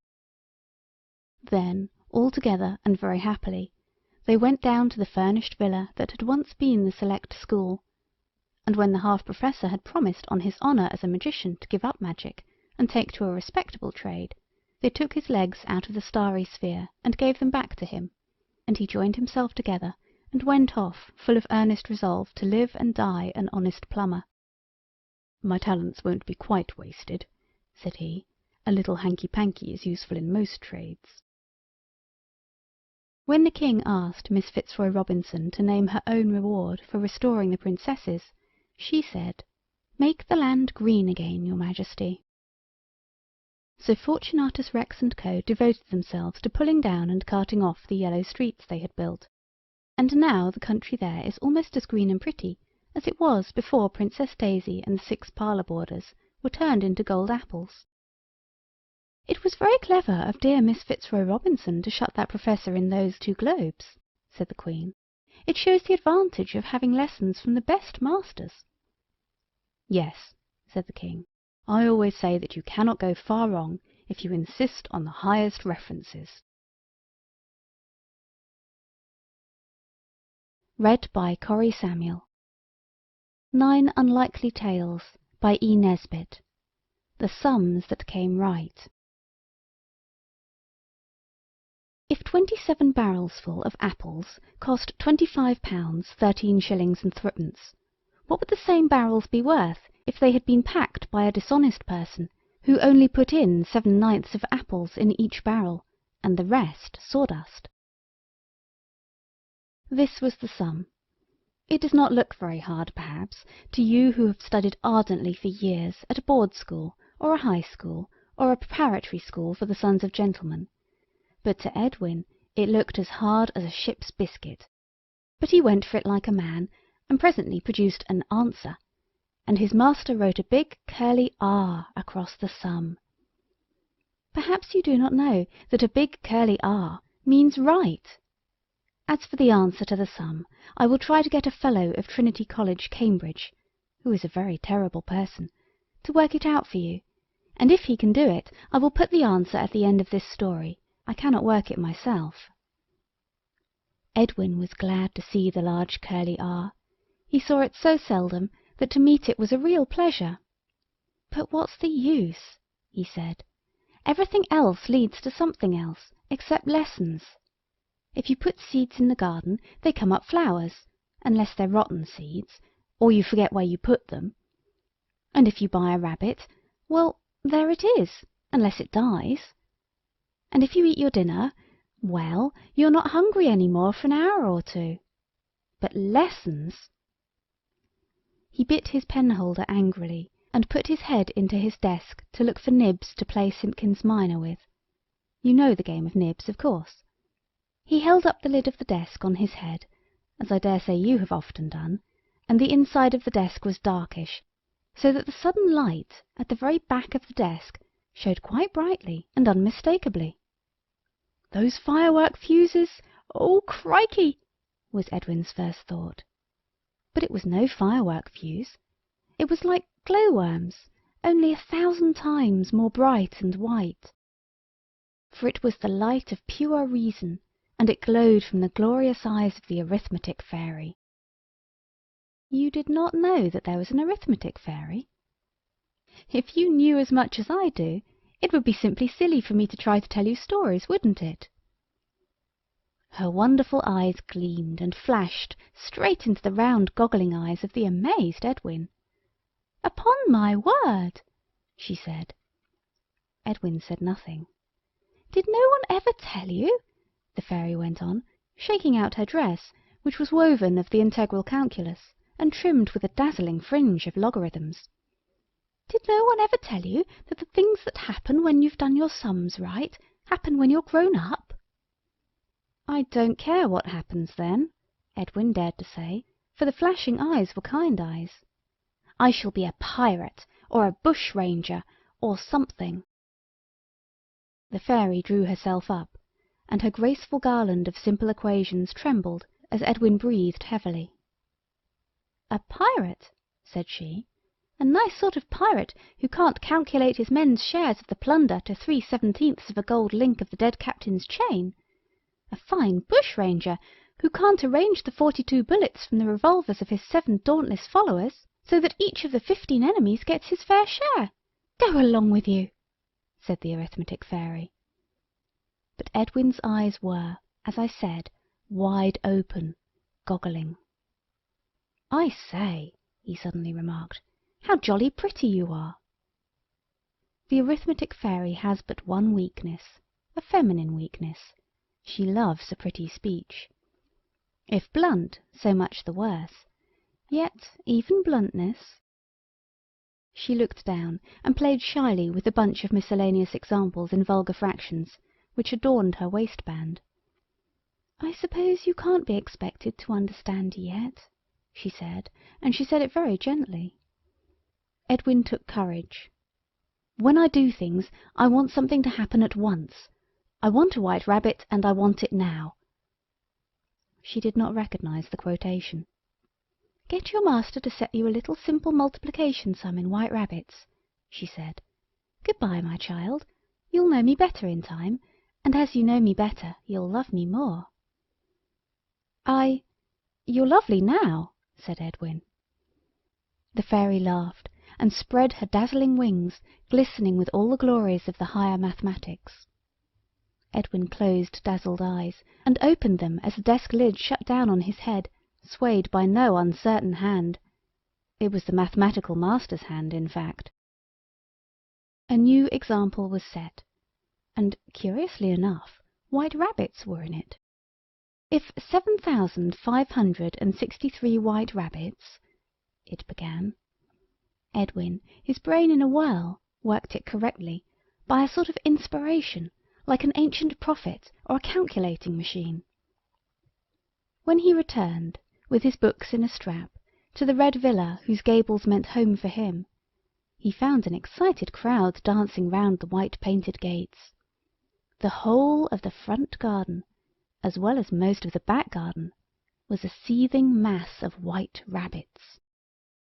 7,563 there were, to be exact. I alone know this. The joyous Edwin and his distracted parents were never able to count them. "What a lot of hutches we shall want," Edwin thought gaily. But when his father came home from the Stock Exchange, where he spent his days in considering 7 5/8 and 10 3/32, no doubt under the direct guidance of the arithmetic fairy, he said at once, "Send for the poulterer." This was done. Only one pair of white rabbits remained the property of Edwin, but these, by the power of the arithmetic fairy, became 10 by Christmas. The rabbits disposed of, peace spread a longing wing over the villa, but was not allowed to settle. "Oh, please, the startled cook, cap all crooked, exclaimed in the hall. "The cellar is chock full of apples, most of 'em bad 'em. I never see no one deliver them, nor yet give no receipt." The cook, for once in a lurid career, spoke truth.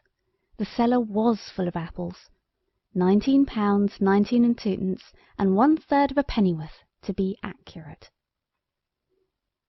Edwin went to bed, feeling now quite sure that he had not dreamed the arithmetic fairy, and anxiously wondering what tomorrow's sums would be about. Not, he trusted, about snakes, or Sunday school teachers. The next day's sum was about oranges. Edwin did it correctly, and went home a prey to the most golden apprehensions. Nor were these unfounded. The whole of the dining room, and most of the hall, up to the 7th step of the neatly carpeted stairs, was golden with oranges. Edwin's father said some severe things about practical jokers, and sent for the greengrocer. Edwin ate 9 3/7 oranges, and went to bed yellow, but not absolutely unhappy. But now he was quite sure. On the following day his sum dealt with elephants, and in such numbers that his father, on returning from business, yielded to a very natural annoyance, and gave notice to his landlord that he should, at Lady Day, leave a villa where elephants and oranges occurred to such an extent. No one suspected Edwin of having anything to do with these happenings, and indeed it was not his fault, so how and why could or should he have owned up to it? I wish I had time to tell you of the events that occurred when Edwin's sums were set in buttered muffins, of the 75 pigs travelling in a circle at varying rates. I can only say that part of this circle ran through Edwin's mother's drawing-room. Nor can I here relate the tale of the 300 lightning conductors, which was suddenly found to be attached to the once happy villa home. Edwin's mother cried all day, when she was not laughing, and people came from far and near to see the haunted house. For when it came to 4,000 white owls and a church steeple, everyone felt that it was more than a mere accident. Edwin's master had a pretty taste in sums, and about once a term he used to set a sum about canes. Edwin worked that sum wrong on purpose, so I suppose it served him right that the canes should be at home before he was, just as they would have been if he had worked the sum properly, and as he had borrowed his father's razor that morning to sharpen a slate pencil, the 57 canes were not all thrown away. But it was the sum about the cistern that convinced Edwin of the desperate need of finding the arithmetic fairy, and begging her to take back the present she had made him. It is not polite to ask this, but Edwin had to do it. You see, in the sum, the cistern had to leak 3 pints in 13 minutes and a quarter. But the cistern at home happened to have a little leak of its own already, where Edwin had tried his new drill on it, and the 2 leaks together managed so well that when Edwin got home he found water dripping from all the top bedroom ceilings, and the staircase was a sort of Niagara. It was very exciting, but when the plumber came he let Edwin's father know all about the little drilled hole, and Edwin got the credit of the leak in the sum, which was much larger and most unfair. His father spoke to Edwin about this matter in his study, and it was then that Edwin saw that he must put an end to the sums that came true. So he went up to his bedroom with his candle and his arithmetic book. Directly he put the candle on the chest of drawers, a big splash of water fell right on the flame and it went out. He had to go right downstairs to get another light. Then he put the candle on the dressing table. Splash! Out it went. Chair! Splash! Out. At last he got the candle to stay alight on the wash-hand stand, which was, by some curious accident, the only dry place in the room. Then he opened his book. Somewhere in the book he knew there must be something that would fetch the fairy. He set the multiplication table up to 9 times. After that, as you know, the worst is over. But no fairy appeared. Then he read aloud the instructions for working the different rules, including the examples given. There was no result. Then he called to the fairy, but she did not come. Then he tried counting. Then counting and calling mixed with other things, like this: "Oh, good fairy, 1, 2, 3, 4, 5, 6, 7, do come and help me. 8, 9, 10, 11. Beautiful, dear, kind, lovely fairy. 9 9s are 81. Dear fairy, do come. 7,200,659. I will always love you if you will come to me now. 3/7 of 5/9 of 5/12 of 16/50. You were so kind the other day. 2 and 2 are 4, and 3 are 7. Do come now. You've no idea what an awful mess you've got me into. 7 9s are 63, though I know you meant it kindly. Dear fairy, 13 from 37 leaves 24. Do come and see what a hole I'm in. Do come, and the product will give you the desired result." Edwin stopped, out of breath. He looked round him for the fairy. But his room, with the water dripping from the roof and the wet towels and basins on the floor, was not a fairy-like place. Edwin saw, with a sigh, that it was no go. "I'll have another go in prep tomorrow," he said. This he did. The mathematical master was pleased with himself that day, because he had succeeded in preventing his best boy from yielding to the allurements of the headmaster and the classical side. Of course, his class knew at once what kind of temper the mathematical master was in. You know we always know that.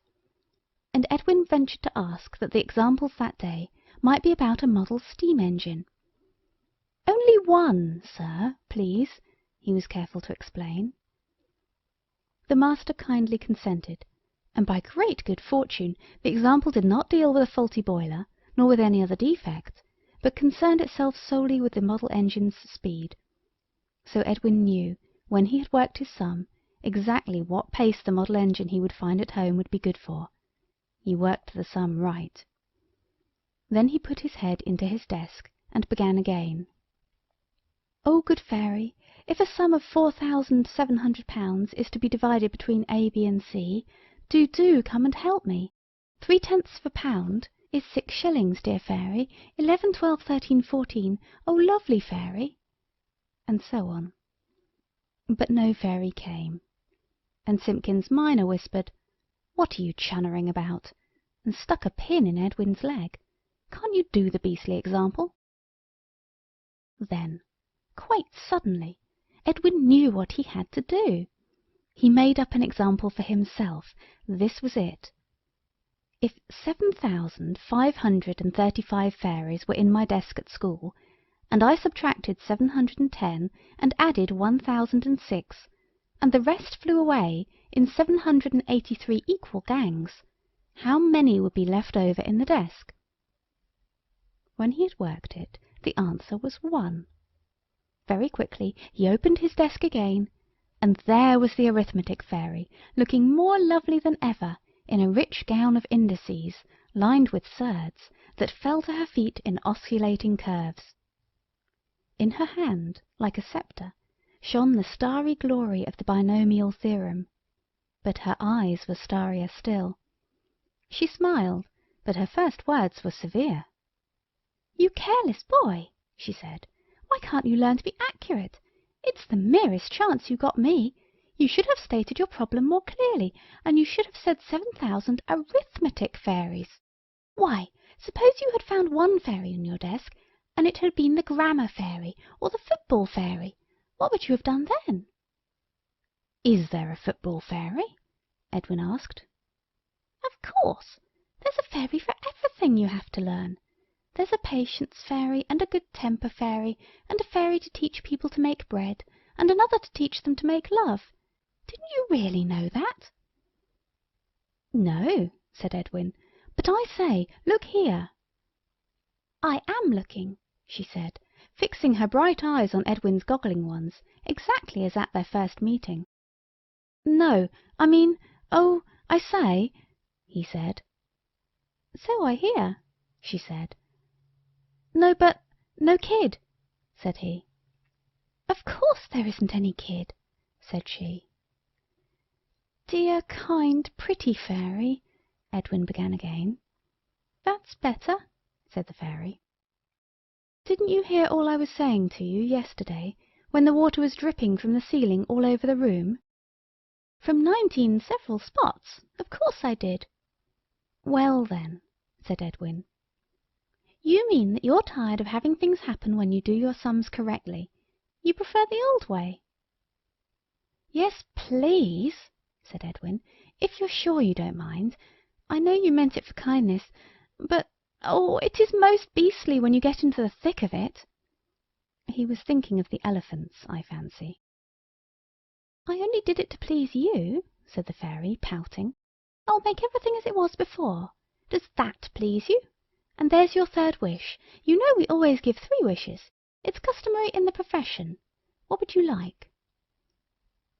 Edwin had not attended properly to this speech, so he had only heard "as it was before," and then "what would you like?" So he said, "I should like to see you again some day." The arithmetic fairy smiled at him, and her beauty grew more and more radiant. She had not expected this.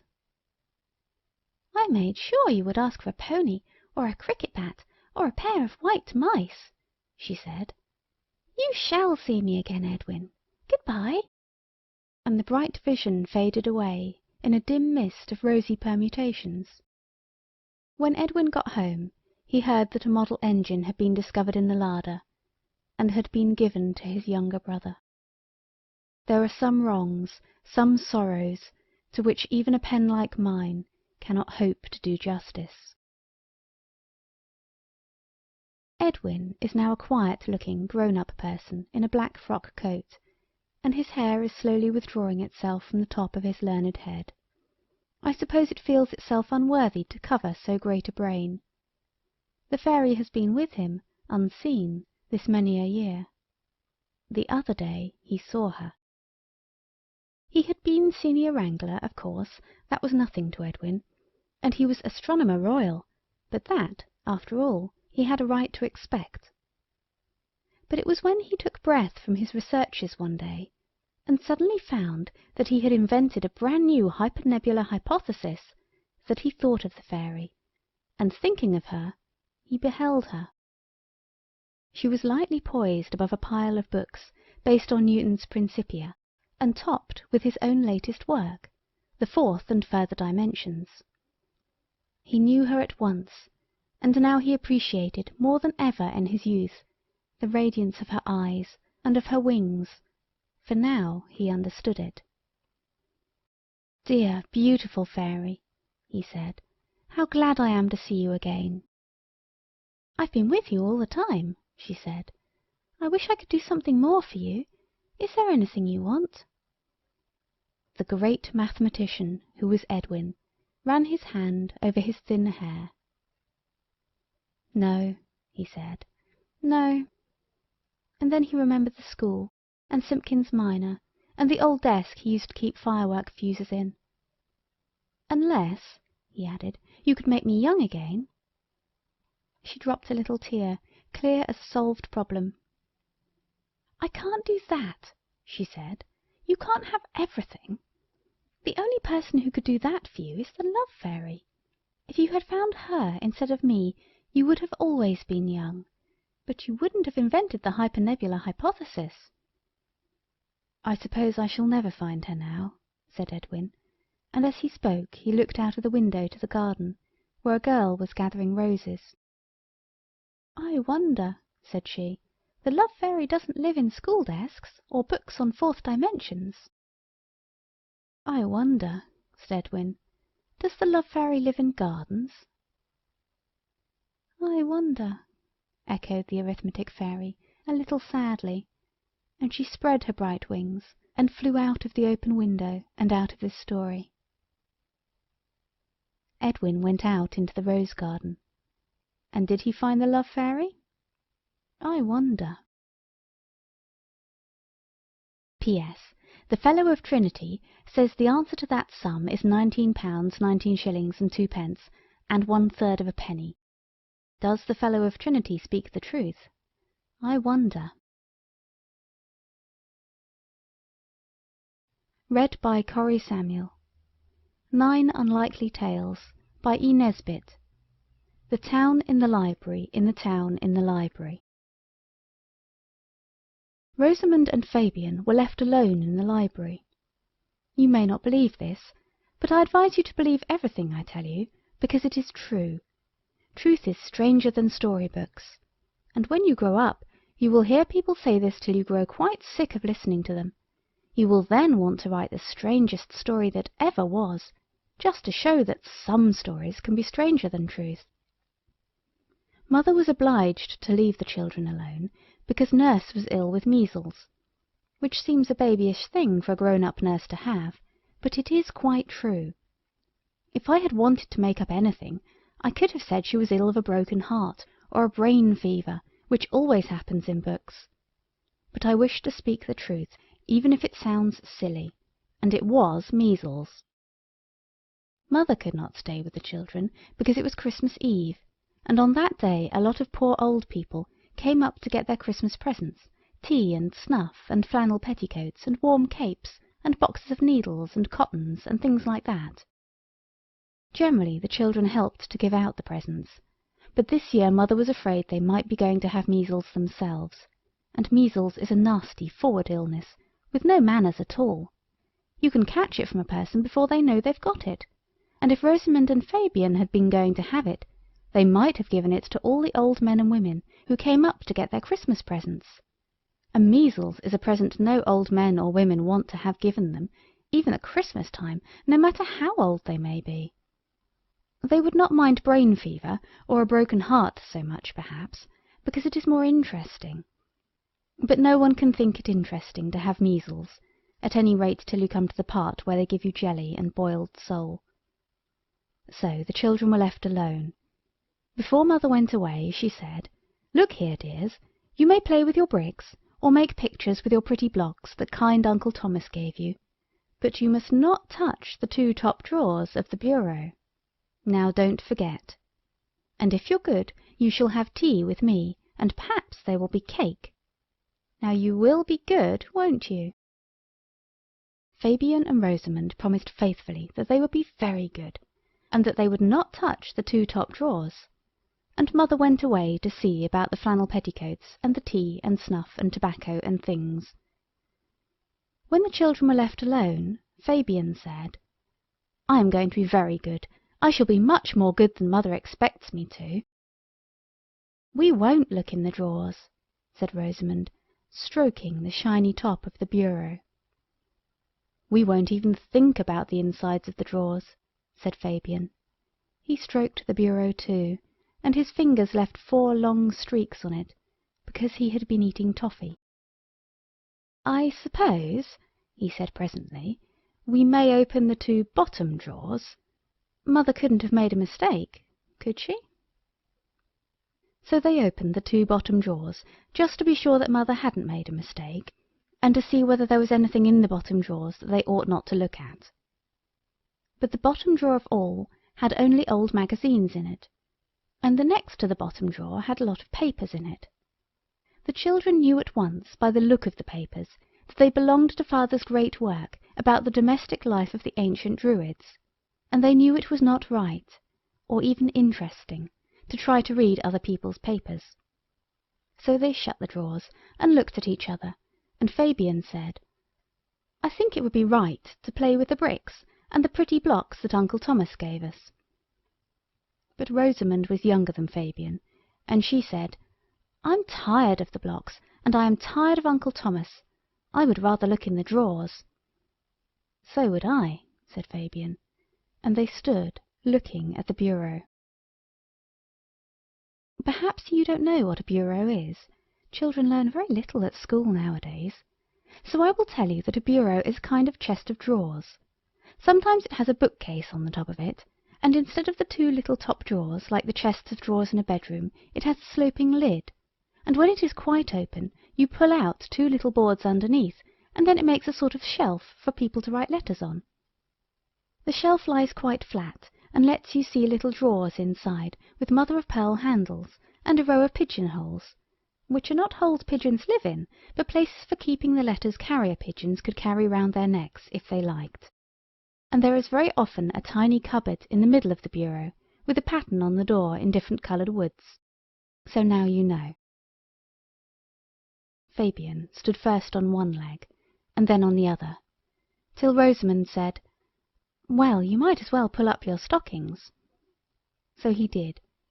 His stockings were always just like a concertina or a very expensive photographic camera, but he used to say it was not his fault, and I suppose he knew best. Then he said, "I say, Rom, Mother only said we weren't to touch the 2 top drawers." "I should like to be good," said Rosamond.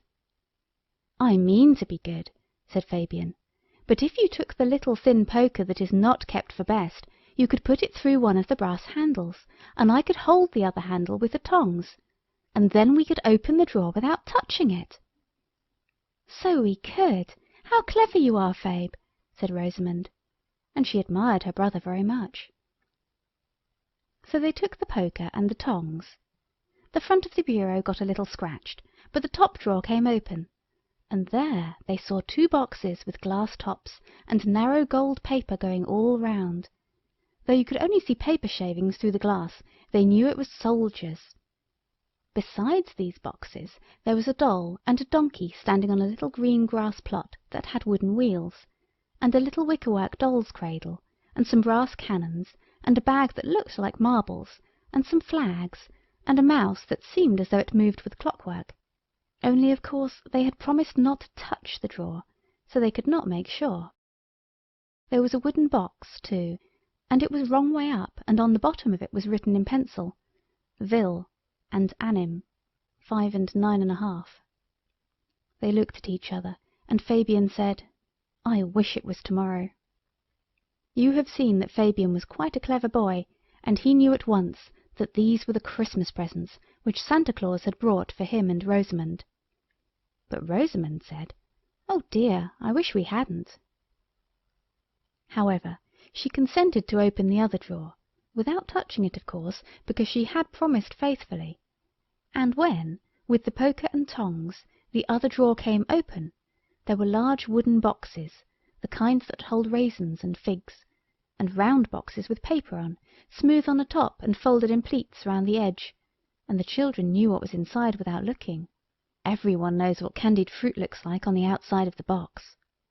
There were square boxes too, the kind that have crackers in, with a cracker going off on the lid, very different in size and brightness from what it does really, for, as no doubt you know, a cracker very often comes in too, quite calmly, without any pop at all, and then you only have the motto and the sweet, which is never nice.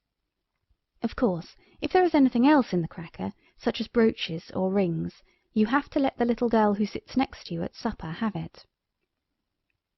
When they had pushed back the drawer, Fabian said, "Let us pull out the writing drawer and make a castle."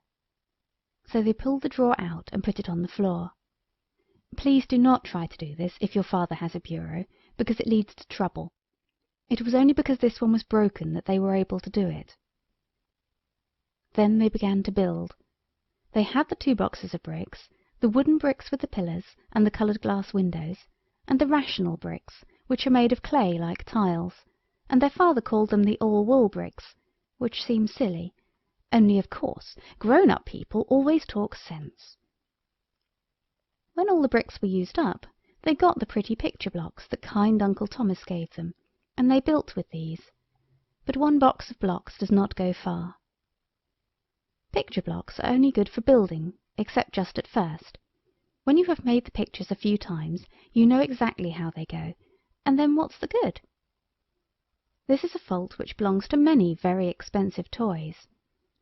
These blocks had 6 pictures: Windsor Castle with the royal standard hoisted, ducks in a pond with a very handsome green and blue drake, Rebecca at the well, a snowball fight, but none of the boys knew how to chuck a snowball, the harvest home, and the death of Nelson. These did not go far, as I said. There are 6 times as few blocks as there are pictures, because every block has 6 sides.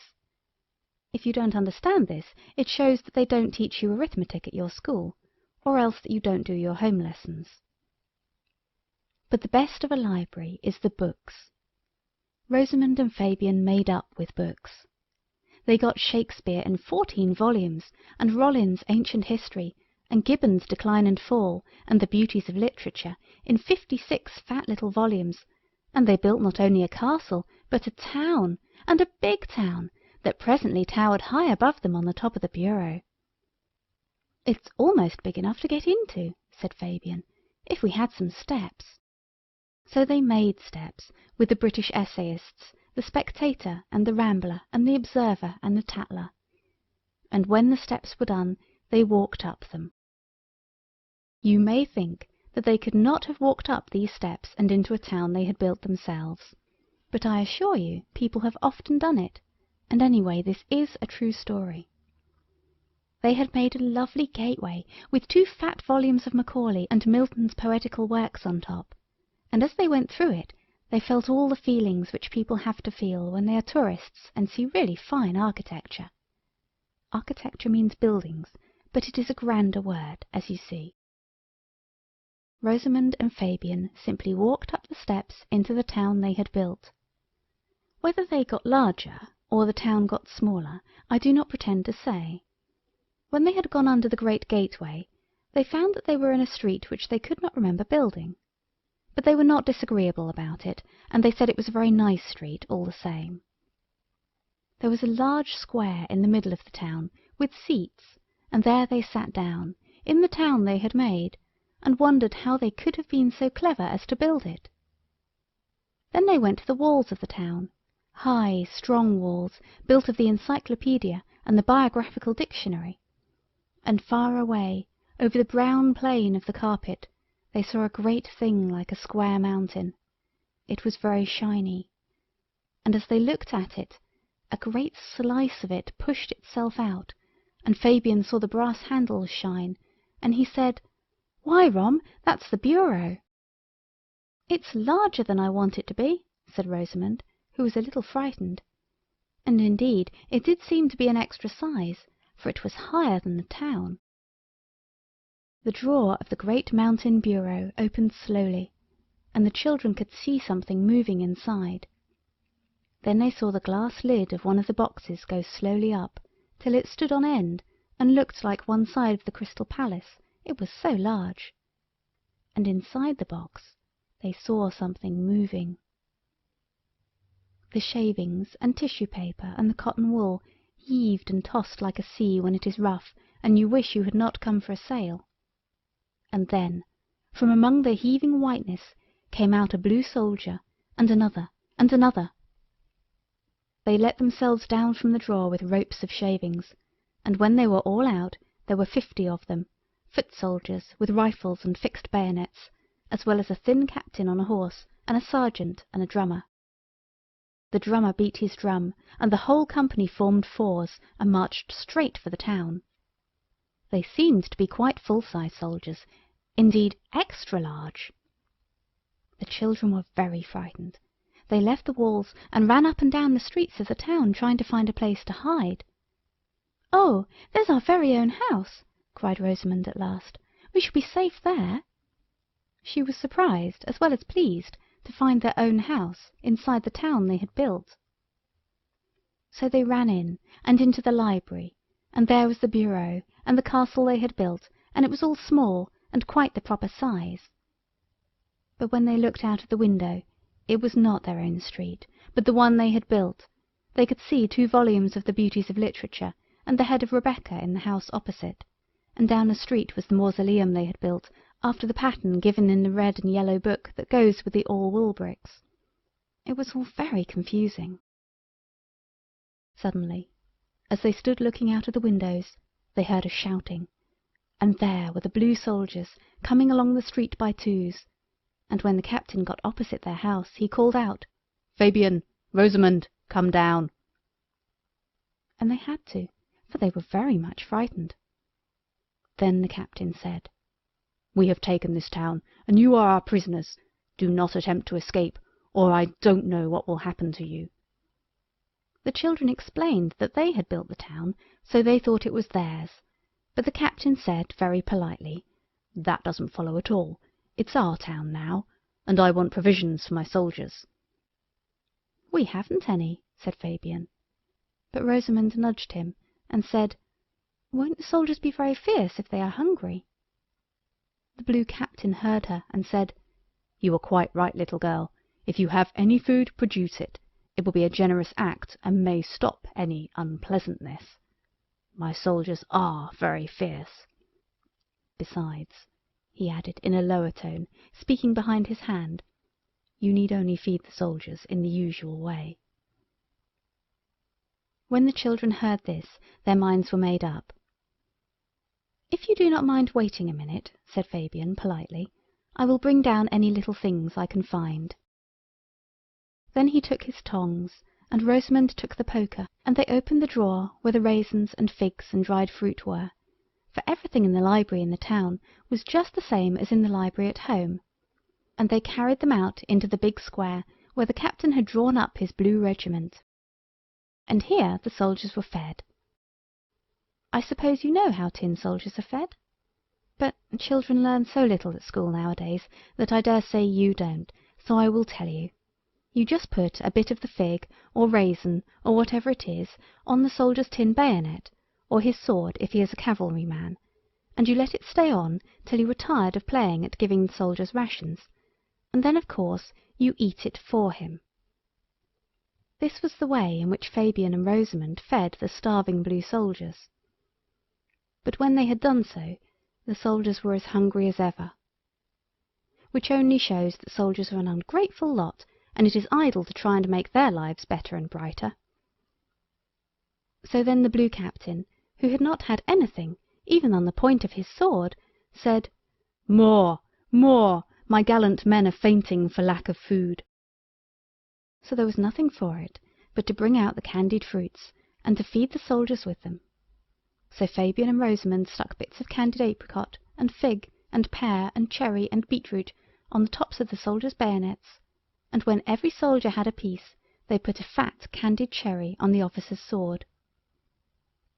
Then the children knew the soldiers would be quiet for a few minutes, and they ran back into their own house and into the library to talk to each other about what they had better do, for they both felt that the blue soldiers were a very hard-hearted set of men.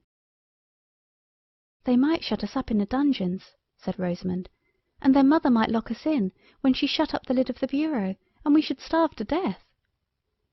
For they could not be sure exactly what size they were, or which library their mother would come back to when she had given away all the flannel petticoats and things. The dungeons were the pigeonholes of the bureau, and the doors of them were the little beauties of literature. Very heavy doors they were, too. You see, the curious thing was that the children had built a town, and got into it, and in it they had found their own house, with the very town they had built, or one exactly like it, still on the library floor. "I think it's all nonsense," said Rosamond. But when they looked out of the window, there was the house with Windsor Castle and the head of Rebecca just opposite. "If only we could find Mother," she said. But they knew without looking that Mother was not in the house that they were in then. "I wish we had that mouse that looked like clockwork, and the donkey, and the other box of soldiers. Perhaps they are red ones, and they would fight the blue and lick them, because redcoats are English, and they always win," said Fabian. And then Rosamond said, "Oh, Fabe, I believe we could go into this town too if we tried. Let us put all the things in and then try." So they went to the bureau drawer, and Rosamond got out the other box of soldiers, and the mouse, it was a clockwork one, and the donkey with panniers, and put them in the town, while Fabian ate up a few odd raisins that had dropped on the floor. When all the soldiers, they were red, were arranged on the ramparts of the little town, Fabian said, "I'm thinking of all the raisins and things on the soldiers' bayonets outside. It seems a pity not to eat the things for them." But Rosamond said, "No, no, let's get into this town, and perhaps we shall be safe from the blue soldiers. Oh, Fabe, never mind the raisins." But Fabian said, "I don't want you to come if you're frightened. I'll go alone. Who's afraid?" So then of course Rosamond said she would come with him. So they went out and ate the things for the soldiers, leaving the captain's cherry for the last. And when that was eaten, they ran as hard as they could back to their house and into the library, where the town was on the floor, with the little red soldiers on the ramparts. "I'm sure we can get into this town," cried Fabian, and sure enough they did, just as they had done into the first one. Whether they got smaller or the town got larger, I leave you to decide, and it was exactly the same sort of town as the other. So now they were in a town built in a library, in a house, in a town built in a library, in a house, in a town called London, and the town they were in now had red soldiers in it, and they felt quite safe, and the Union Jack was stuck up over the gateway. It was a stiff little flag they had found with some others in a bureau drawer. It was meant to be stuck in the Christmas pudding, but they had stuck it between 2 blocks, and put it over the gate of their town. They walked about this town, and found their own house just as before, and went in, and there was the toy town on the floor. And you will see that they might have walked into that town also, but they saw that it was no good, and that they couldn't get out that way, but would only get deeper and deeper into a nest of towns in libraries in houses in towns in libraries in houses in towns in, and so on for always, something like Chinese box puzzles multiplied by millions and millions for ever and ever. And they did not like even to think of this, because of course they would be getting further and further from home every time. And when Fabian explained all this to Rosamond, he said he made her head ache, and she began to cry. Then Fabian thumped her on the back, and told her not to be a little silly, for he was a very kind brother. And he said, "Come out, and let's see if the soldiers can tell us what to do." So they went out, but the red soldiers said they knew nothing but drill, and even the red captain said he really couldn't advise. Then they met the Clockwork Mouse. He was big, like an elephant, and the donkey with panniers was as big as a mastodon or a megatherium. If they teach you anything at school, of course they have taught you all about the megatherium and the mastodon. The mouse kindly stopped to speak to the children, and Rosamond burst into tears again, and said she wanted to go home. The great mouse looked down at her, and said, "I'm sorry for you, but your brother is the kind of child that overwinds clockwork mice the very first day he has them. I prefer to stay this size." Then Fabian said, "On my honour I won't. If we get back home I'll give you to Rosamond. That is, supposing I get you for one of my Christmas presents." The donkey with panniers said, "And you won't put coals in my panniers or unglue my feet from my green grass plot, because I look more natural without wheels?" "I give you my word," said Fabian, "I wouldn't think of such a thing." "Very well," said the mouse, "then I will tell you. It is a great secret, but there is only one way to get out of this kind of town. I hardly know how to explain. You just walk out of the gate, you know." "Dear me," said Rosamond, "I never thought of that." So they all went to the gate of the town and walked out, and there they were in the library again. But when they looked out of the window, the all-wool mausoleum was still to be seen, and the terrible blue soldiers. "What are we to do now?" asked Rosamond. But the Clockwork Mouse and the donkey with panniers were their proper size again now, or else the children had got bigger. It is no use asking me which, for I do not know. And so of course they could not speak. "We must walk out of this town as we did out of the other," said Fabian. "Yes," Rosamond said, "only this town is full of blue soldiers, and I am afraid of them. Don't you think it would do if we ran out?" So out they ran, and down the steps that were made of the Spectator and the Rambler and the Tatler and the Observer.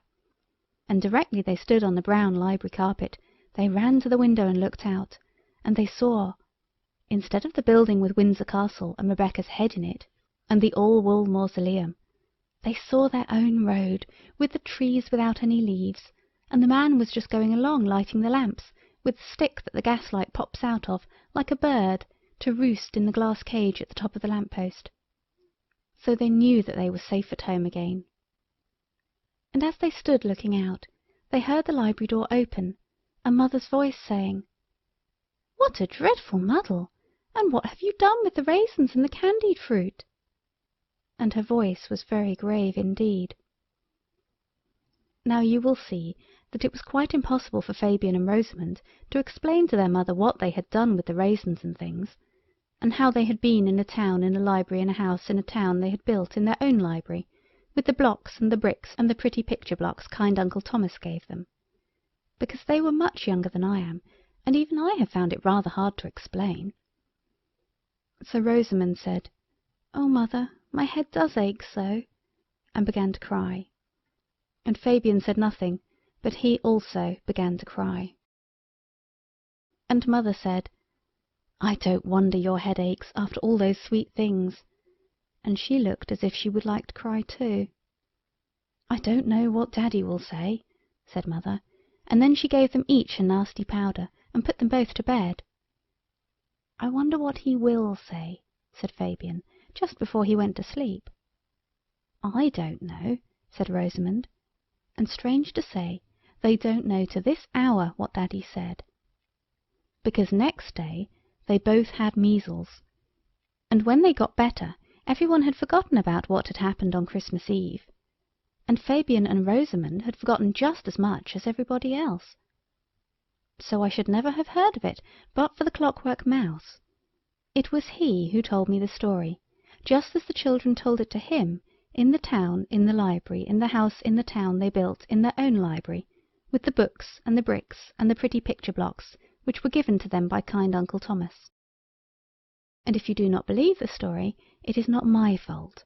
I believe every word the mouse said, for I know the good character of that Clockwork Mouse, and I know it could not tell an untruth, even if it tried.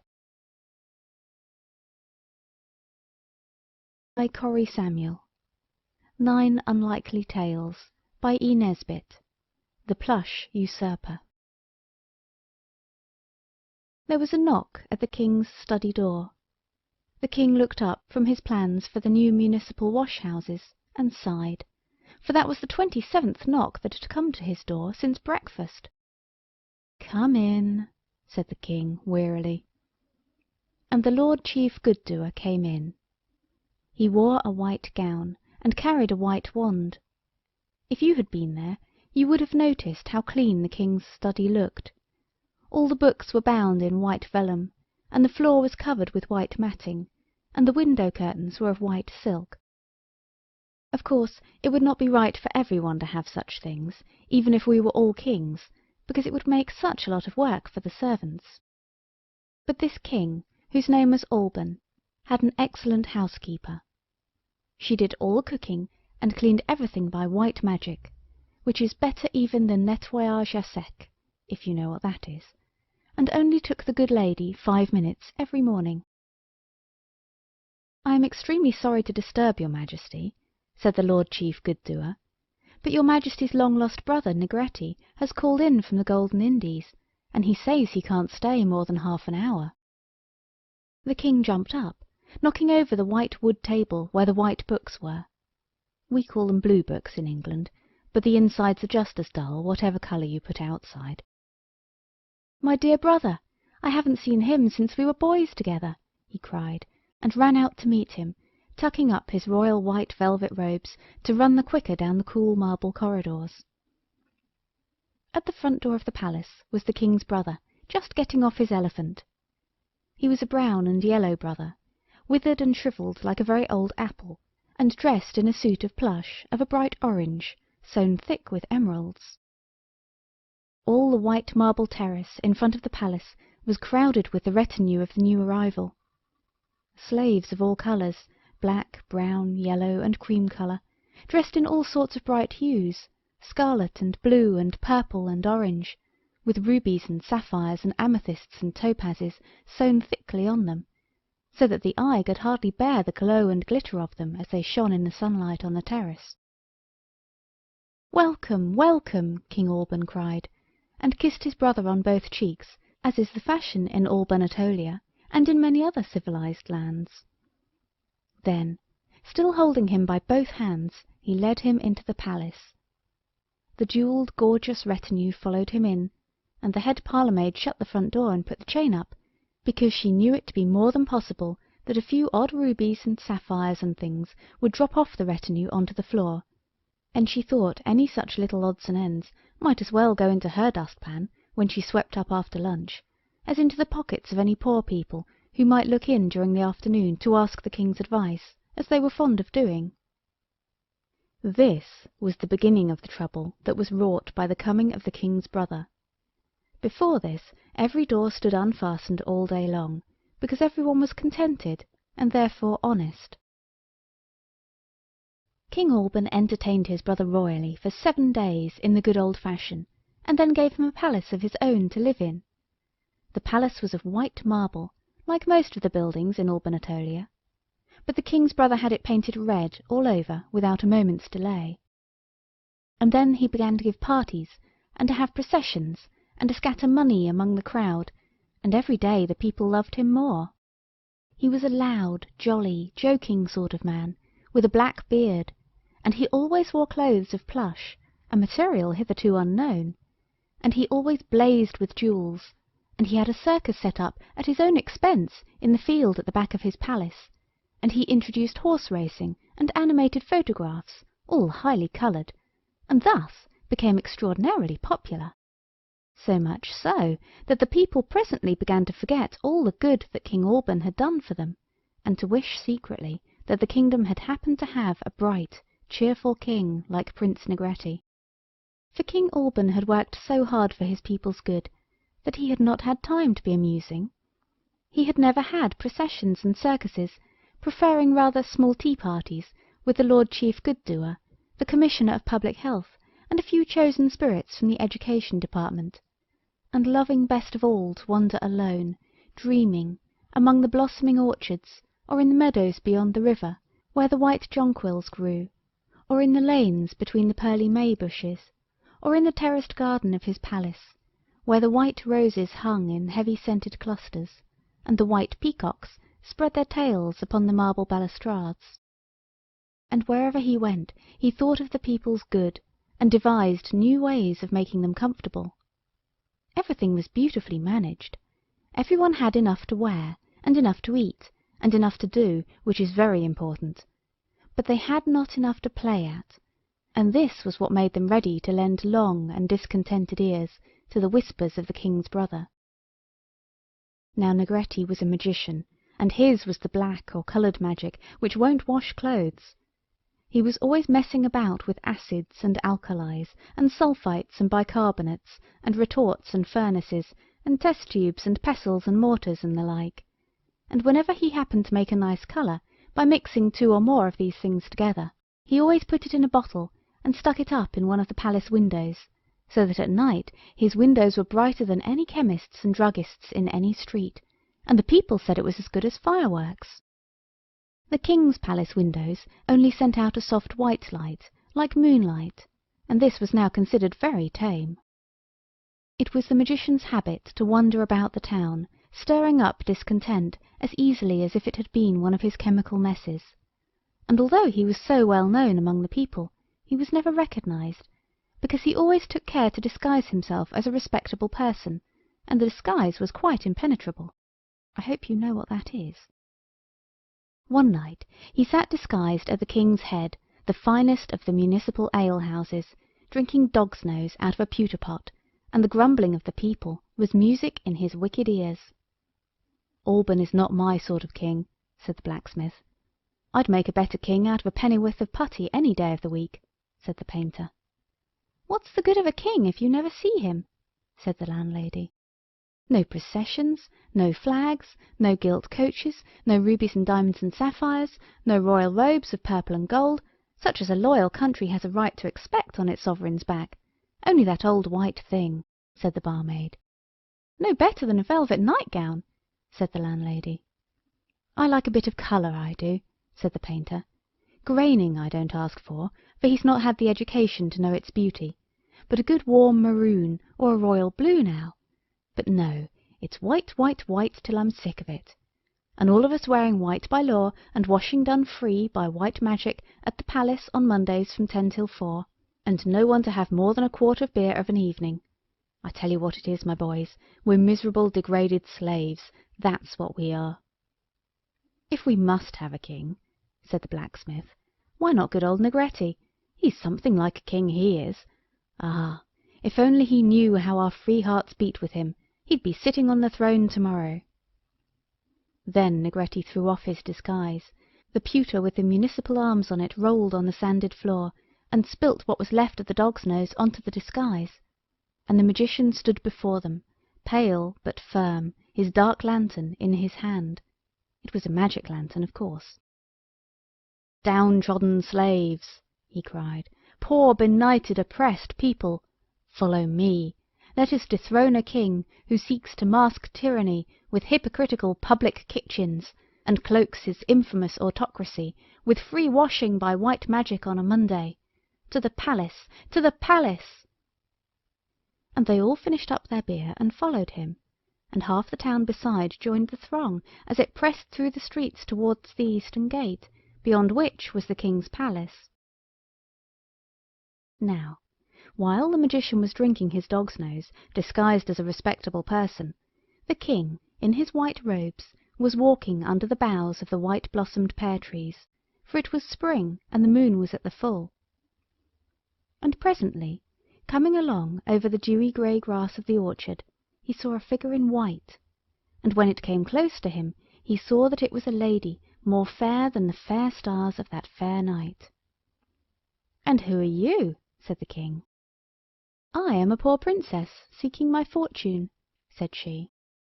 "You will rest under my roof to-night," said the king, and led her through the long sweet grass under the blossoming boughs to the palace garden. When they came to the terrace, the princess loosed a lantern from her girdle, set it on the stone balustrade close by where one of the white peacocks perched in fluffy feathery slumber, kindled it, and threw open the horn door.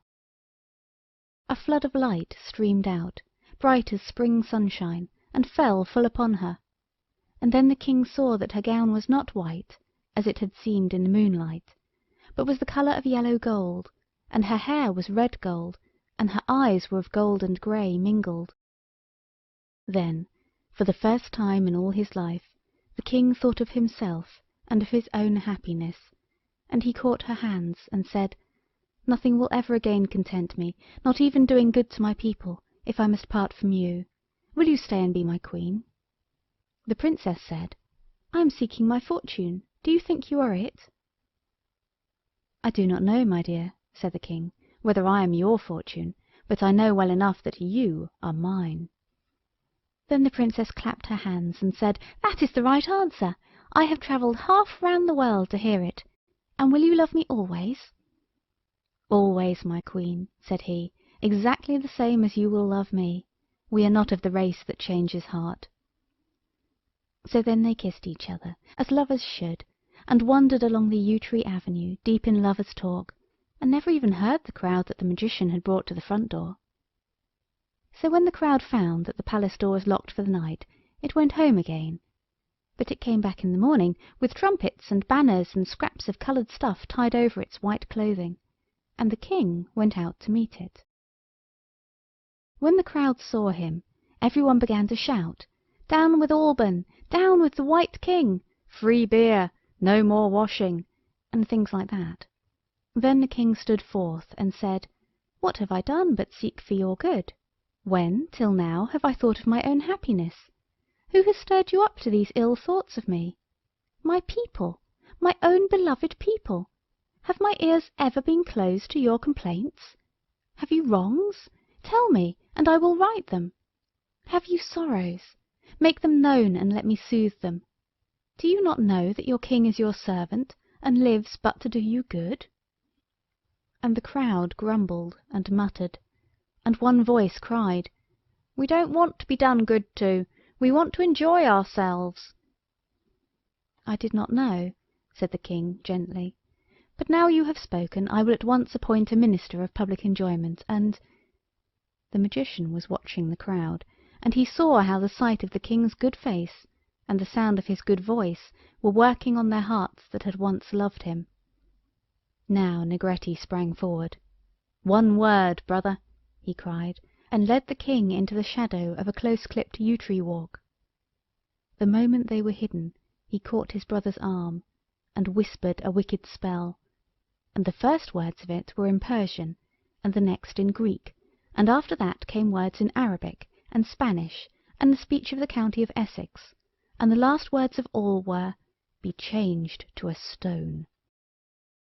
And so strong was the spell that the king was turned to a stone that very minute, a great white stone, and fell under the yew hedge and lay there. Then the magician said, "Ha, ha!" and after waiting so long as he deemed prudent, he went back to the people and said, "I regret to inform you that your king has proved quite unreliable as a man of business.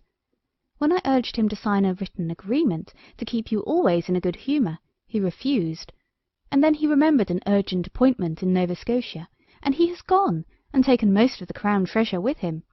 But do not despair, I will be your king, and I have an income quite sufficient to keep up a small establishment of my own, and my golden argosies are now on the way from the Indies, bearing all manner of precious things, and bales of plush are on their way from Yorkshire.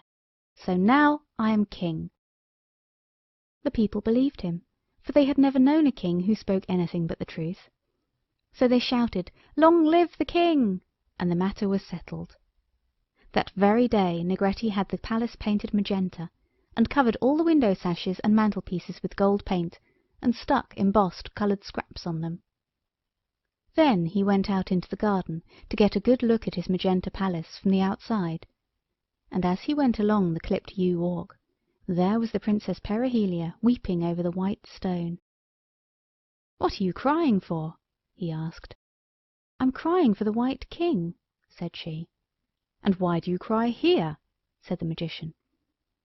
"I don't know," said the poor princess, and she looked so beautiful that the magician went straight into the palace and told the prime tailor to sew new rubies all over his new purple plush suit, because he was going a-courting. The very next day Negretti put on the purple plush suit as well as the royal crown, and went to the wing of the palace which the White King had set apart for the Princess Perihelia to live in. Alban's crown was made of silver and pearls and moonstones, and the new king had ordered a new crown, all gold and stuck as full of rubies and emeralds and sapphires as a really good Christmas cake is of plums. I do not mean the cake they call good wholesome school cake, but the kind they have at home when there is a party. He took his many-coloured retinue with him, and they waited on the terrace while the magician knocked at the door. "Come in," said the princess. "I've come to marry you," said the magician, coming to the point at once, for he had arranged to have a procession that afternoon, and he was a little pressed for time. But Perihelia said, "No, thank you." The magician could hardly believe his ears. "But you'll be queen of the land," said he, "and that's what you would have been if you'd married my brother, and I suppose what you wanted to be." "Oh no, it isn't," said she. "Well, what did you want?" said he. "I wanted to be the White King's wife," said she. "It's the same thing," he said. But she said, "No, it isn't, not a bit." And it was in vain that he showed her his best plush suit and the plush suits of his retainers. She simply wouldn't look at them, nor at the precious stones either.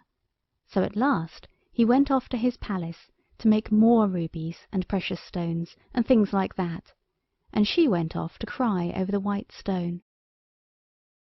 Now, a lot of tell-tale tits had built their nests above the palace, and some of them flew off and told the magician how Perihelia was always crying in the yew avenue over the white stone. So he said to his slaves, "Get a handcart and carry the thing onto the middle of the bridge and drop it in the river." So they did, and the stone stuck end up in the mud, and when the golden argosies of the magician came up the river, bearing peacocks and apes and turquoises, every single galley split on that stone, and the whole treasure went to the bottom, all but the peacocks, and they flew away into the country of a neighbouring king, who thought every one should be useful and not ornamental. So he cut off the peacocks' tails and clipped their wings, and tried to teach them to lay turkeys' eggs. But it is very difficult to get a peacock to do anything useful. So then the magician set a lot of people dredging for the lost treasure, and, among other things, they fished up some poor dead apes, and the big white stone, and as the stone seemed to have been rather in the way in the bed of the river, they carted it away to the fields behind the town, where the white jonquils grew, and dumped it down there, and left it among the long grass.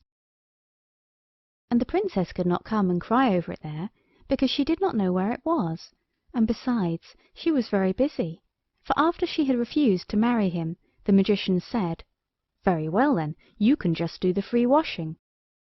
For the royal housekeeper had given 5 minutes' notice and left at the end of it, as soon as the new king had the palace painted magenta, and no one else knew how to do washing by white magic.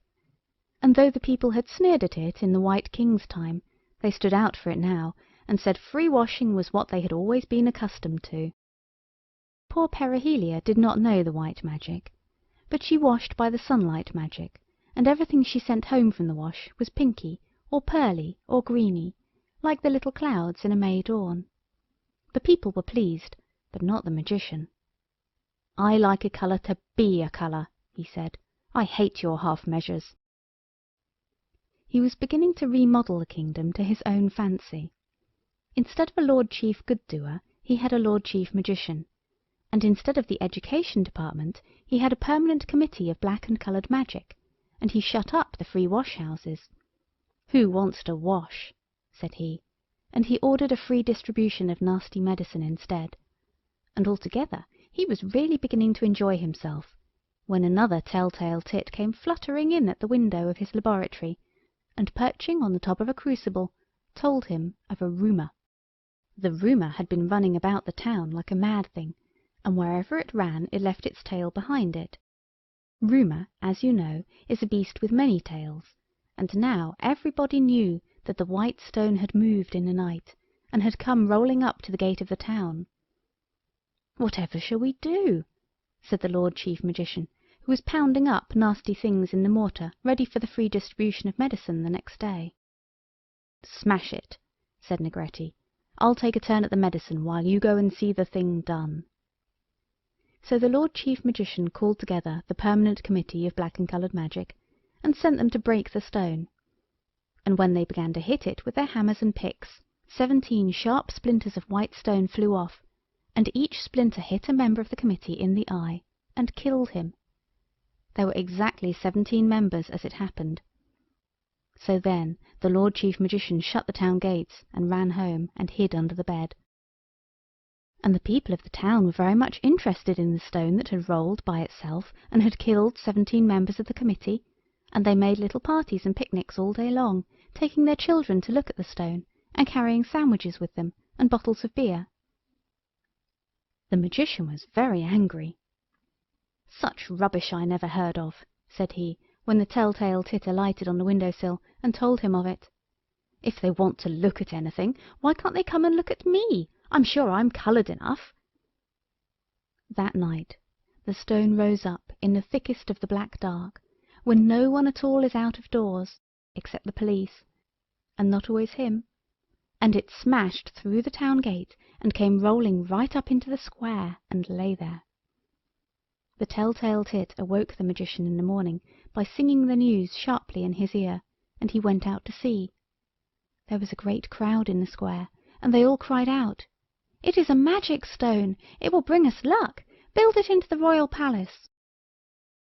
"I might do worse," thought Negretti.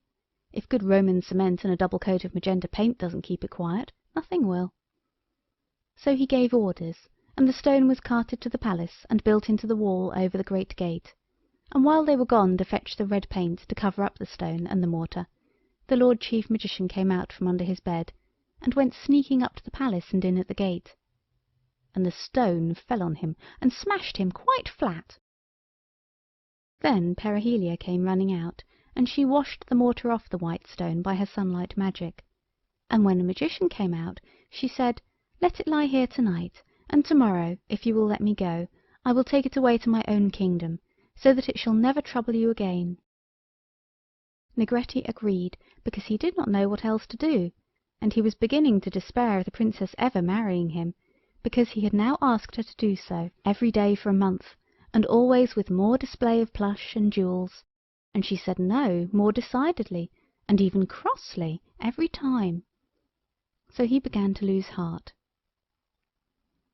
That night, just when the moon was waning and before morning broke, Princess Perihelia slipped down the palace stairs and into the garden to look once more on the place where the White King had promised to love her always. And when she came to that same place, there was the white stone, lying under the shadow of the white rose bushes, and pearly rose leaves had fallen all over it, and were falling still, like tears. Perihelia knelt down beside the stone, and put her arms round it, and said, "Poor stone, dear stone, what is it that troubles you so that you cannot rest? If I only knew, I might help you with my sunlight magic. Why are you so troubled, and why do I pity you so? Oh, if my White King were here, he would understand and help you, but I can do nothing." With that she began to weep over the stone, calling on the White King to come back to her. And all the while she was talking and weeping, the moon was waning, and the light in the east grew pearlier and prettier minute by minute. And as she wept and clasped the stone, she presently saw in the glowing light that the stone was changing in her arms. Like white sands falling in an hourglass, the white stone fell away, until the sun looked through the white rose bushes, and saw Perihelia clasp the living form of the White King in her loving arms.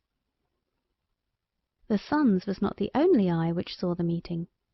The magician had had a bad night, and he came out early, curious to see whether the stone had moved again. His curiosity was gratified. When the White King saw his treacherous brother, his tongue was loosed. Hitherto kisses had been speech enough for him, and he spoke the words which he found in his mouth.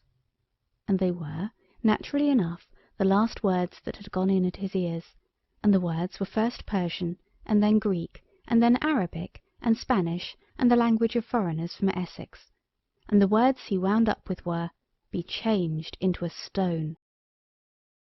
But the wicked spell that had turned King Alban into a stone had grown weaker by keeping, even as 20 did when it was kept too long, and it had no longer power to do what it ought to have done. It could not turn the wicked magician into a stone, as I am sure you would wish it to have done. It was only strong enough to turn him into a wooden post. I do not wish to have to mention such an unpleasant character as Negretti again, so I will tell you at once the end of him. He remained a post for ever and ever, and later on, when King Alban had begun to do things for his people's good again, he thought it a pity to waste even a post, for he was ever a careful king.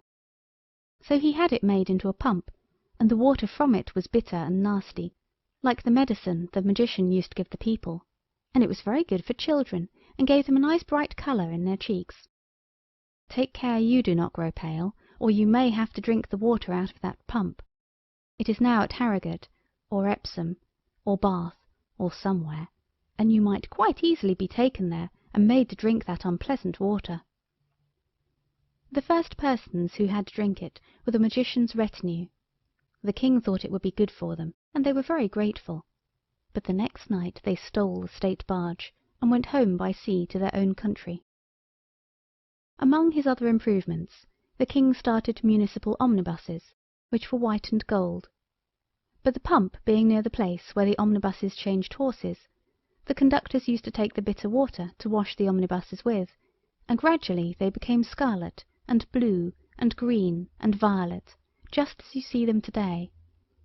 So now you know the reason of the colour of omnibuses. And this is the end of the magician's part of the story. When the magician had been turned into a post, the king said, "I'm very sorry." But the princess said, "Dear, he deserved it, and being a post is not painful. Let us never think of him again. I have learned many things since I came here. I have something to break to you. Do you think you can bear it?" "I can bear anything now," said he, holding her in his arms and kissing her again, because she was so very dear. "Well," said Perihelia, "I am Princess of the Sun, and if I marry you, my own dear king, I shan't be able to help colouring your pretty white kingdom a little. Just soft sweet colours, dear, and not an inch of plush. We'll make a law against that the very first thing. And you shall go on teaching your people to be good, and I'll try to teach them to be happy. Do you think I can?" The White King smiled. "You've taught me," he said. "But now, before we do anything for the people, let's go and get married, and we can begin to make them new laws directly we've finished breakfast. We shall just have time to be married if we go off to church at once." So they went off and woke up the Archbishop, and were married, and the Archbishop came home with them to breakfast, and afterwards they began to make laws as hard as they could. The first law was, there is to be no plush at all in this kingdom. And now Albanatolia is the most beautiful country in the world, all soft sweet colours and clear pearly white, and the Queen Perihelia has taught the people how to be happy, so the king has very little work to do, for they are good almost without his interfering at all. It is a lovely country. I hope you will go there one day. I went there once, but they would not let me stay because I had a black coat on and gaiters, and the sight of these clothes made the people so unhappy that the Queen asked me as a private and personal favour to go away, and never to come back unless I could come dressed in something like the colours of the clouds at dawn. I have never been able to manage this, and anyway, I don't suppose I could find the way there now. But if you could get the proper dress, perhaps you could.